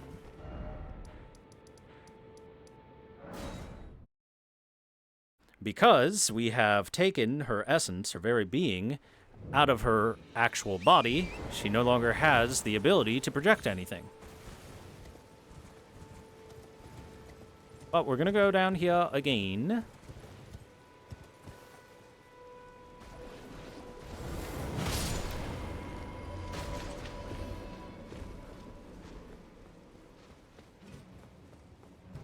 Because when we head down here, we find Jaren. Ah, well met. Or is it Yaren? I hardly expected to see the champion of the festival here, of all places. Mm-hmm. You didn't know Selen, did you? Well, whatever the case, she's dead now. Just put it behind you. She was known as the Graven Witch. Obsessed by the primeval current, countless sorcerers fell to her hand. The most dangerous mage in the entire history of Rhea Lucaria's academy. 1 sec, sir. Ow.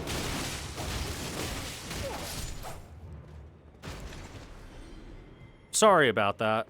Ah, well met. I hardly... You didn't... Well, just put it behind... She was known as the... Obsessed by the primeval current, Countless sorcerers fell to her hand. The most dangerous mage in the entire history of Rhea Lucaria's academy. It is strange, though. The woman, she was like a husk. Her soul already fled. I suspect Selen lives on elsewhere. I'm sure she'll turn up eventually, in another body. A sickening thought, but one that won't stop gnawing at me. I suspect Selen lives on elsewhere. I'm sure she'll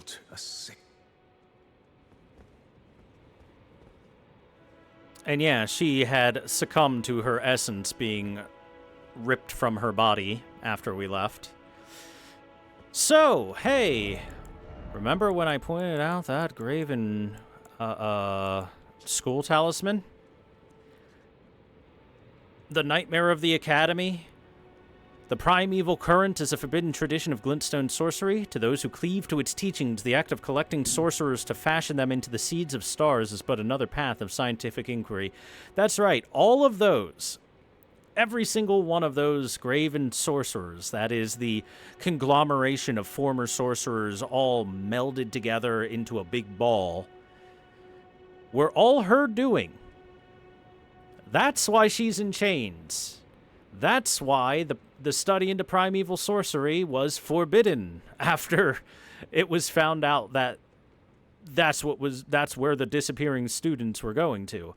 And we've seen what, like 5 different balls of horrifying graven sorcerers in our journey so far. And each one is probably like 40 or 50 different sorcerers that were all squashed together or melted together or gravity magicked together into this spherical form. Which means she has a body count of like 200 to 300 easily during her tenure at the Academy of Rhea Lucaria. Yeah, hey, guess what? There's a good fucking reason for why she was in chains. Very, very much so. Science demands sacrifice. Yeah, exactly. I'm sure that's exactly what she said as she was being dragged away.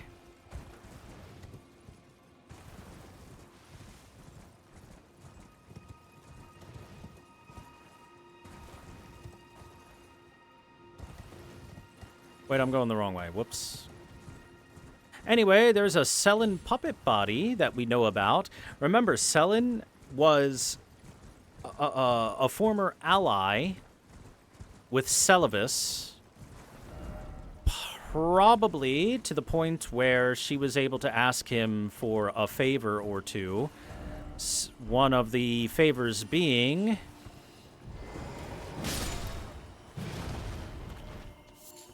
for Celavis to provide a possible second body for her. Right down here with the other puppets that Celavis had. Celavis's puppet, do not touch. Here you go.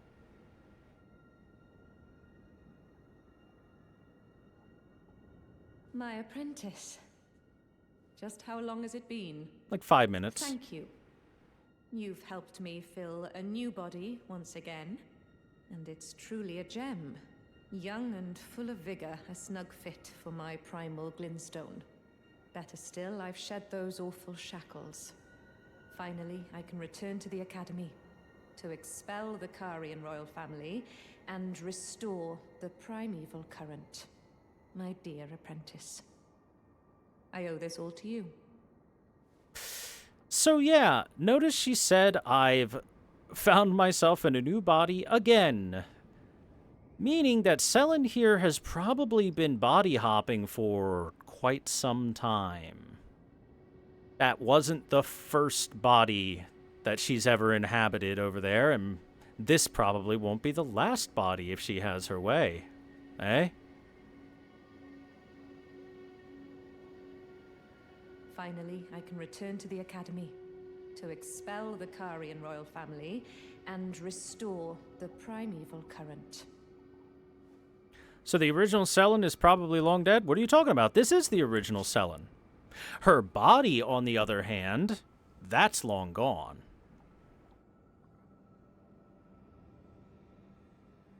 That's been gone for a long time. Now, as for where she's going, she said she's heading to the Academy to expel the Karian royal family. How about we go head to the Academy? Shall we? Right up here at the Raya Lucaria Grand Library. After all, she's going after Renala. I'm just going to say, if Ronnie's failsafe protective spell that summons, takes you to an illusory world where you fight Renala at full power is still in effect, good fucking luck. As a sorcerer, I don't think you've got much chance. Hey, Renala, did you see? Art thou now assured of thy want? Be not alarmed. I guess she didn't see anything. After all, she's still crazy. Does that make me crazy? And here we have two summon signs. A red and a gold. Be summoned to assist Sorceress Selen, or be summoned to challenge Sorceress Selen. That's right, we now get a choice. Either we assault Sorceress Selen to take her down, or we assist in Witch Hunter Yaren's hunt of Sorceress Selen. Oh, wait, I said the exact same thing both times. Or we assist Sorceress Selen in preventing her from being hunted down. Which one should we do, Twitch chat? Which one?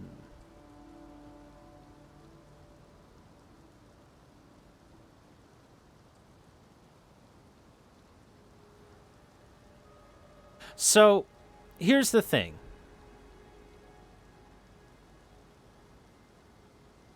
If we help out Witch Hunter Yaren, then he gives us a nice upgrade material. But if we help out Selen, we get some hot new clothes to wear. And after all, fashion is all that matters.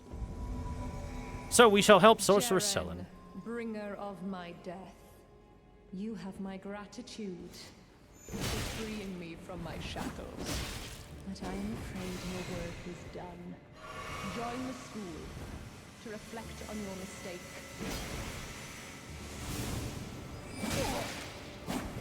Notice, he also has glintstone sorcery in his employ. Oh boy, she casting hard too. She's casting big spells.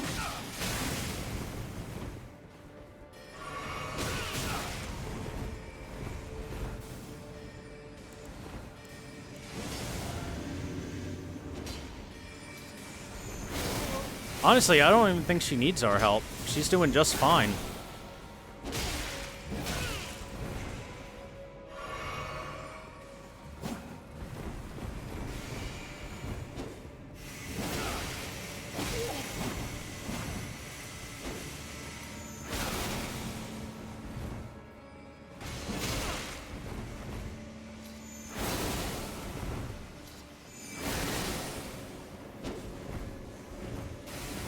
By the way, Jaren here uses Celian sorcery, so he probably was from Celia.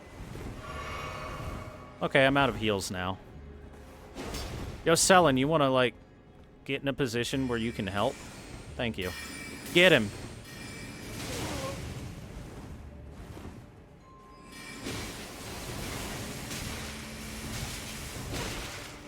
Hold on, I should help proper.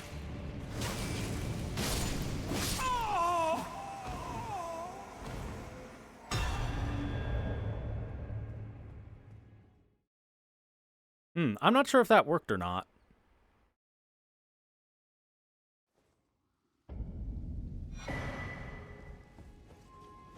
I guess it did. We got the Eccentric's hood, armor, manchettes, and breeches. That is Jaren's set, the Eccentric set.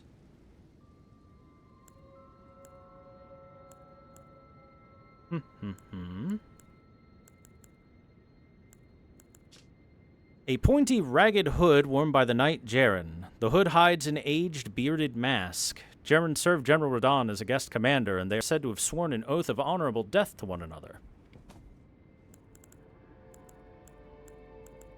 The Eccentric's armor. Jaren preferred a nomadic existence, but after spending time as a guest of the Carian royals, he became a guest commander for General Radahn. And, for the first time, the restless tumbleweed would be bound by honorable oath. So, he was originally a member of the Hierotis Conspectus and would travel around going on journeys and thought that that would be a good way for him to gain knowledge. And then, after meeting Radahn and staying with Radahn for a bit, he formed a bond strong enough that he was willing to put down an oath with Radahn and make sure that honorable death would come for Radahn as an ally. As for Celian saying join the school, what she means by that is she's going to... Well, she's planning on basically killing members of the school. Those who she sees to have wronged her. Jaren included, because Jaren was more than likely the first person to have hunted her down and have brought her to the adjudicators to be imprisoned. Ah, my apprentice. You've saved my skin once again. Do you see this? The Queen of Caria is no more. With the bodies of Masters Azure and Lusat returned, the Academy can hone the primeval current, so that we, fallen children of the stars, shall beam with brilliance once again. My apprentice, will you stay with us, here at the Academy? Oh, I know it's not possible. You have your own calling, to be the next Elden Lord. But do think of me, of your teacher. On the eve of your crowning, you will always be my darling pupil. Rest assured that no, the entire Academy will swear allegiance to the new monarch, my apprentice. Become Elden Lord. I like that she has not a moment of hesitation of being like, yo, you're really strong and you're a tarnished, you're definitely going to be Elden Lord. You've got this. Also, when you become Elden Lord, you know, the entire Academy's got your back, because I'm now the head of the Academy, and, you know, a little reciprocation, maybe some funding, you know? Our football team could use some new equipment whenever you're Elden Lord. Just a thought. She's greasing the wheels. Perhaps I'm jumping ahead, but here is a symbol of my allegiance and the Academy's. The Glintstone Chris. Do you recall what once I told you? That glintstone is the amber of the cosmos, and sorcery is the study of the stars and the life therein. Yes. When you become Elden Lord, please illuminate me. Lay bare the secrets of life which course the Elden Ring. Next time, I will be your student.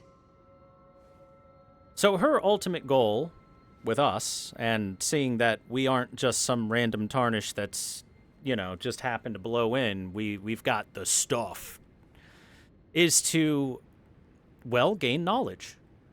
Selen is, at heart, very much basically an unfettered scientist.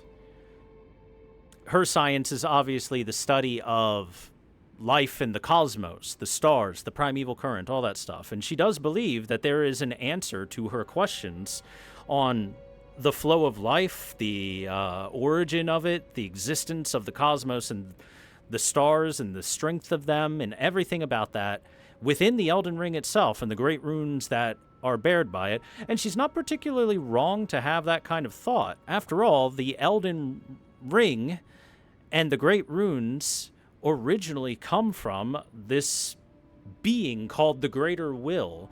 The Greater Will being some alien being powerful enough to have sent the Elden Ring down as essentially an extension of its own power, and the Elden Ring has the power of turning mere mortals into gods. It has the power, the great runes themselves have the power to rewrite the laws of physics, the laws of the universe. So, definitely the Elden Ring is godlike power, and with it should come godlike knowledge. Oh, one last thing. If you fail to claim your throne, you can always pay me a visit. Oh, don't fret. Even my dullest pupils will always have a place here. And at the end of the day, she does say, even if you don't get it done, you've helped me, you're my pupil, we have a bond, you know, got your back. And here we have Shard Spiral. That spell that we saw cast only a couple times by, like, the Twin Sage masks. One of the glintstone sorceries of the Academy of Raya Lucaria fires twin projectiles that form a spiral as they travel. This sorcery can be cast repeatedly while in motion. A sorcery of the Carlos Conspectus, the most venerable of the Academy, this was the product of a failed attempt to create a new comet. What is it, my apprentice? What is it, my apprentice? But yeah, as you can see, she's completely taken the place of Renala. I guess we can't make ourselves anew anymore. Oh, wait. Never mind. Look who's back. Art thou now? Be not, I would birth thee. So, Renala's back. That didn't take long. Oh my god, look at this. The Witch's Glintstone Crown. My friend,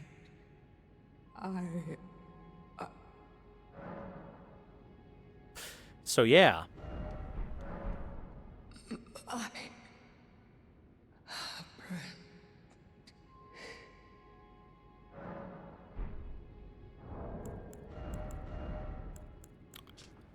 One of the Glintstone Crowns bestowed upon Raya Lucaria scholars whose pursuits were deemed worthy increases intelligence and arcane to the detriment of stamina.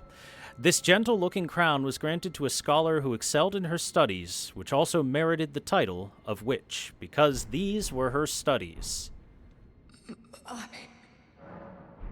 So more than likely what happened is that her actual attempts to get revenge against Renala resulted in this. She was not powerful enough to defeat Renala, and Renala enacted upon her the exact same fate that she enacted upon so many other sorcerers. The other possibility is that this thing rolled along, saw her, and then incorporated her into it, but I like to think that Renala did this as a sort of poetic justice kind of thing. So yeah, Selen is now the very thing that she had deemed to create during her academy days. That is the end of her story. Is it not possible she did this to herself? No, she did not do this to herself. Not at all.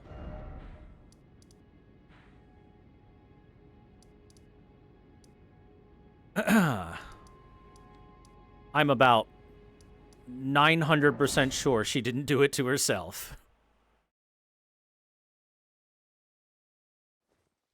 But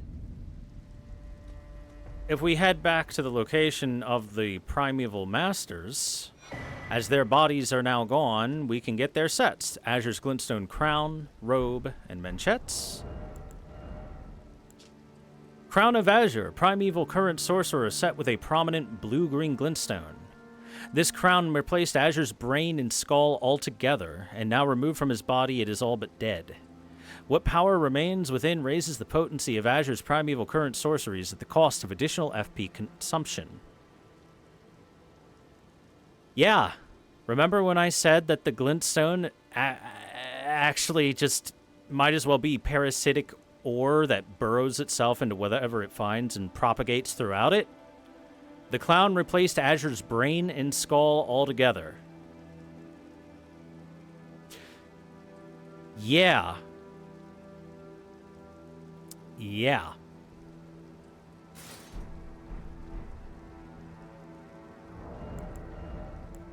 Just straight up. The parasitic glintstone devoured his brain. Anyway, we've got Master Lusat's set. Oh yeah, let's take a look at the robe as well. A robe reserved for Grandmasters at the Academy of Raya Lucaria, corroded by blue-green glintstone. Since the Grandmasters Azure and Lusat were driven from the Academy, no one has achieved their formerly held rank of Grandmaster. Azure had reached a near inorganic state. Manchettes corroded by blue-green glintstone. Yeah, Azure had delved so deep into glintstone study and merging with glintstone itself.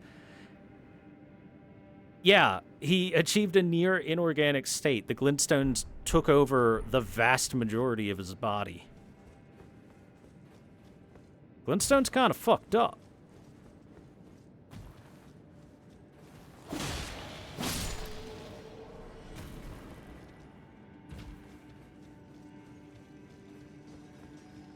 Now to go find Lusat's stuff as well.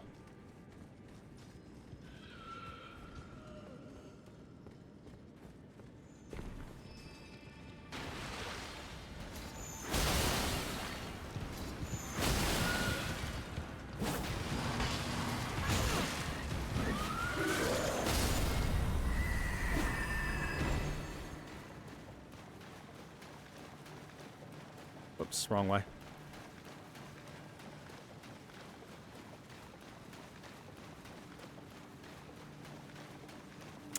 Never mind, not wrong way.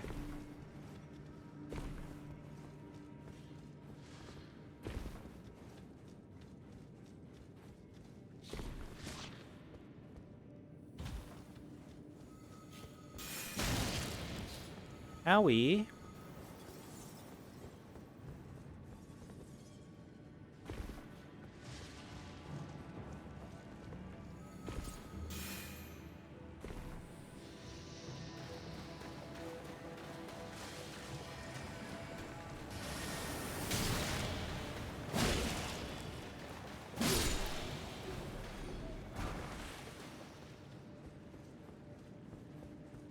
And Lusat. The Lusat's Glintstone Crown, Robe, Manchettes, and Old Sorcerer's Leg Wraps. He gets some leg wraps, too. Lusat's Glintstone Crown, the giant blue glintstone crown worn by Lusat, Primeval Current Sorcerer. This crown replaced Lusat's brain and skull altogether, and now removed from his body, it is all but dead. What power remains within raises the potency of Lusat's Primeval Current Sorceries at the cost of additional FP consumption.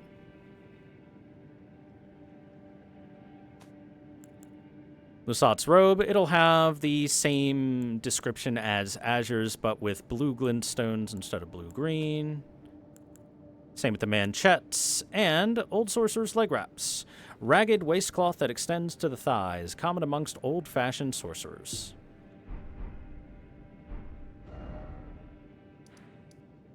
So that is the end of the quest line for Selen.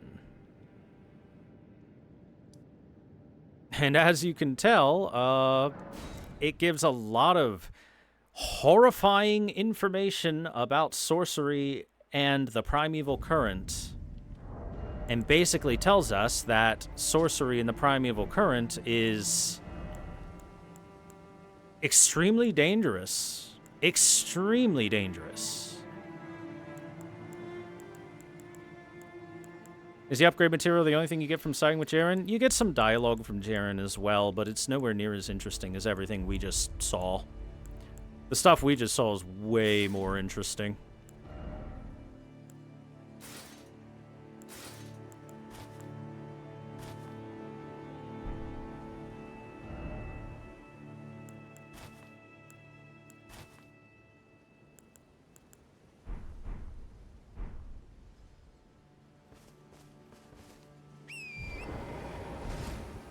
Alright, and that's the end of Selen's quest. We should be able to find Corin around here. He did leave the round table hold already, right? Hold on, let me double check.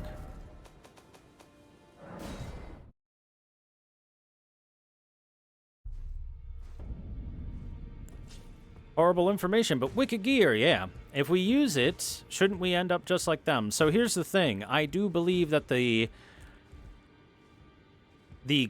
way that glintstone, like, propagates itself and spreads itself out within things probably takes time and prolonged exposure. Also, as I had shown and said with every single one of these glintstone crowns, they on purpose are implanting glintstone into the heads. So it was probably at some point in time practice to even implement it on purpose into your own body, maybe into your own skull, and then let it just dig in on its own.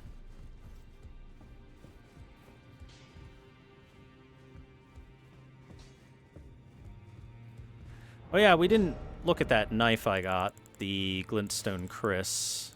Should be up here. There it is. Ritual blade once presented to Lindell by the Academy of Raya Lucaria to celebrate their newfound peace. Though the weapon is embedded with precious glintstones and features Erd tree ornamentation, the undulating blade is symbolic of an ancient ritual. Unique skill Glintstone Dart, a skill that builds from the Glintstone Pebble sorcery. Charge the skill to upgrade it to Glintstone Dart. Follow up with a strong attack to chain this skill into a lunging thrust.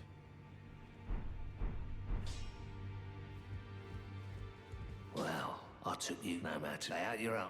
Is there anything I want to upgrade while I'm here? Look at all this somber smithing stone items. So many. I really need to get like the next level of bell bearings so I can upgrade stuff further. More commonly.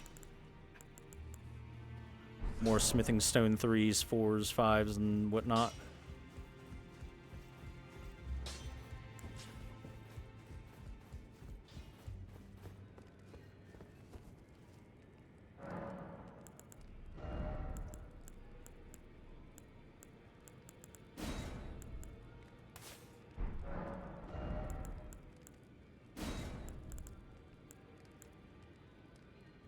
Unfortunately, I need 60 int to be able to cast Comet Azure and show you the beam.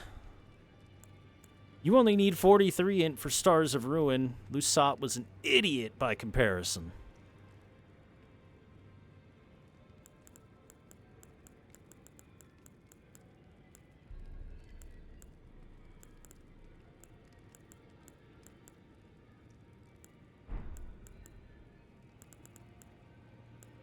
Okay, Black Flame Blade we're going to replace with something. Because Black Flame Blade kind of sucks. Maybe Comet.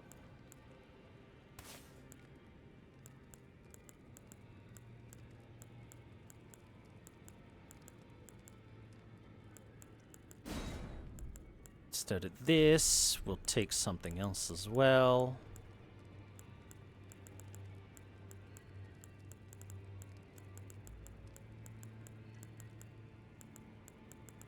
Hammer time.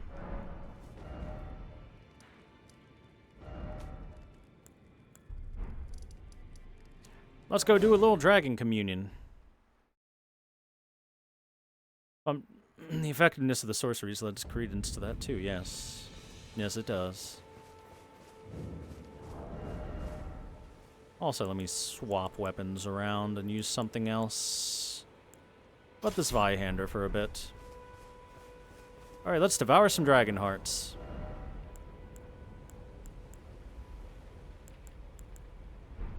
Oh, I think I need to go to the Church of Dragon Communion in, Caelid. For the better spells.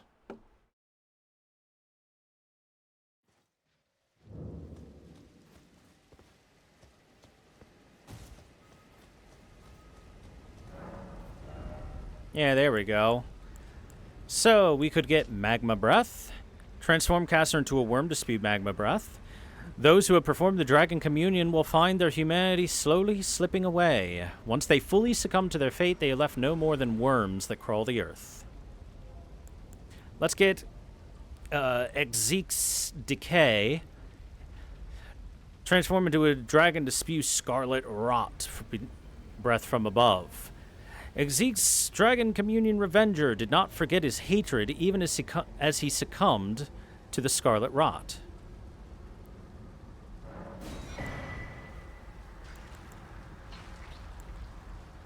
Yummy. And then Graol's Roar, that was the giant dragon. Superior incantation of Dragon Communion. Channels the power of Graol, the Elder Dragon. An incantation of legendary status. Transforms caster into a dragon to emit a terrible roar, reducing the attack power and defense of nearby enemies. Graol was the mother of all dragons, dwarfing all who stood before her like a looming mountain.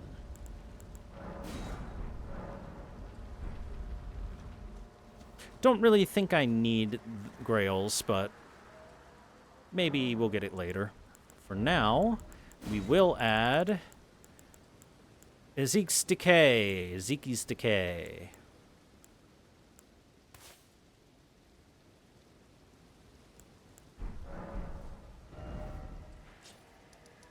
Because the rotten dragon breaths are pretty solid. And let's go back to Altus.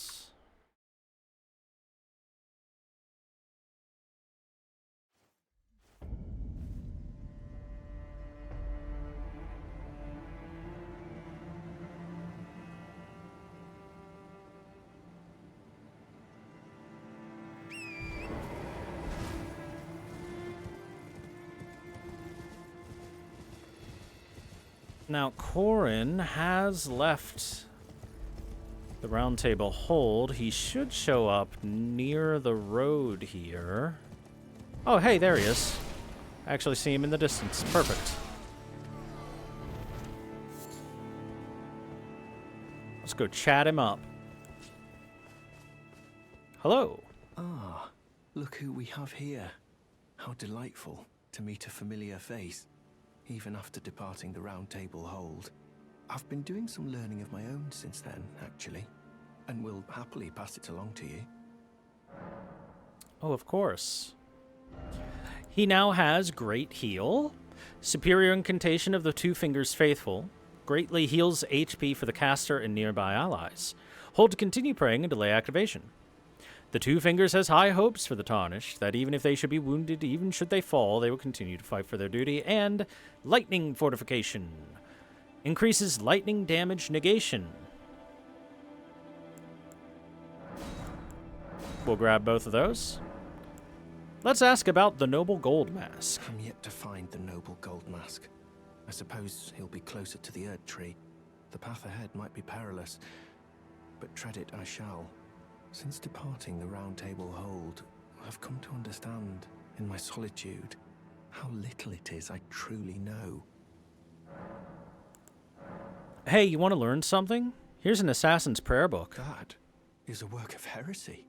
Its incantations bear no lineage from the Erd Tree. Very well. I'll take it off your hands. Teaches us darkness and the assassin's approach. Incantation of the Two-Finger Servants, who once served as assassins of the Round Table Hold. So, hey! No bearing toward the Erd Tree, and yet a bearing toward the Two Fingers. Creates a veil of darkness that conceals the caster. The assassins were themselves once tarnished who had strayed from guidance and pursued their duty in the darkness that is without grace. And assassins approach. Completely silence the footsteps of the caster. Additionally, reduces fall damage and the sound produced by falling. This incantation can be cast while in motion or crouching. The assassins were charged with eliminating tarnish who had strayed from guidance. Even though they themselves had strayed from guidance, but, you know. May the golden orb further stood. I can happily spend. I'm yet to find. I suppose the path ahead. Since departing, how little it. Does he call all the books he bring him heresy? Pretty much. The spells that he naturally learns, again, we'll take a quick look at them. As you can see, incantations of the Two Fingers Faithful. And the Two Fingers are messengers of the Greater Will, and thus messengers of essentially the Erd Tree itself. And then he learns Cure Poison, Magic Fortification, Rejection, very simple things. But he also had Catch Flame and Flame Sling, which are incantations that come from the Flame of Ruin, which is exactly why he himself is in this kind of stockade wheel. He has... May the golden order shine. Shush, I'm talking. He has a slave's anklet, or a prisoner's anklet, that he has broken free from. He's wearing nothing more than rags, and he even wears now a blindfold, probably to shield himself from the heresy that he once glimpsed. Because those are two things he has on him that are decidedly different from the incantations that he comes with. All the stuff that is about the Two Fingers Faithful. Anything else that you bring him is also not of the Two Fingers, with the exception of that Assassin's Prayer Book, which is technically of the Two Fingers Faithful, but because they aren't of the Erd Tree, they are of the Two Fingers specifically, and only used for assassinations, he calls it a Book of Heresy. Which, hey, the Two Fingers can perform heresy despite being vassals of the Greater Will and envoys of it.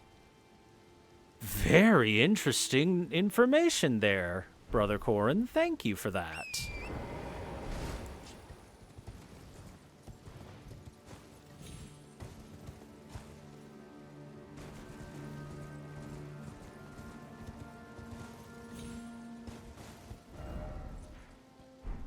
At the very least, it seems that for Corin, anything that isn't directly related to the Erd Tree might as well be considered heresy.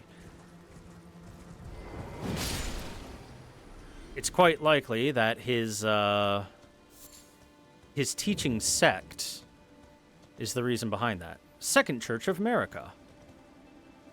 Oh no. Chat. Seems I am no match for you, but I've learned a thing or two myself. You see, I've sliced the finger off. Please. Please, Eleonora. Yield to the cessplat no longer. Do not stain the immaculacy of your sword. Your flesh. Your fire.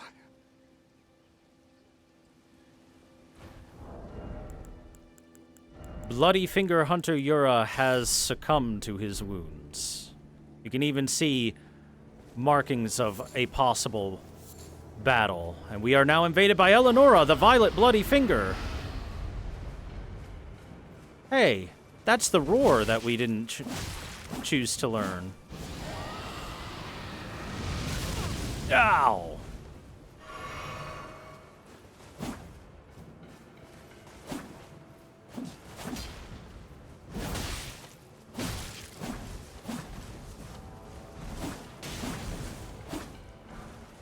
The Nagakiba.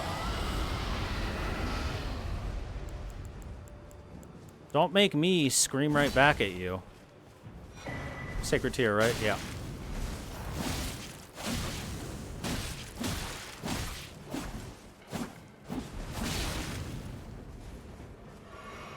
My turn.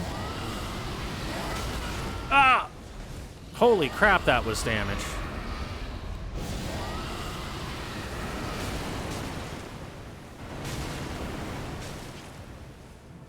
Enjoy the Scarlet Rot.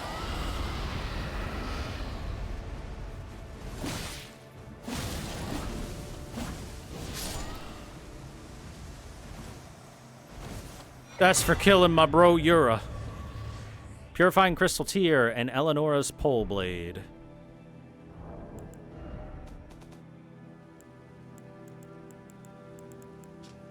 Purifying Crystal Tear can be mixed to purify the curse from Moog, Lord of Blood's terrifying Rite of Blood.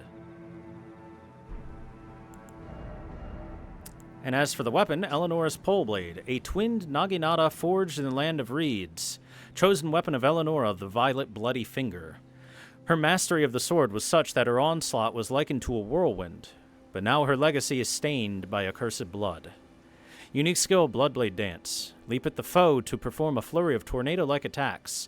Follow up with an additional input to perform an attack that ends in an evasive maneuver. This is commonly referred to as the Darth Maul weapon. For good reason.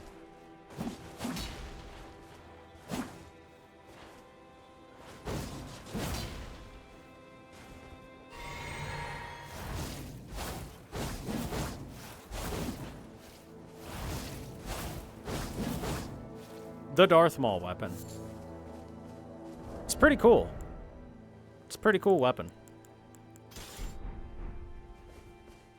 As for Yura and how his journey has ended, he was a hunter of those who had been seduced by Moog, Lord of Blood, because Eleonora, this woman that he knew from the Land of Reeds as well, had also fallen under the desire to serve Moog and hunt down fellow Tarnished. Yura sees this as dishonorable and wants to stop Eleonora from dishonoring herself by slaying her. And by slaying other festering bloody fingers along the way and getting hints at where Eleonora could be.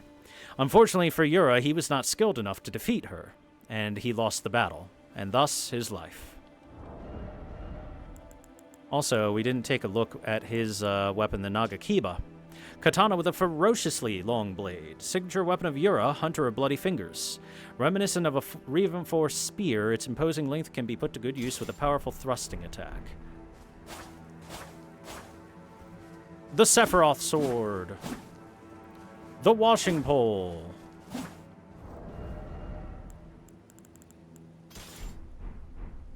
The weapon akin to one famous samurai who fought to the death. Well, who fought with Musashi Miyamoto.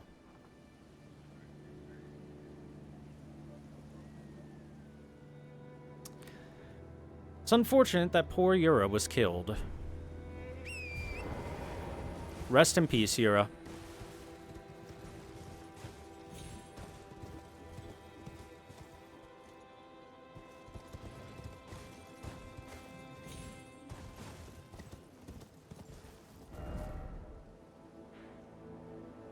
Thank you!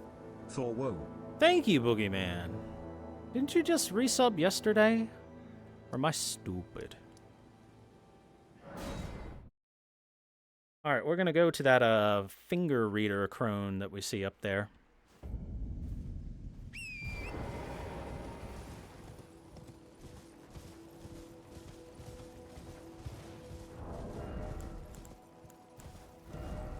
By the way, let's use some other ashes next time.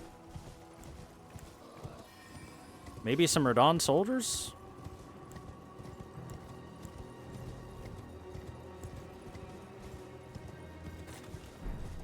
I'm sure the Radon soldiers will do great. Right?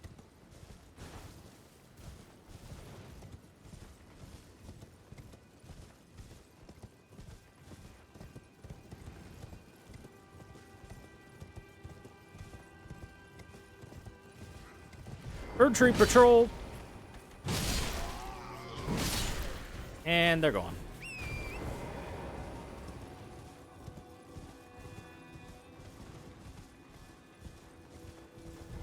Talk to me, Finger Crone. You're... Oh, bless...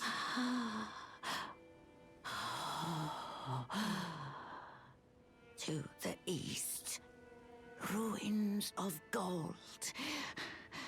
To the west, the serpent's sacrilege. Mm-hmm. Wherever the path leads, so shall you follow. Wherever the path leads, only more sorrow. 'Tis a curse. A curse. The curse of Queen Marika.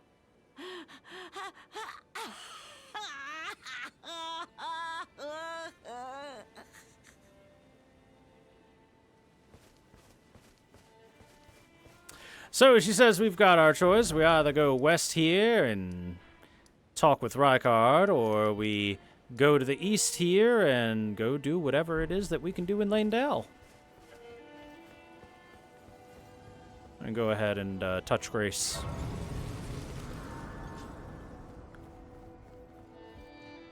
Oh, dear. Yeah, I'm terribly sorry. Are you here as a customer? Yes. What you got for... Ooh, 3 stone sword keys. Give me those right away. Ancient Dragon Apostles Cookbook 2. Lightning pots. Sure. Arrows, bolts, lightning bolts. Used by worshippers of ancient dragons. Tinged with a shard of gravelstone. Red crest heater shield. The crest symbolizes red wings. Scorpion kite shield. Emblazoned with a yellow scorpion. A warning of surprise attacks and sudden strikes. It also has the parry ability. Both of them do. Crossed Tree Tower Shield, an iron great shield large enough to cover the entire body, emblazoned with an old interleaving tree. Great shields boast high damage negation and guard capacity. We can also get the Tree Surcoat, blue surcoat draped over chainmail. The tree insignia emblazoned on the front depicts the Erd Tree, and is a design beloved throughout the lands between. We'll buy that. Unseen Assassins and Imp Shades. Give me the info. I must apologise. I'm afraid I've very little to offer. Sir, you're fine. You gave me everything I could have wanted. Unseen Assassins. Some assassins cannot be seen with the naked eye. Seems the Erd Tree sentries once carried torches that could cast light on these prowlers. Imp Shades. Nothing can touch the shades of imps in the hero's graveyard. Only Rossus's light can give them form. Rossus? Where have we heard that name before? Oh, right! Usher of Death, Rossus, who shows the path to the catacombs throughout the lands between.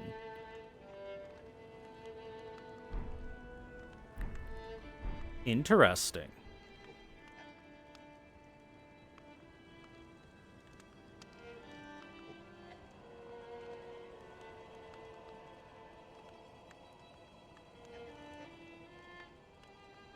The ghoulish statues? Yes, the ones that we touch and will give a guidance of grace that leads to the catacombs.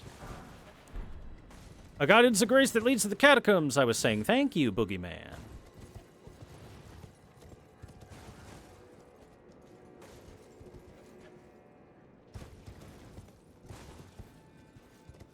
So, as you can see, this bridge that used to go straight across here has collapsed at some point in time. Hey, look at this thing. Look very closely at this thing.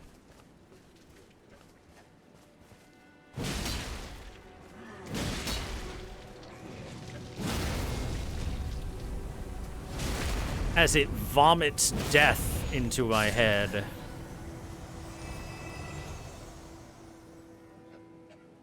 Yeah, Boogeyman is like single-handedly making it so that I'm not super poor. I'm only mostly poor. Thank you, Boogeyman. I literally can't thank you enough.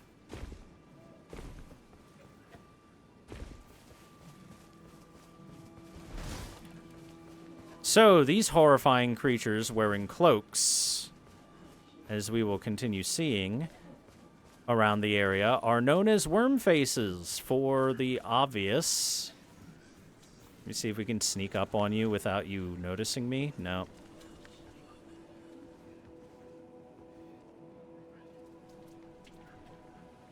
You see that there are like worm-like tentacles draping from their faces. Their heads have just become an elongated tube with an opening at the end where their mouths are.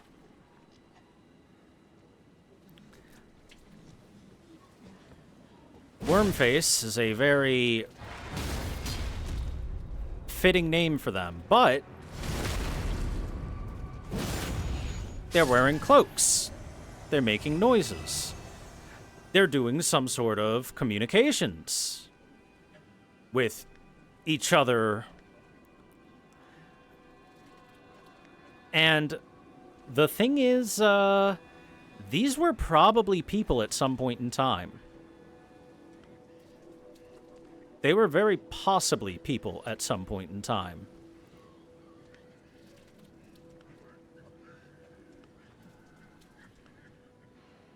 But they've been corrupted and transformed by, well, Deathblight. And if they weren't people, which the fact that they wear cloaks really makes you think they're people, then they could have been some sort of creatures that existed that got transformed horribly into this. But again, because they wear cloaks and seemingly are trying to hide their form, they were likely people at some point in time.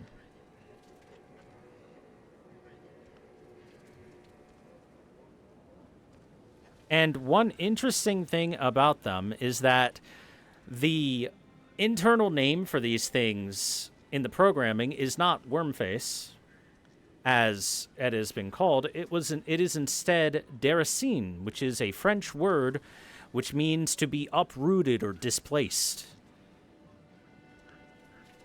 So likely, this is like saying these are uprooted or displaced people, uprooted in every fashion you could think, not only from their homes, but from their humanity itself.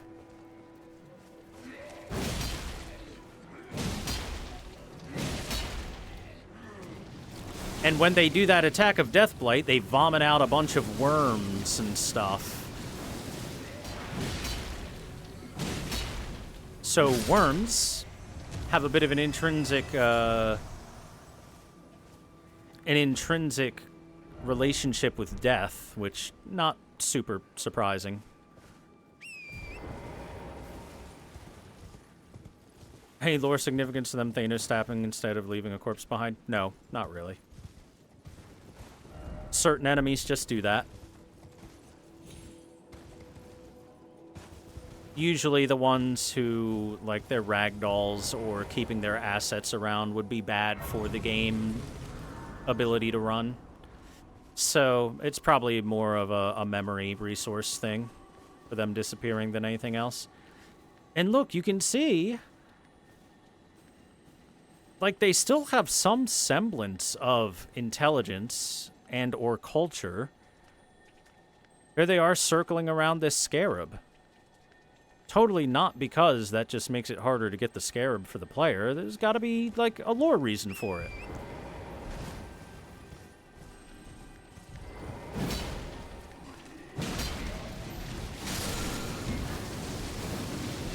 Thanks for finishing it off for me, guys.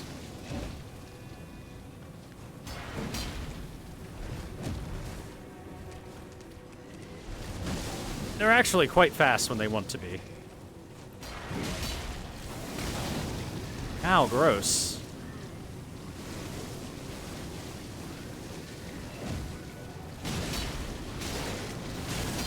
Uh-oh. Methinks they're going to Deathblight me to death.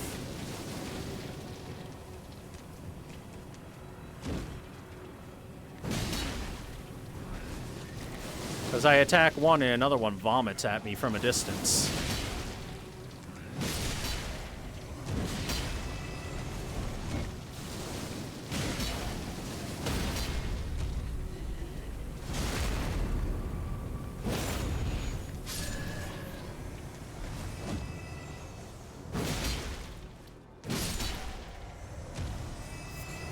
We're fine. They drop gold poo-poo. Lots of gold poo-poo.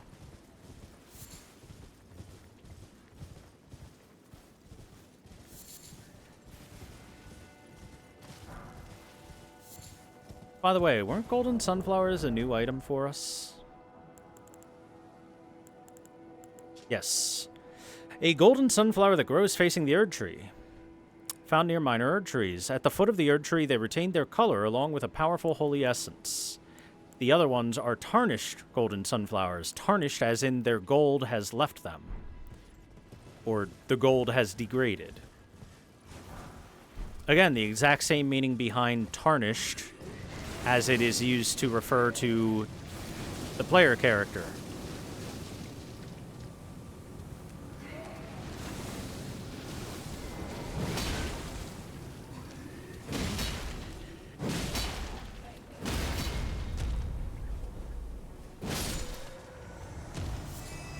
More golden poo-poo.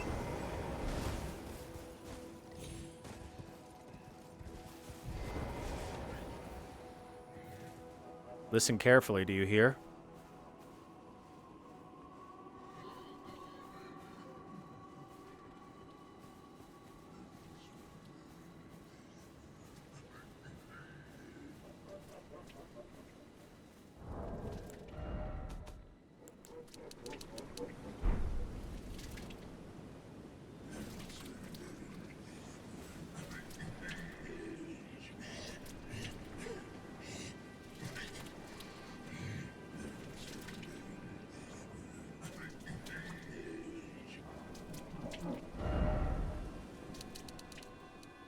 So, another point towards these were people at one point in time. You see this one here is sitting in front of a grave, a headstone, muttering to itself and making almost crying and or laughing noises to itself while doing so.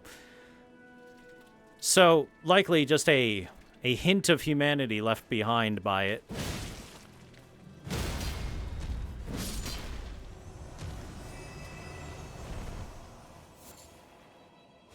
Miquela's lily. And nascent butterflies.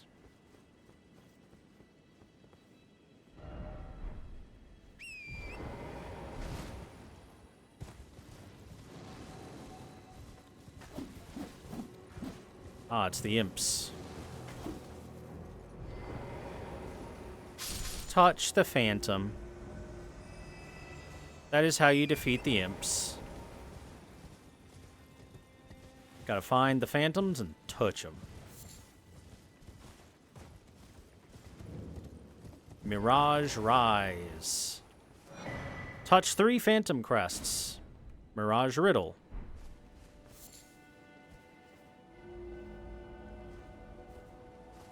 By the way, notice it's called Mirage Rise and we can't see it. We'll pass right through where it's supposed to be. That's the Mirage. Riddle equals here's where they are, go straight to them. Yes, pretty much. They're not too hard to find at nighttime as well because they're big, glowing blue crests.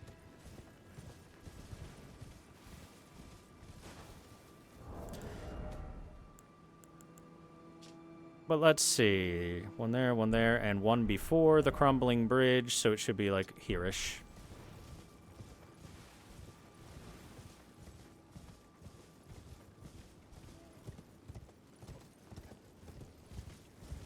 Might be up above.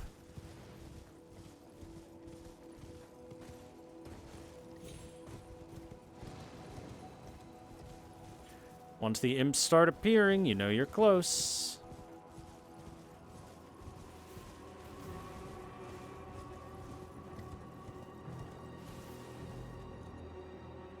Bird.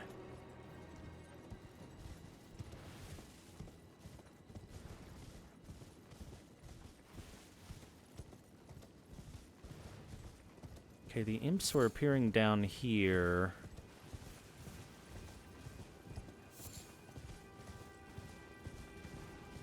Looks like that's a no. Something's fighting somewhere. Look at them health bars. Something took a lot of damage just now. Jeez.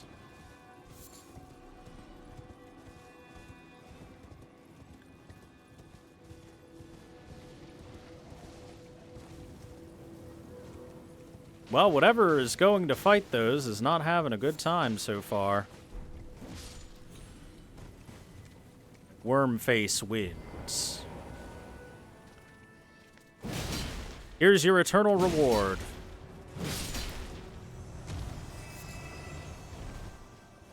I'd wait the streamer, but I have no water next to me. You're gonna have to wait till I find that damn imp crest. I don't think it's on the other side.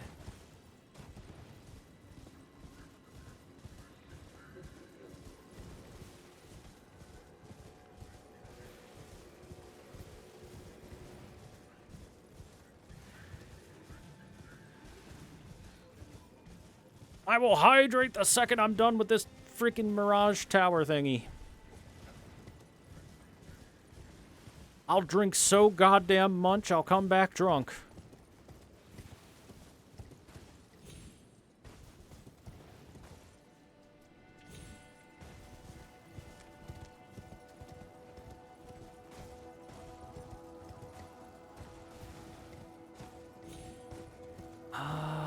Where the heck is it, though?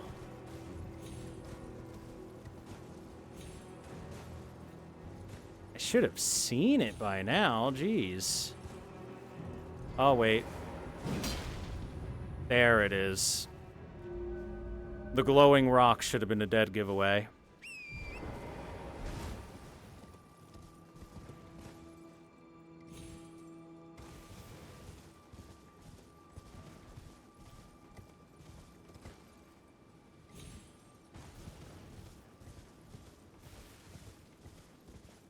So yeah, my theory behind these worm faces is that they were once people that resided in these woods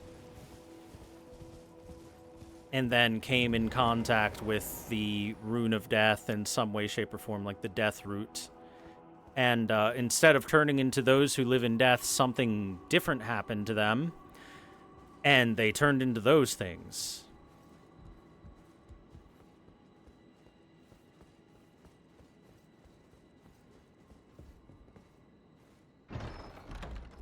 Here we've got Unseen Blade, Unseen Form, and a Slumbering Egg. Take a quick peek at those. Unseen Blade and Unseen Form. Unseen Blade. They're both Celian sorceries. Enchants armament held in right hand, making it completely invisible.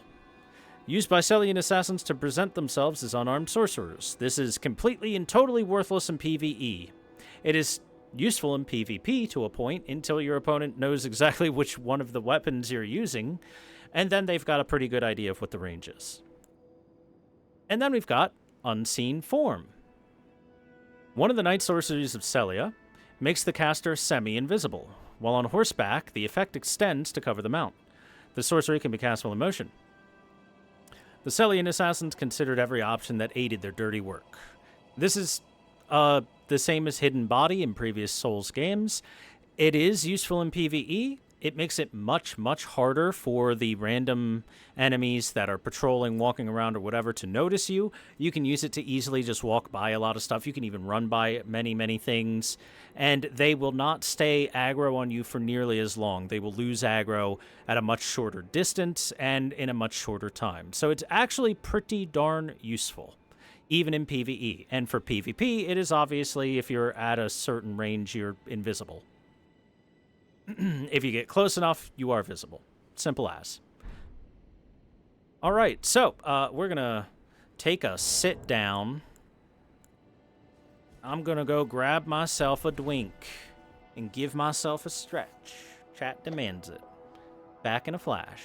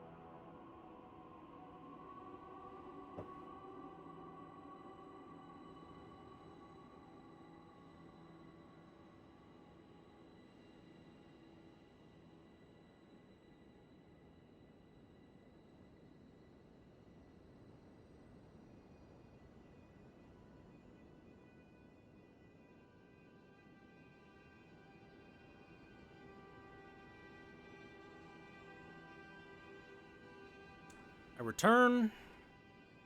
I chugged a whole glass of water and then refilled my glass and stretched my legs a bit and stuff just for you, chat. You're welcome. We did it.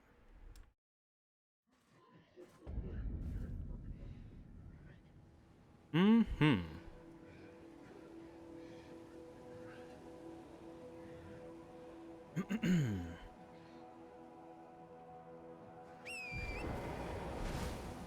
Now then, let's head over to the minor Erd tree.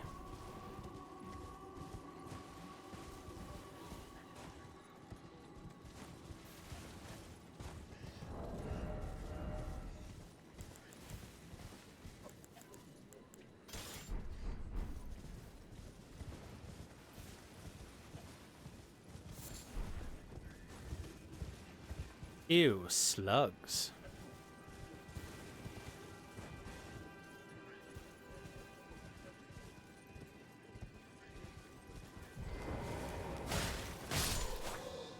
Hey look, one of the Erd Tree Protectors is here. Hey look, another one of the Erd Tree Protectors here. Oh my god, that's a big thing back there, huh?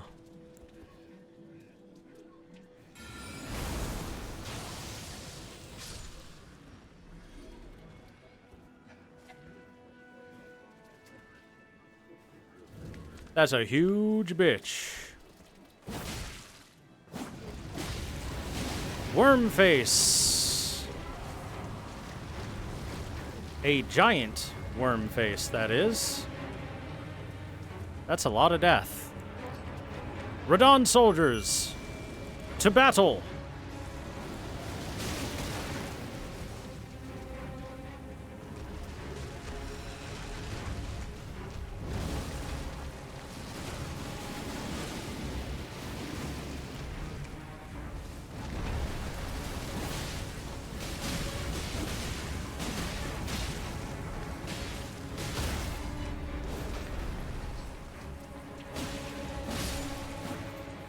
Blood loss got him. Are your summons vulnerable to Deathblight? Doesn't seem like it. They seem fine by me. We got the Crimson Spill Crystal Tear and the Speckled Hard Tear. Crimson Spill Crystal Tear temporarily raises your max HP. And the Speckled Hard Tear temporarily raises all resistances and heals all status ailments. Not bad.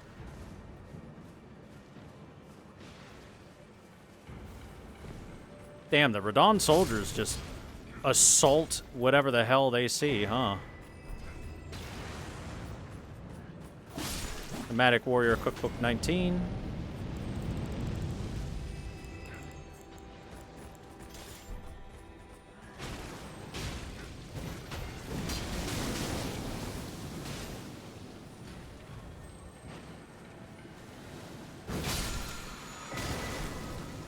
Golden Slam. It's the butt slam, but it has holy with it. Holy power. Butt slam.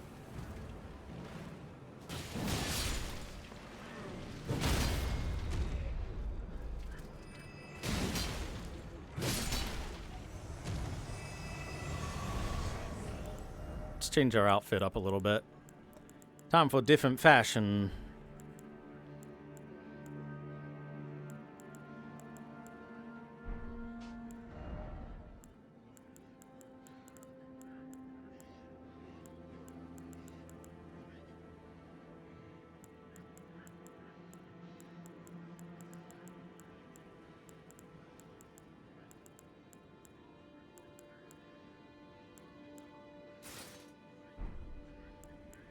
Yeah, we'll just take the Radon one. And for a hat, maybe no hat at all. What if we go hatless?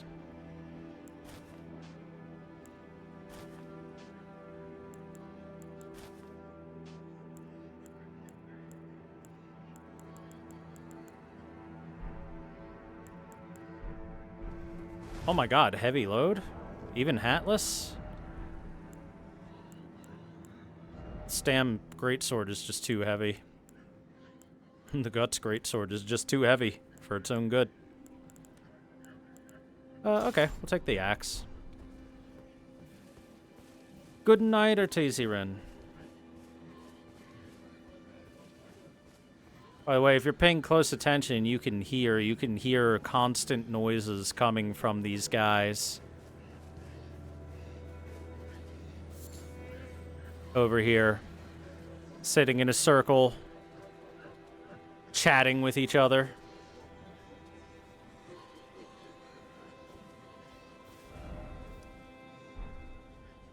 They were probably woodfolk at one point in time, seeing as the woodfolk ruins are here, you know. So, more than likely, that's what they were, at least.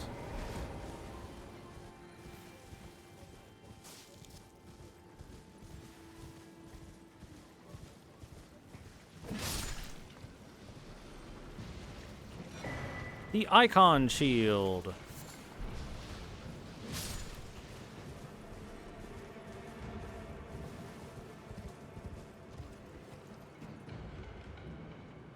Damn, that thing was moving to chase me down. Okay, Icon Shield. Great shield painted with a divine scene. The recipients of a blessed tear from the Erd Tree. An item that looks back fondly on the Age of Plenty. The divine scene acts in and of itself as a sacred invocation, gradually restoring the carrier's HP. So while you have this equipped, constant little heals. And as you can see from the depiction of it, it is, you can see a tear dropping, a crystal tear dropping down the center of it toward the basin beneath, where there is a maiden waiting for it with a goblet.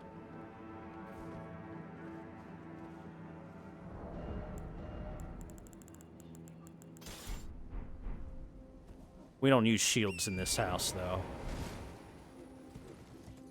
Much. You know, once in a while, maybe I'll pull a shield out for something.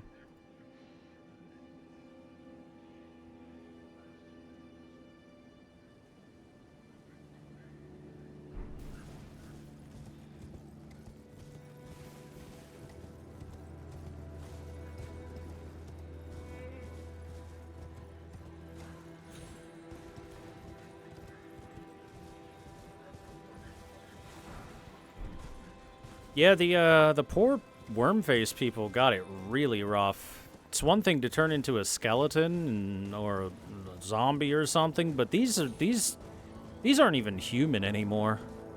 Not even slightly.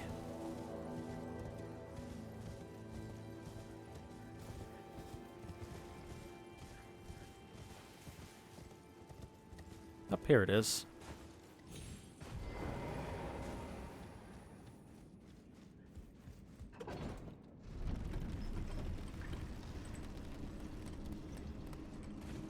Anything over here? Nothing? I just hopped onto this for no good reason? You're kidding me. I guess I hopped onto that for no good reason.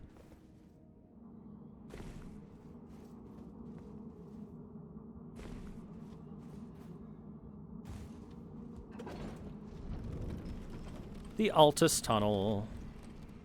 And as you can see, this is yet another thing where another location where it looks like they had set up some level of mining.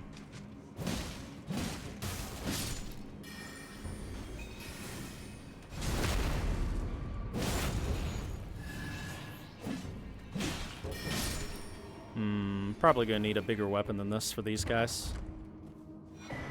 Runark. Let's use something with a little more heft to it. I mean, can't go wrong with the brick hammer. She's like a brick house, letting it all hang out.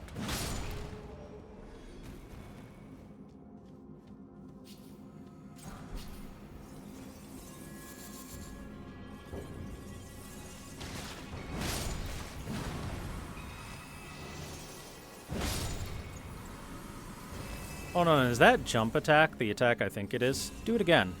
Not that. Jump at me.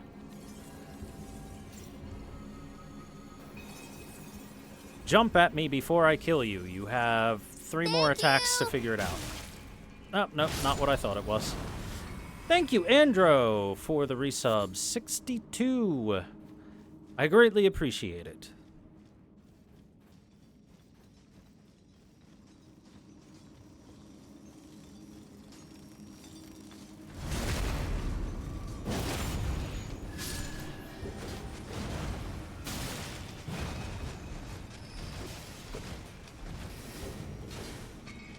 Alright, you little marionette sons of bitches, come on in.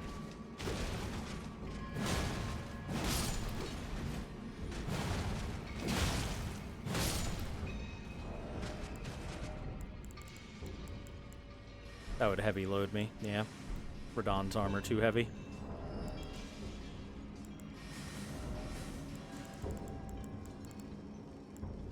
That would also heavy load me. Radon's armor too heavy.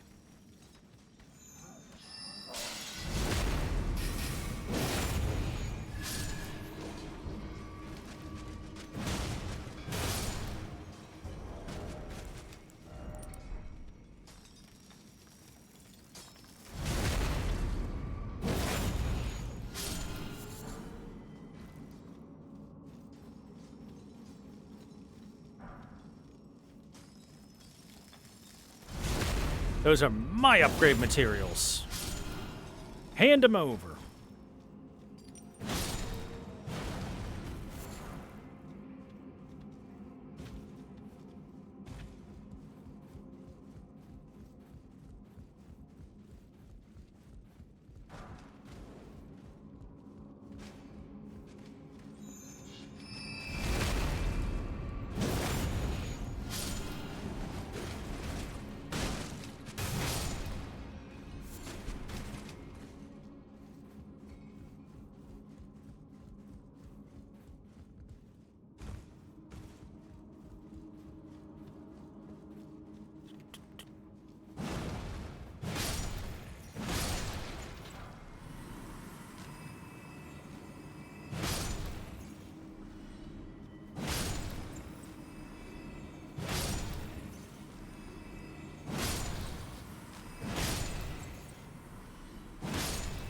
Poor little sleepy boys. You can see that the boss is right behind that room. And it's a Crystallian, because... why not, right?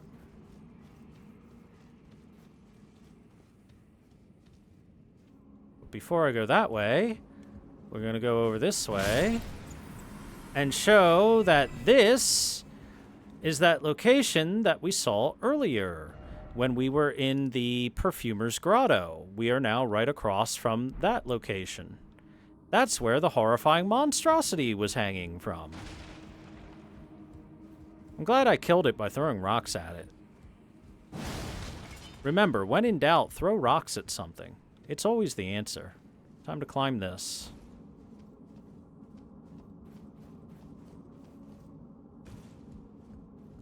Why did I get off of it prematurely?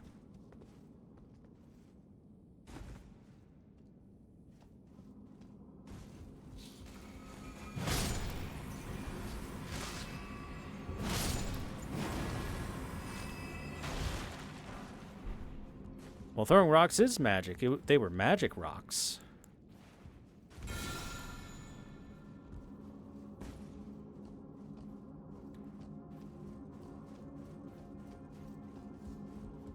Here we go. Arsenal Charm +1. So we've already got the Great Jar's Arsenal. Arsenal Charm +1 is the medium one. So you got raises equip load, greatly raises equip load, and then vastly raises max equip load. Thing is that the Great Jar one even is like barely worth it most of the time. The only reason I have it equipped all the time is just so that I can carry my big heavy stuff without having to level up stamina a bunch, because I've already put how many levels? 229 levels into this character. And I don't feel like putting another 700 more just to make it so that I can equip armor.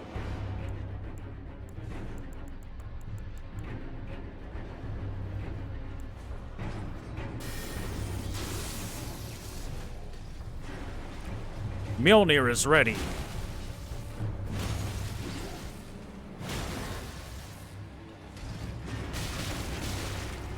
Owie.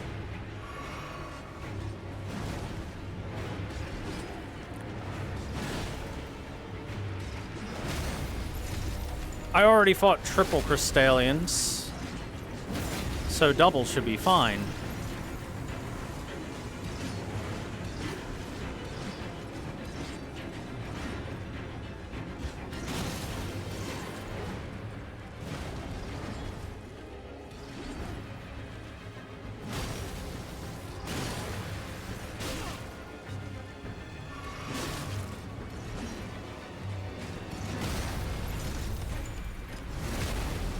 Die.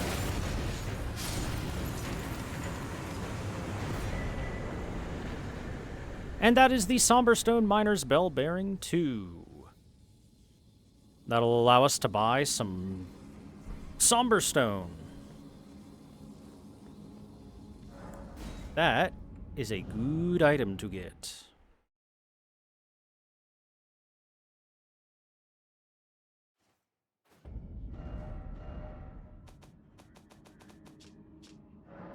In fact, let's go hand it over.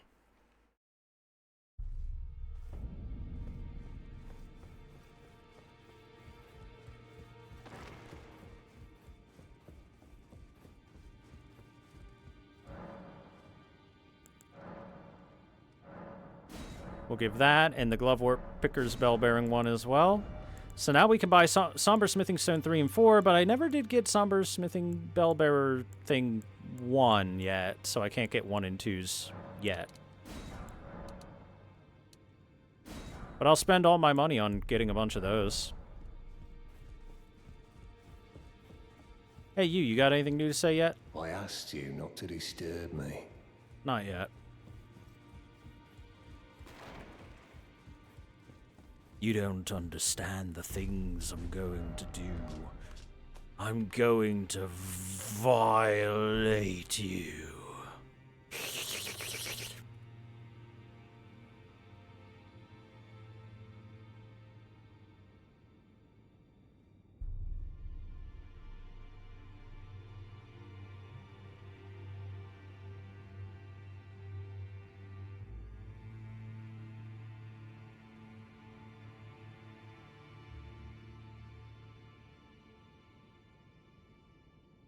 Let me double check where the somber...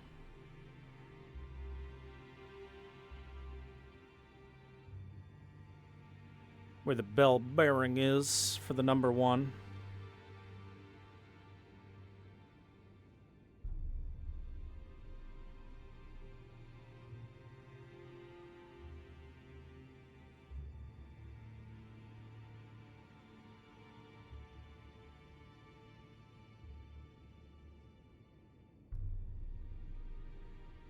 It is at Celia Crystal Tunnel. Wait, did I not do Celia Crystal Tunnel? But I'm sure I did Celia Crystal Tunnel.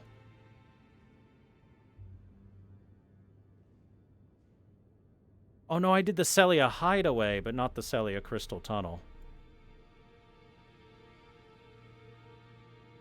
Oopsie. Guess we're going to Caelid again real quick.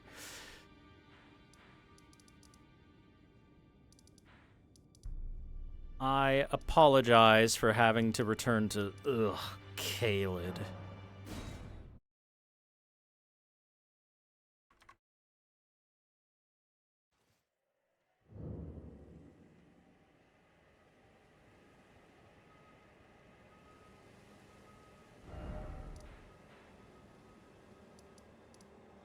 No, wait, I've been to Celia Crystal Tunnel. What? Huh?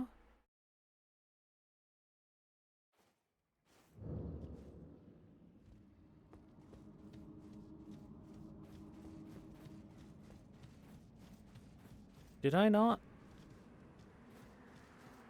Did I just not do this particular, dungeon? Maybe I thought that it was the hideaway when I grabbed that, but then I'd have to be stupid. But I am stupid, so it's okay.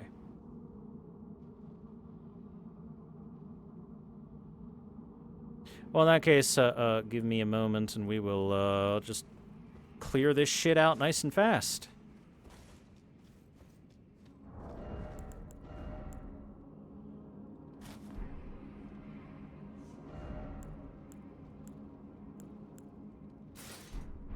Let's use the twinned armor for a little bit.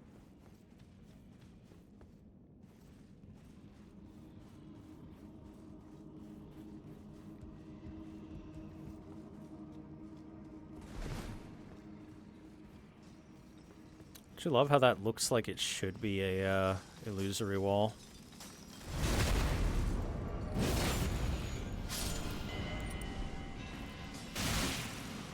Oh yes, of course! That's why I haven't cleared it, because this is the teleport point. Duh. You dummy. This is where that teleporter chest takes you.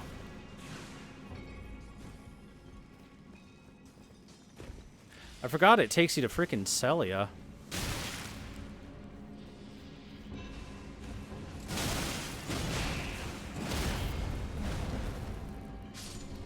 Uh-oh. Ow. That hurt.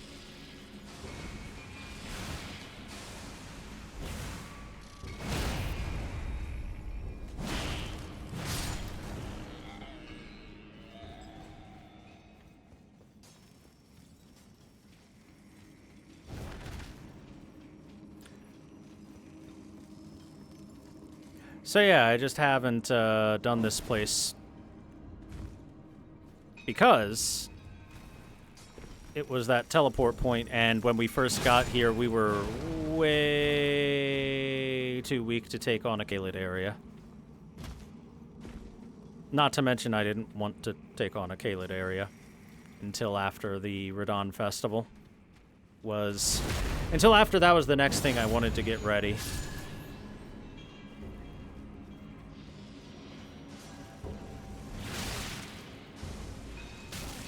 You son of a bitch. You double son of a bitch. Triple son of a bitch. Ah, look who's on my level now. That was a mistake, sir.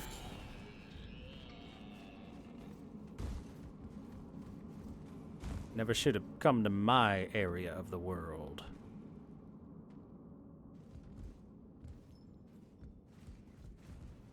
Now, just to double check, any ladders to climb or anything to get up? I don't think there are. I think it's just jump over that and make progress. Whee! Progress made.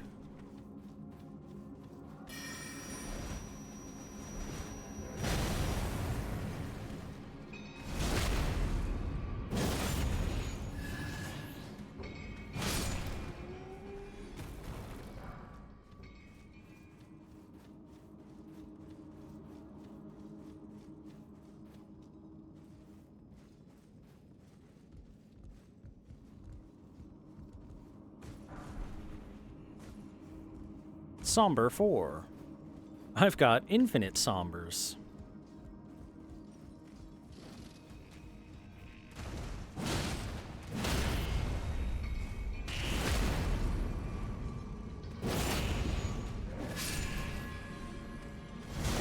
Why'd you attack that pest like that? You've gone crazy. I have to finish you.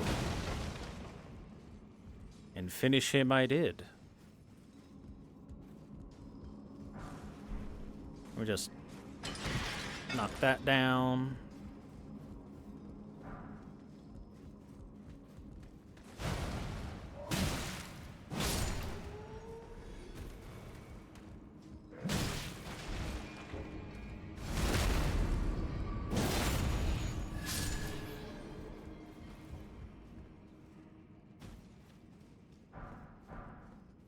Smithing to stone 5s. And in this chest, we've got Rock Blaster. New spell.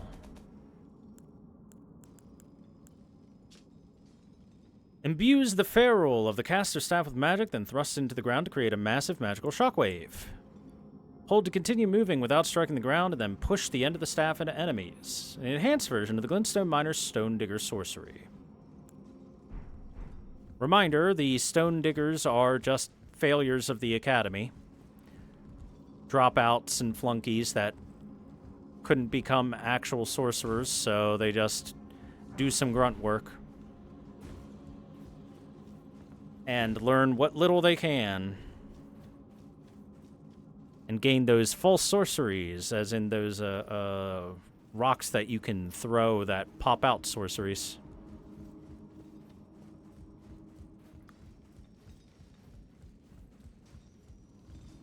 Failures of the Academy.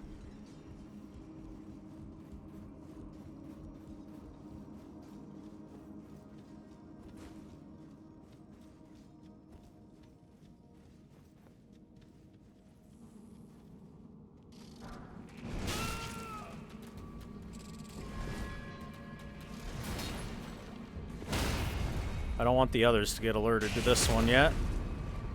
Knock the rot right out of you. You little bastard.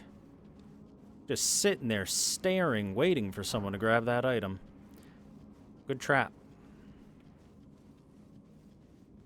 But here's a better trap. Donate 69 bits to Thor Double for a better trap.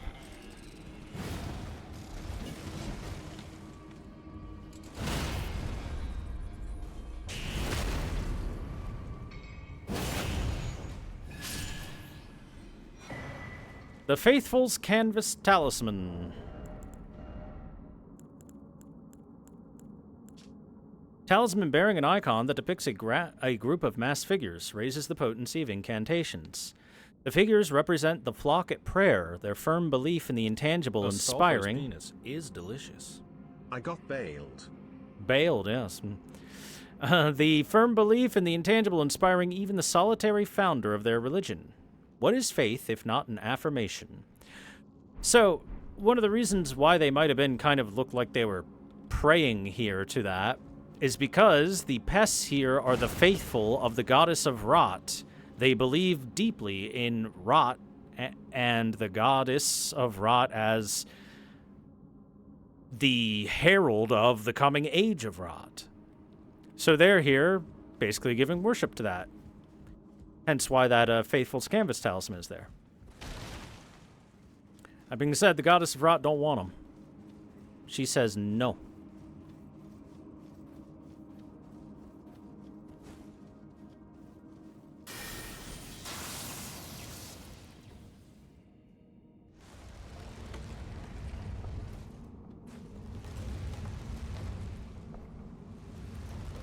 And hey, we've seen one of these.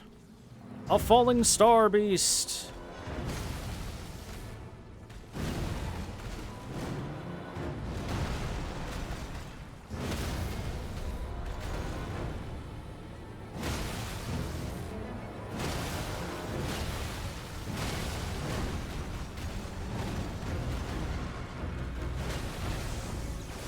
Gravity.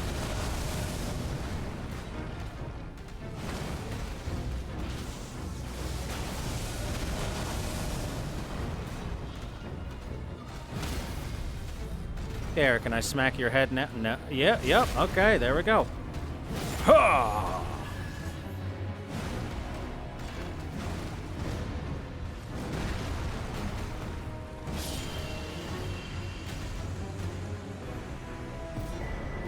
Somber Smithing Stone 6, Smithing Stone 7, Gravity Stone Chunks, and Somber Minor Spell Bearing 1. That's what I wanted.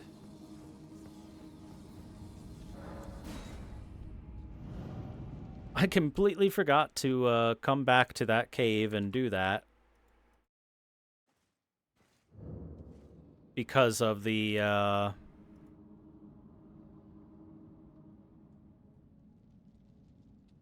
because of the fact that I had been so far removed from when I was last there, you know?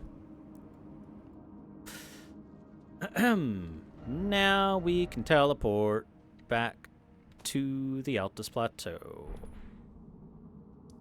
By the way, the order that things are shown in for the going across of locations is supposed to be a relative difficulty scaler. So Limgrave is the easiest, then Stormvale's harder, then Liurnia, then Academy of Raya Lucaria, then the Altus Plateau, then Volcano Manor, then Caelid, and then the undergrounds are put at the end. And part of the reason the underground can be set as harder is because of the Mogwin Palace being there. So yeah, Altus Plateau, officially, easier than Caelid. Caelid's just awful, isn't it? Just awful.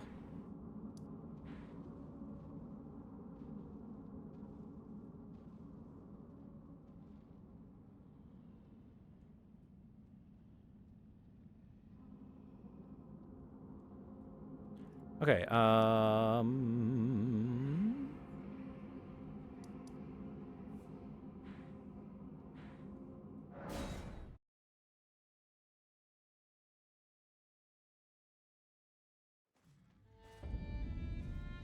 that takes care of the stuff that was located in this area. That's pretty much everything that's inside this ravine where the wood folk once lived.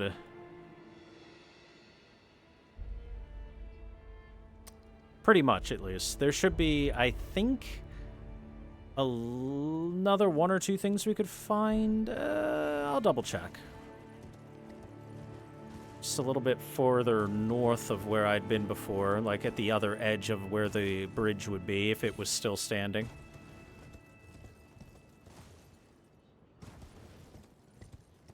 Also, Flamerai, you said bailed instead of baited. I'm sorry, you're going to need to do 69 board bits and fix that typo.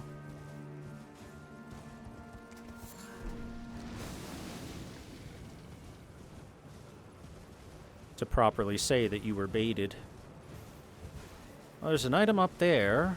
Can't get to it, though. Oh. Hey, here's something I missed. Golden seed. Astolfo's penis is delicious. Fuck autocorrect, I meant baited. There we go. Double baited.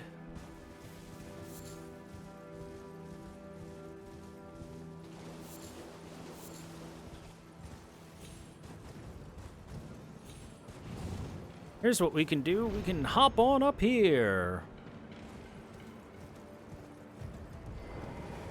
Behold! The ever-brilliant gold mask.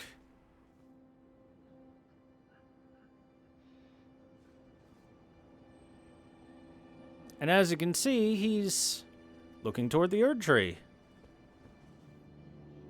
Kind of pinching his fingers at it a little bit, too. Dragon wound grease.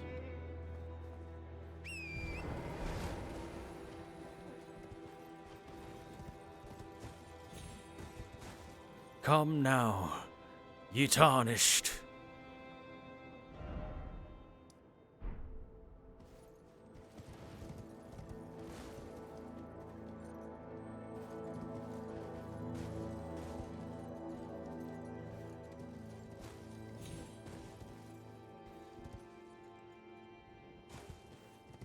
Owie.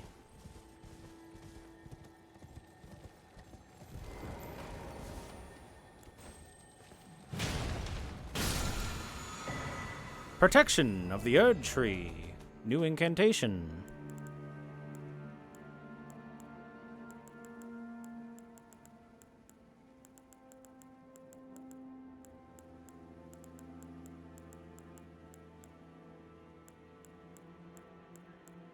Oh, right here. Increased damage negation for all affinities except for physical for both the caster and nearby allies. In the beginning, everything was in opposition of the Erd Tree, but through countless victories in war, it became the embodiment of order. The embodiment of order.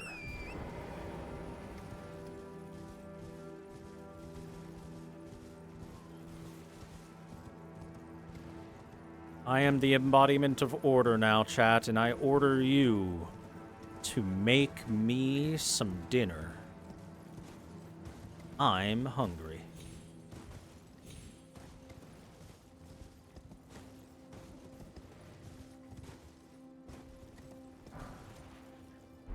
Stimulating boluses, and here we go, the real prize. The Radiant Gold Mask.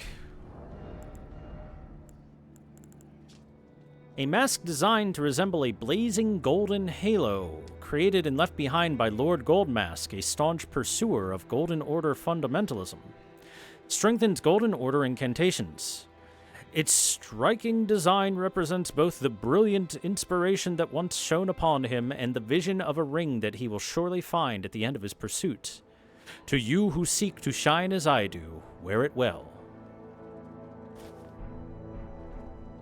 The ever-brilliant gold mask.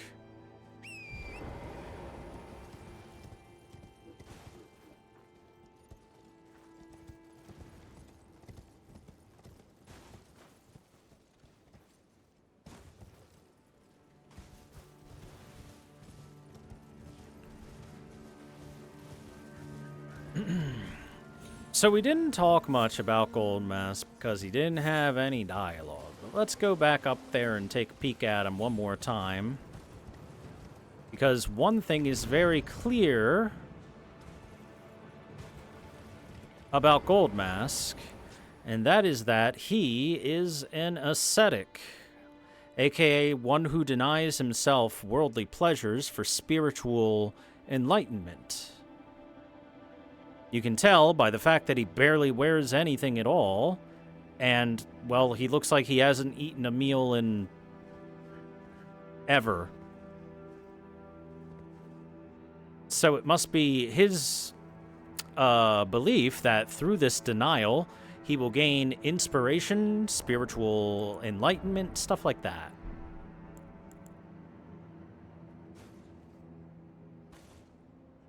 I can point too.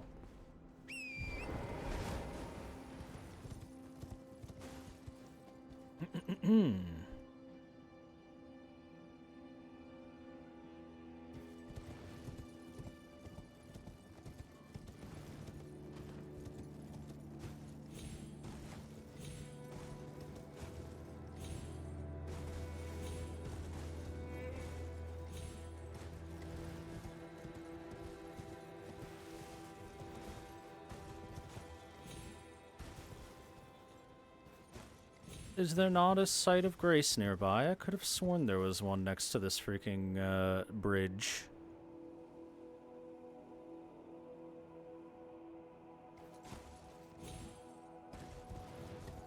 Oh, yep, it's below the bridge. Really? That was enough fall? Huh.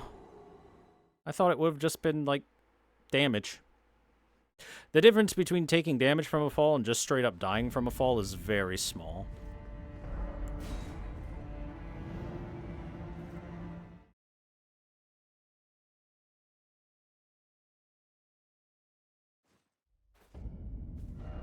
Oh, look. A shortcut.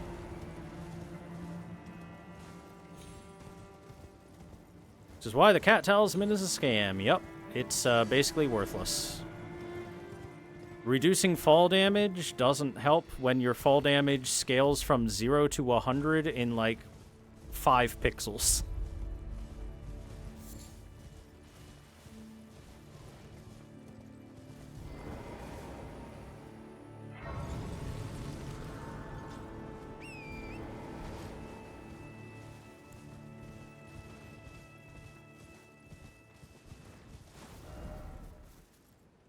Okay. I know exactly where I'm gonna go now.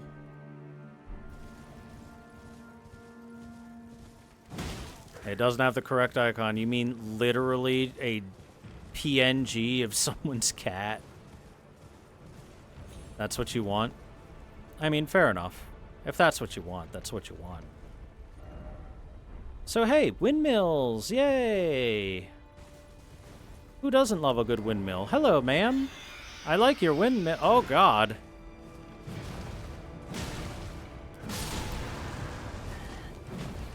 Why are the old ladies coming out to screech at me?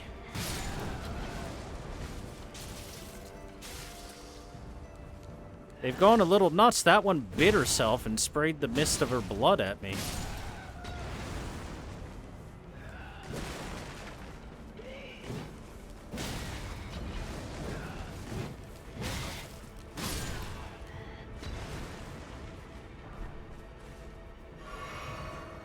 Hey, at least we got a festive hood.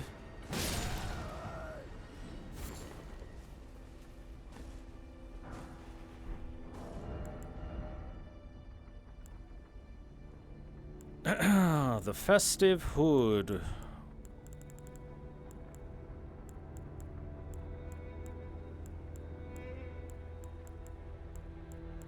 Oh, it's up the top.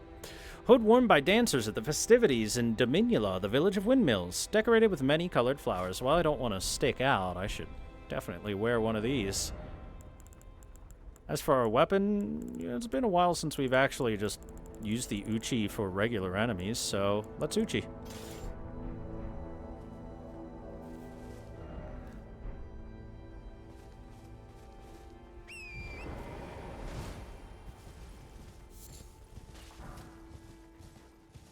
This here is us entering the village of windmills, so named because there's a lot of windmills around this village. What a shocker.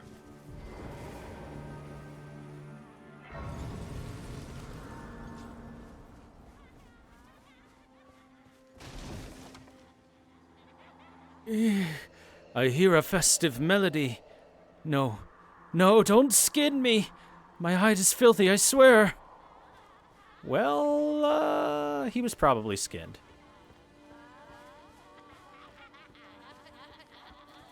Yay! What a lovely festival this is. Look at them dancing. They're so happy.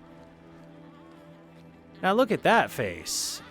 Isn't that a lovely face?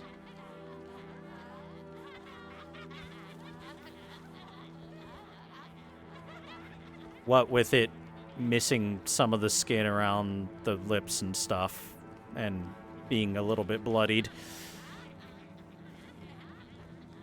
Based on what that ghost said, they skin people here for their festivals. Seems a little bit less happy than the Radon Festival. You know, the Radon Festival was a celebration of warrior courage and ability. This festival seems to be a celebration of give me your skin. If that ghost is to be believed. It's a ghost, why would it lie? Dead horse skeletons in the stables.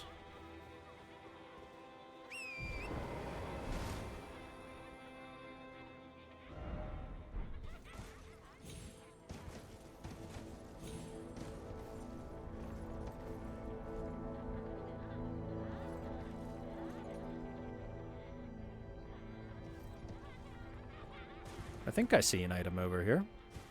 Next to the eagles. I do. The Celebrant's Skull.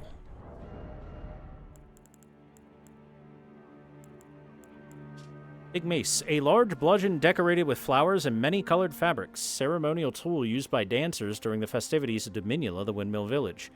The striking end is a skull too large in size to be human. It grants trace amounts of runes on landing attacks. Big human-like skull, but not human itself.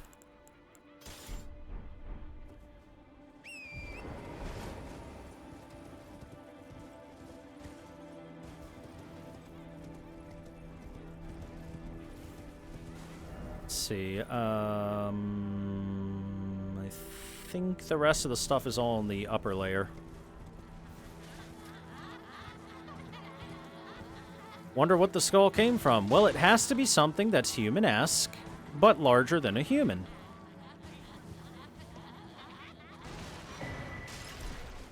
Now, what is human-esque, but larger than a human?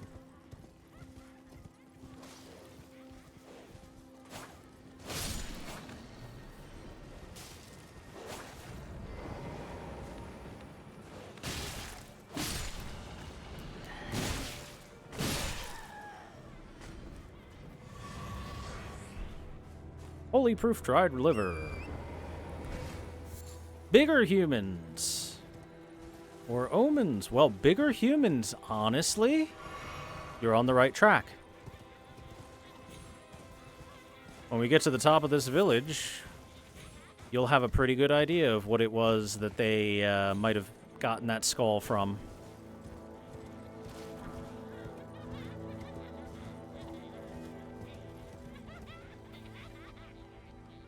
Notice them sitting here praying to the top of the village area. That one had the skull. A skull mace. It's gone now.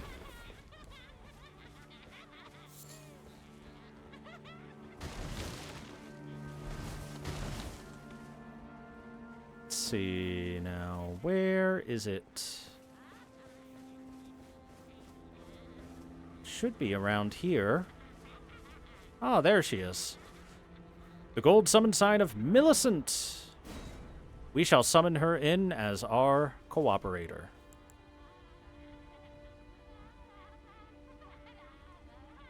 Remember, we recently gave Millicent a cool new arm. A cool golden arm. And now's a great time for her to use it because right up here is what they're praying to, a godskin apostle. So yes, they probably skinned and took the skull of a larger human, a god. And that's why this town is about skinning things.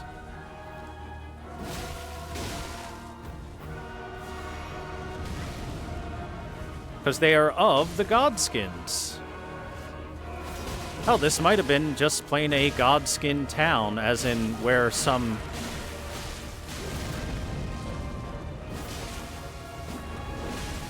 people that would become godskins were born.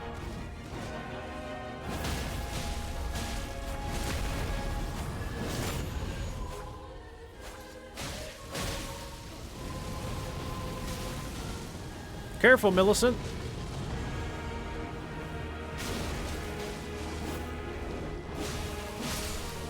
Got him. What a team! High five! Well done, Millicent. We get the Godskin Peeler and Scouring Black Flame.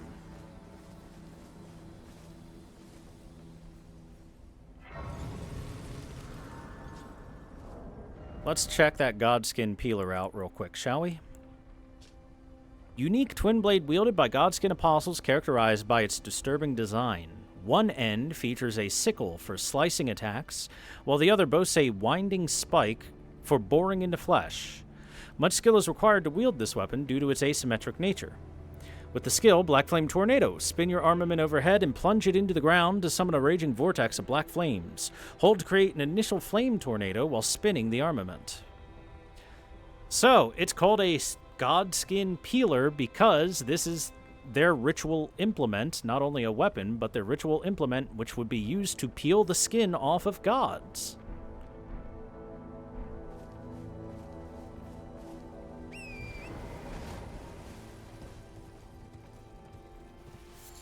And then make their lovely outfits out of them.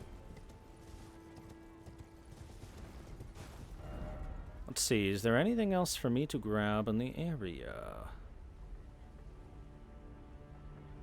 No. Also, I should probably sit here.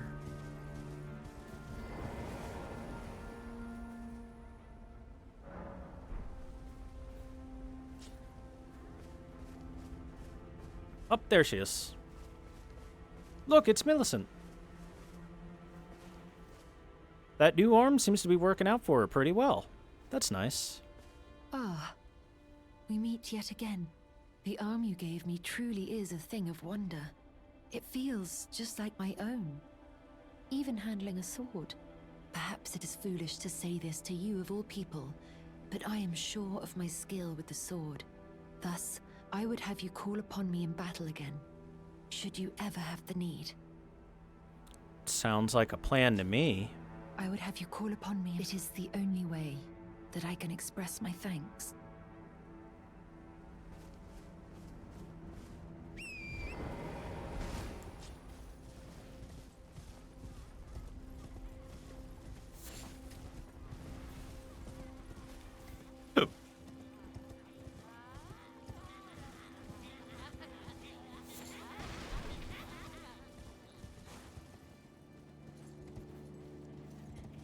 Could have sworn there was one more thing around here.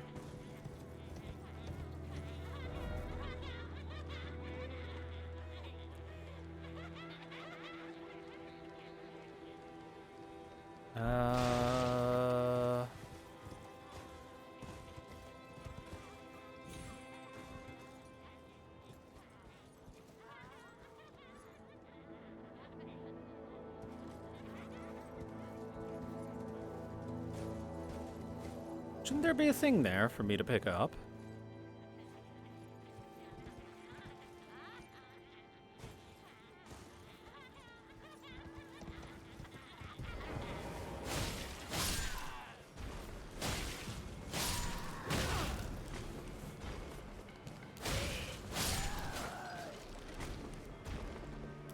Alright, I just need them to stop making noise. So I can think.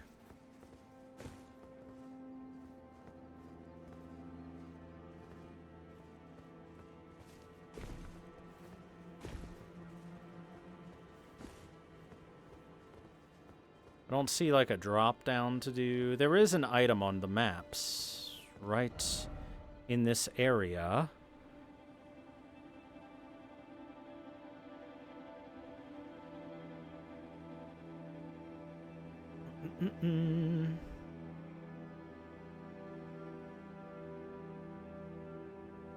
Oh, right. Of course. What's the quick step dagger for? For quick stepping. If I'm ever in deep swamp poison or rot or anything like that where I can't run and a roll is a fat roll, then you can quick step at normal speed through it. I would have you call it is the And it's much, much, much faster than going slowly through it. So it's helpful. Okay, yeah, the item that is there doesn't get there until later. I'll be able to get it later. So, I'm just a little bit early on it. Simple as, simple as. Anyway, I think this is a fine spot for us to take a break at. Right after we go give a chat to Gowry. Let's go see what Gowry thinks, or if he's even heard about how Millicent's getting on.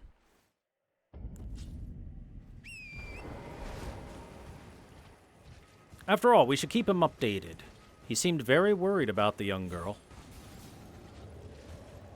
As an adoptive father for her.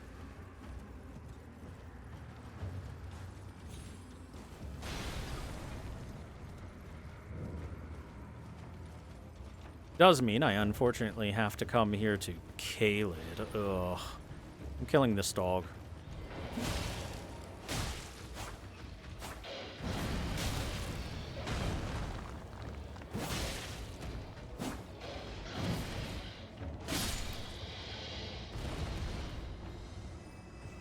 Making sure it doesn't interrupt me. Hello. Ah, welcome, welcome. How may I help? I gave Millicent this prosthesis. So, you gave Millicent a golden arm replacement. This is a wonderful development. Thank you for your kindness. Now, Millicent may fully realize her true warrior's potential, like her beautiful mother. Tell me more about Millicent. The girl, Millicent, she is a bird. Green and undeveloped, waiting to flower into magnificence. What a wondrous day that will be. In truth, before her, I'd never seen a bud of such superior quality. She might very well outshine her sisters. And hey, he gives us a new incantation, Pest Threads. Incantation of the Servants of Rot. Secretes countless sticky threads, launching them forward. A technique of the pale pests who crawl through the lands afflicted by scarlet rot, the abandoned children of the goddess. Do you have an interest in rot incantations? Do you have an interest in rot incantations? Then Perhaps. you might like to learn something of the history of Melania, goddess of scarlet rot. Tell me about Melania Gowry. Queen Marika and her king consort Radagon were blessed with twin demigods, and Melania was one of them. She was born an Empyrean carrying the scarlet rot. An Empyrean is no mere demigod.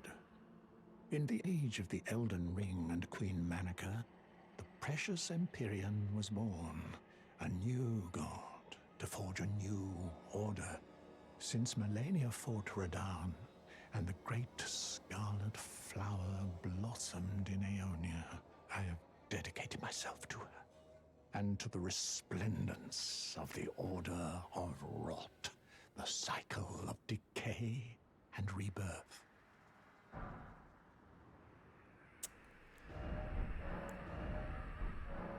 So that's Desperate Prayer. That's some big info there from Gowry. Let's talk a little bit about what Gowry just unloaded on us. So,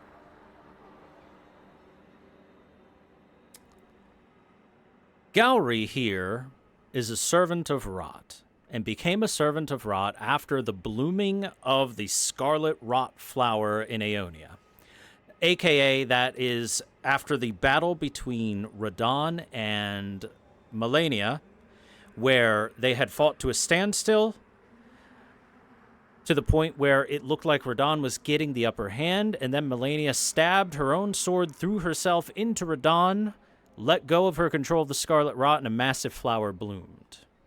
It bloomed over Aeonia, which if we look in the center, that is this whole big swamp of rot area is where it bloomed, and gave infinite amounts of rot and decay wash over Caelid shortly afterwards. Sorry, I'm taking a little bit to organize my thoughts as I speak.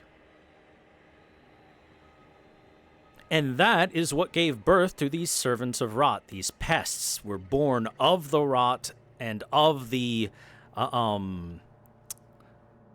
decay and the pestilence that came from it. That's why Gowry, every time that we have killed him or hit him in any capacity, this visage falls to the ground, the illusion is dispelled, and one of those pests is left as the corpse. because Gowry himself isn't actually here. Gowry himself is off elsewhere and uses these servants of Rot as proxies for himself, where he casts an illusion upon them and has some mind control over them as well. Mind and or complete body control.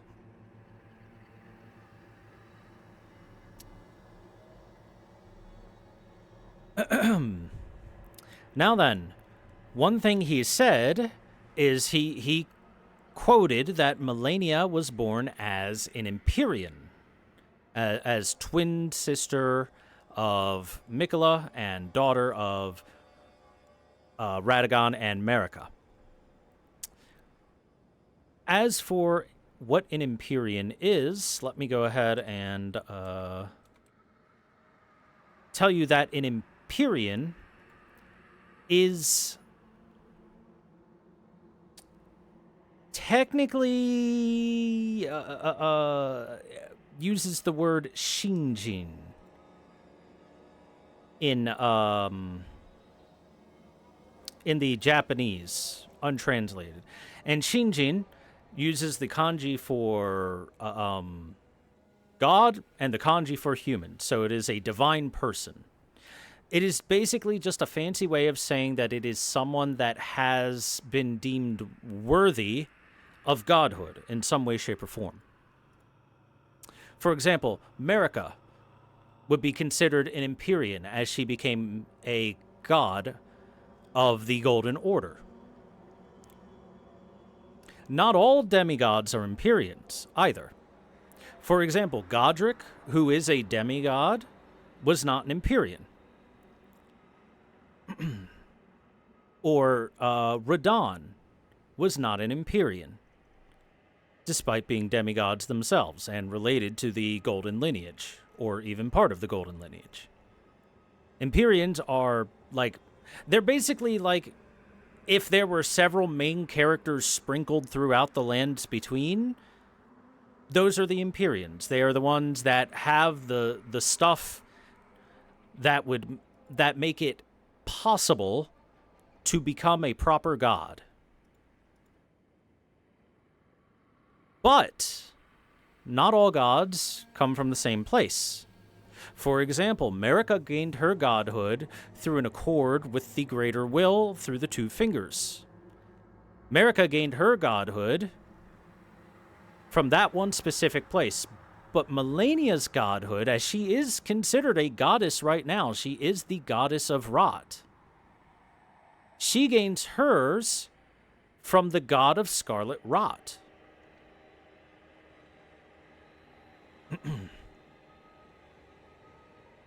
And, let me see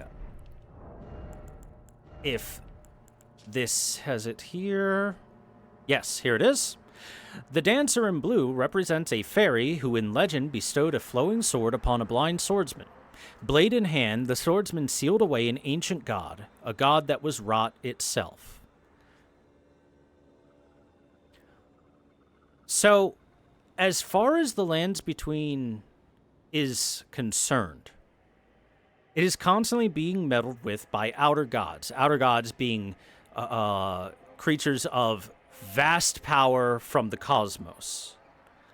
One of those would be the Greater Will, as in the thing that bestowed power upon Marika. That is the ultimate being of the Erd Tree, the thing that the two fingers are vassals for, that we never really get to see. We just know it does exist because all these other things exist that give credence to it, or at the very least, it's believed that it exists because of all these other things. Meanwhile, Melania gains her power from this outer god of Scarlet Rot. Despite it being sealed, seems to have been able to repurpose its power into Melania herself. She was born afflicted by rot, and despite that, her body doesn't completely break down. Her body's able to keep going, and she is able to become an incredibly powerful warrior with the backup of, if she's backed into a corner, this massive expulsion of rot can then come out of her and bloom properly into the Aeonian flower, the thing that created the entire like lake of rot, pond of rot, whatever you want to call it, of Aeonia.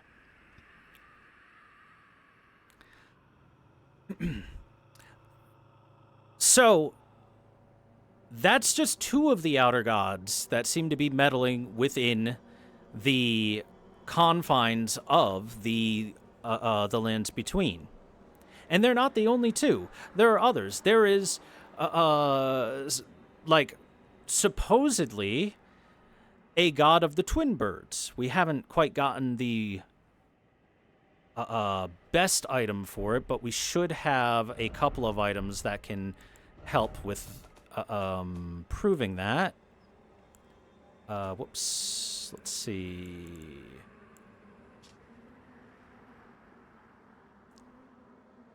So we've got Ancient Death Rancor.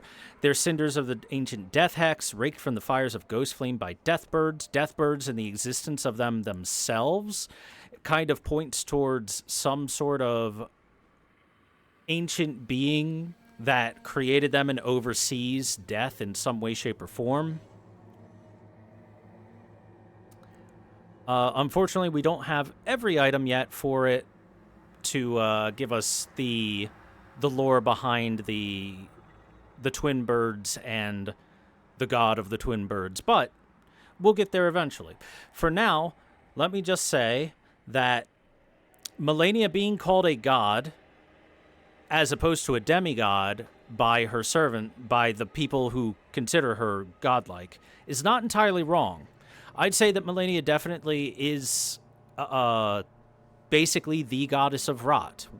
If she goes somewhere, she can expunge an infinite amount of rot and completely cause the lands to succumb to rot. After all, look at Caelid and what happened to Caelid after she came close enough to death, pushed back up against the wall enough to have to basically have this automatic defense mechanism activate within her body. The entirety of Caelid is now just stained red. It's rot all over the place. Many of the dungeons and areas are coated in rot. Ancient dragons have been completely decayed by the rot to the point where the rot is part of them, and they're only able to hold on because they're powerful enough to. There's walls of fire erected on the outsides to try and contain it as best they can, and it still escapes outside of the area. She is very much a goddess of rot, and it all comes from that ancient god of rot that may have been sealed away, but wasn't entirely without its power.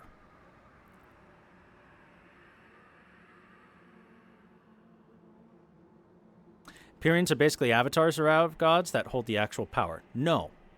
Empyreans are like, think of them like empty vessels who have the potential to hold and wield this power. And when the vessel has the power to be filled by the strength of an outer god, whether it is filled or not is not up to the Empyrean, it is up to the outer god. And it is, I guess, partially the Empyrean's job to make contact with the outer god in the first place. Marika, as an Empyrean, she could have been related to any outer god. If she got into contact with the sealed god of Scarlet Rot, she could have become the goddess of rot way back then. She could have come into contact with that god of the twin birds and become a goddess that oversees some level of death, much like the twin birds do, and uses ghost flame and whatnot. She could have come into contact with any number of potential outer gods. But what she came in contact with was the Greater Will, or the Two Fingers, either or. And that is the outer god that she has made in accord with and where she got her original power. And that original power that she got was enough that she was able to then use it to take over various areas of the world, gain allies in the form of great warriors such as Godfrey, who became the king's consort, an Elden Lord, and then further spread her ambitions to the vast majority of the lands between. She had control over Limgrave. They took over and defeated the rulers of the castle of Stormvale. She gained control over the Weeping Peninsula. She had control over the entirety of the Altus Plateau. She had control over Liurnia through a marriage between Radagon and Renala, but still the Golden Order was able to gain control over Liurnia, even though they couldn't do it in their usual warmongering way because things got fought to a standstill. She still got control over it. She gained control over the mountaintops of the Giants through a bloody genocide campaign. She had control over Caelid. She basically had control over the entirety of the lands between with a tiny bit of shared rule. All because of first gaining power from the golden, or the greater will, and then through use of the power she gained from the greater will and the Elden Ring and whatnot, slowly but surely expanding her influence. And again, the big point here, the big thing here is that he basically reveals that there are other influences, godlike influence out there, than just what the Golden Order is going to peddle. The Golden Order is basically going to tell you that Marika is the one true god. Marika is, and her golden lineage are the deities to worship, yada yada. But then this guy Gowry comes along and is like, well, Melania may be a member of the golden lineage, but she is not a goddess of gold. She is a goddess of rot. And the entirety of Caelid is proof of that being a true statement. That's not just some crazy guy saying that. That is completely and totally accurate.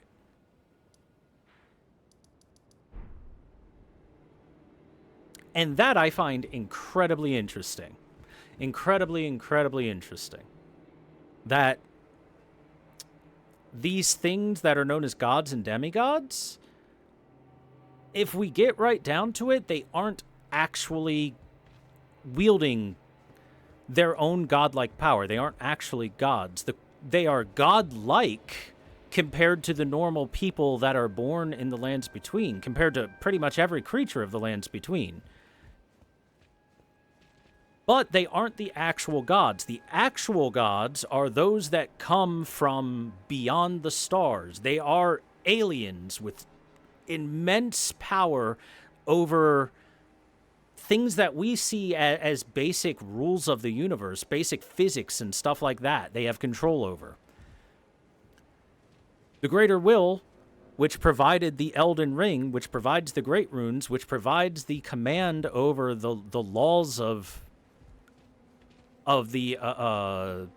basically the laws of the universe in the immediate area that it has effect on, is the reason why there is no longer a proper cycle of life and death. There is a cycle of rebirth in the lands between because Marika removed death from the Elden Ring, removed death from the cycle entirely. Death was plucked from the lands between, hidden away, and thus death no longer properly exists. Proper death can't happen. Which proves that the powers of these outer gods, if the Greater Will exists, if this outer god of Scarlet Rot exists and all that, since there's no 100%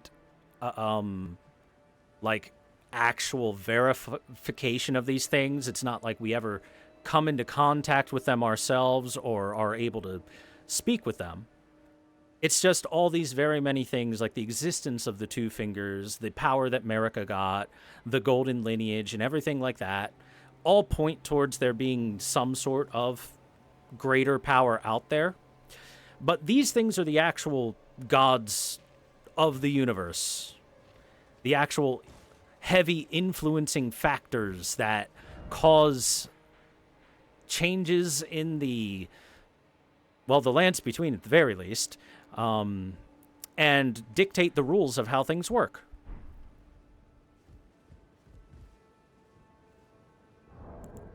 And that is why the gold needle, the unalloyed gold needle, which we gave to Millicent, said that it was developed by Miquella to ward away the meddling of outer gods.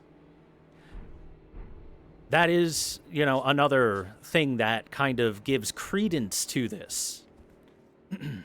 To this lore, that these things actually exist out there in the cosmos, these greater beings. Because the rot that eats away at Melania is from the influence of an outer god. Melania, as an Empyrean, was born with a vessel capable of harboring and spreading the power of an outer god, and an outer god made contact with her the moment she was born and gave its power to that vessel, creating a god, a goddess of rot. Miquella, as he hasn't been given too much lore for us, but we did get at least one piece of lore info earlier, is the fact that Miquella was born cursed, like Melania was born cursed with rot. Miquella was born cursed with eternal childhood. Miquella must have come into contact with some sort of outer god as well. And this outer god has some sort of dominion over youth. So Miquella's body was unable to grow older. No more, or perhaps it was growing at an extremely slow rate. And one thing I want to show off real quick is we're going to go back to this Altus Highway Junction. We're going to show off a statue that we had seen before, because we finally got a little bit more lore towards it. So give me a second to get there. But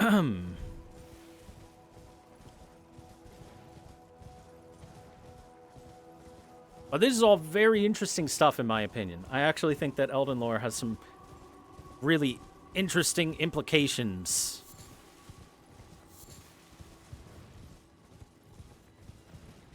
God of Shotacons, yes.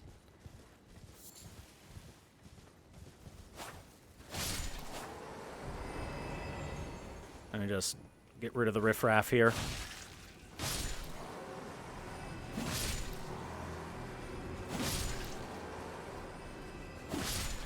Alright, here we go.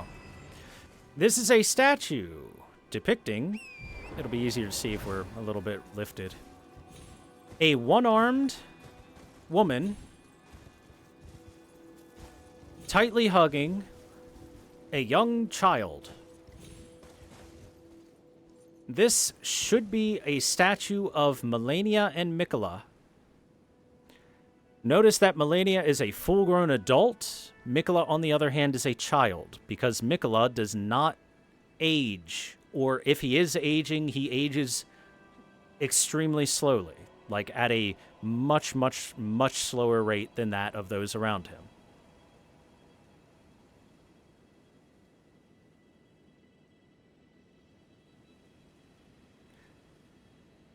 It's interesting that we find this statue off in this little secluded grove area, perhaps suggesting that at one point in time this was a secret meeting place for Melania and Miquella.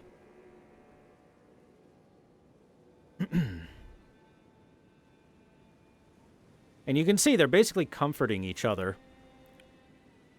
Possibly comforting each other in the pain that is wrought from their cursed birth defects, or comforting each other for something else. Maybe this was made after their older brother Godwin was unceremoniously killed on the Night of Black Knives. Either way, it's a statue in testament to the fact that Melania and Miquella were constantly trying to comfort each other.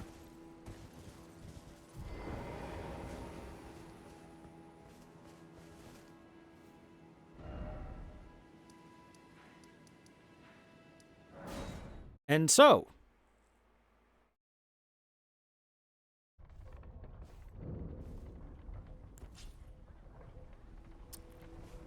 that is why... Oh shit, did Millicent leave? Oh, I thought she'd still be here. I was going to say, that is why it's very cool that Millicent, who seems to be born of the rot herself, after all, she was found in Caelid, around Aeonia, by Gowry, and it seems like she was some level of possible divine birth, because I don't think Melania knows that this girl exists, even though Millicent is clearly basically a child of Melania. After all, she has the red hair, and the only people that have red hair are family members of Radagon. Kind of wish that Millicent was still here so we could look at her, but oh well. So it's very interesting that she's following in the footsteps of Melania, almost instinctually so, following in trying to find who should be her biological mother. And following in her footsteps in the most literal of sense. She is a very accomplished swordsperson.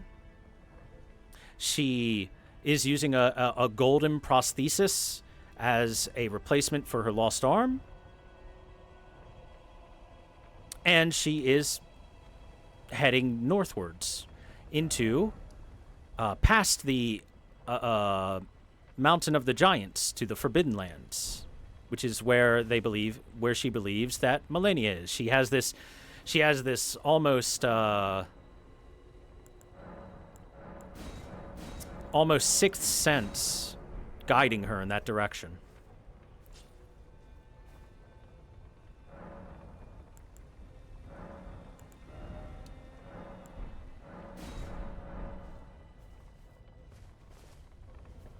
And so, I think that's a good spot for us to leave off on. Some stuff to ponder, some stuff to think about, and we'll expand even further upon it in the future. Yup, there's even more that'll help us expand upon what we just said and give more, like, solid ground, solid foundation for these theories that I brought up to stand on. For now, though, thank you very much for watching, everyone, and I hope you enjoyed this bit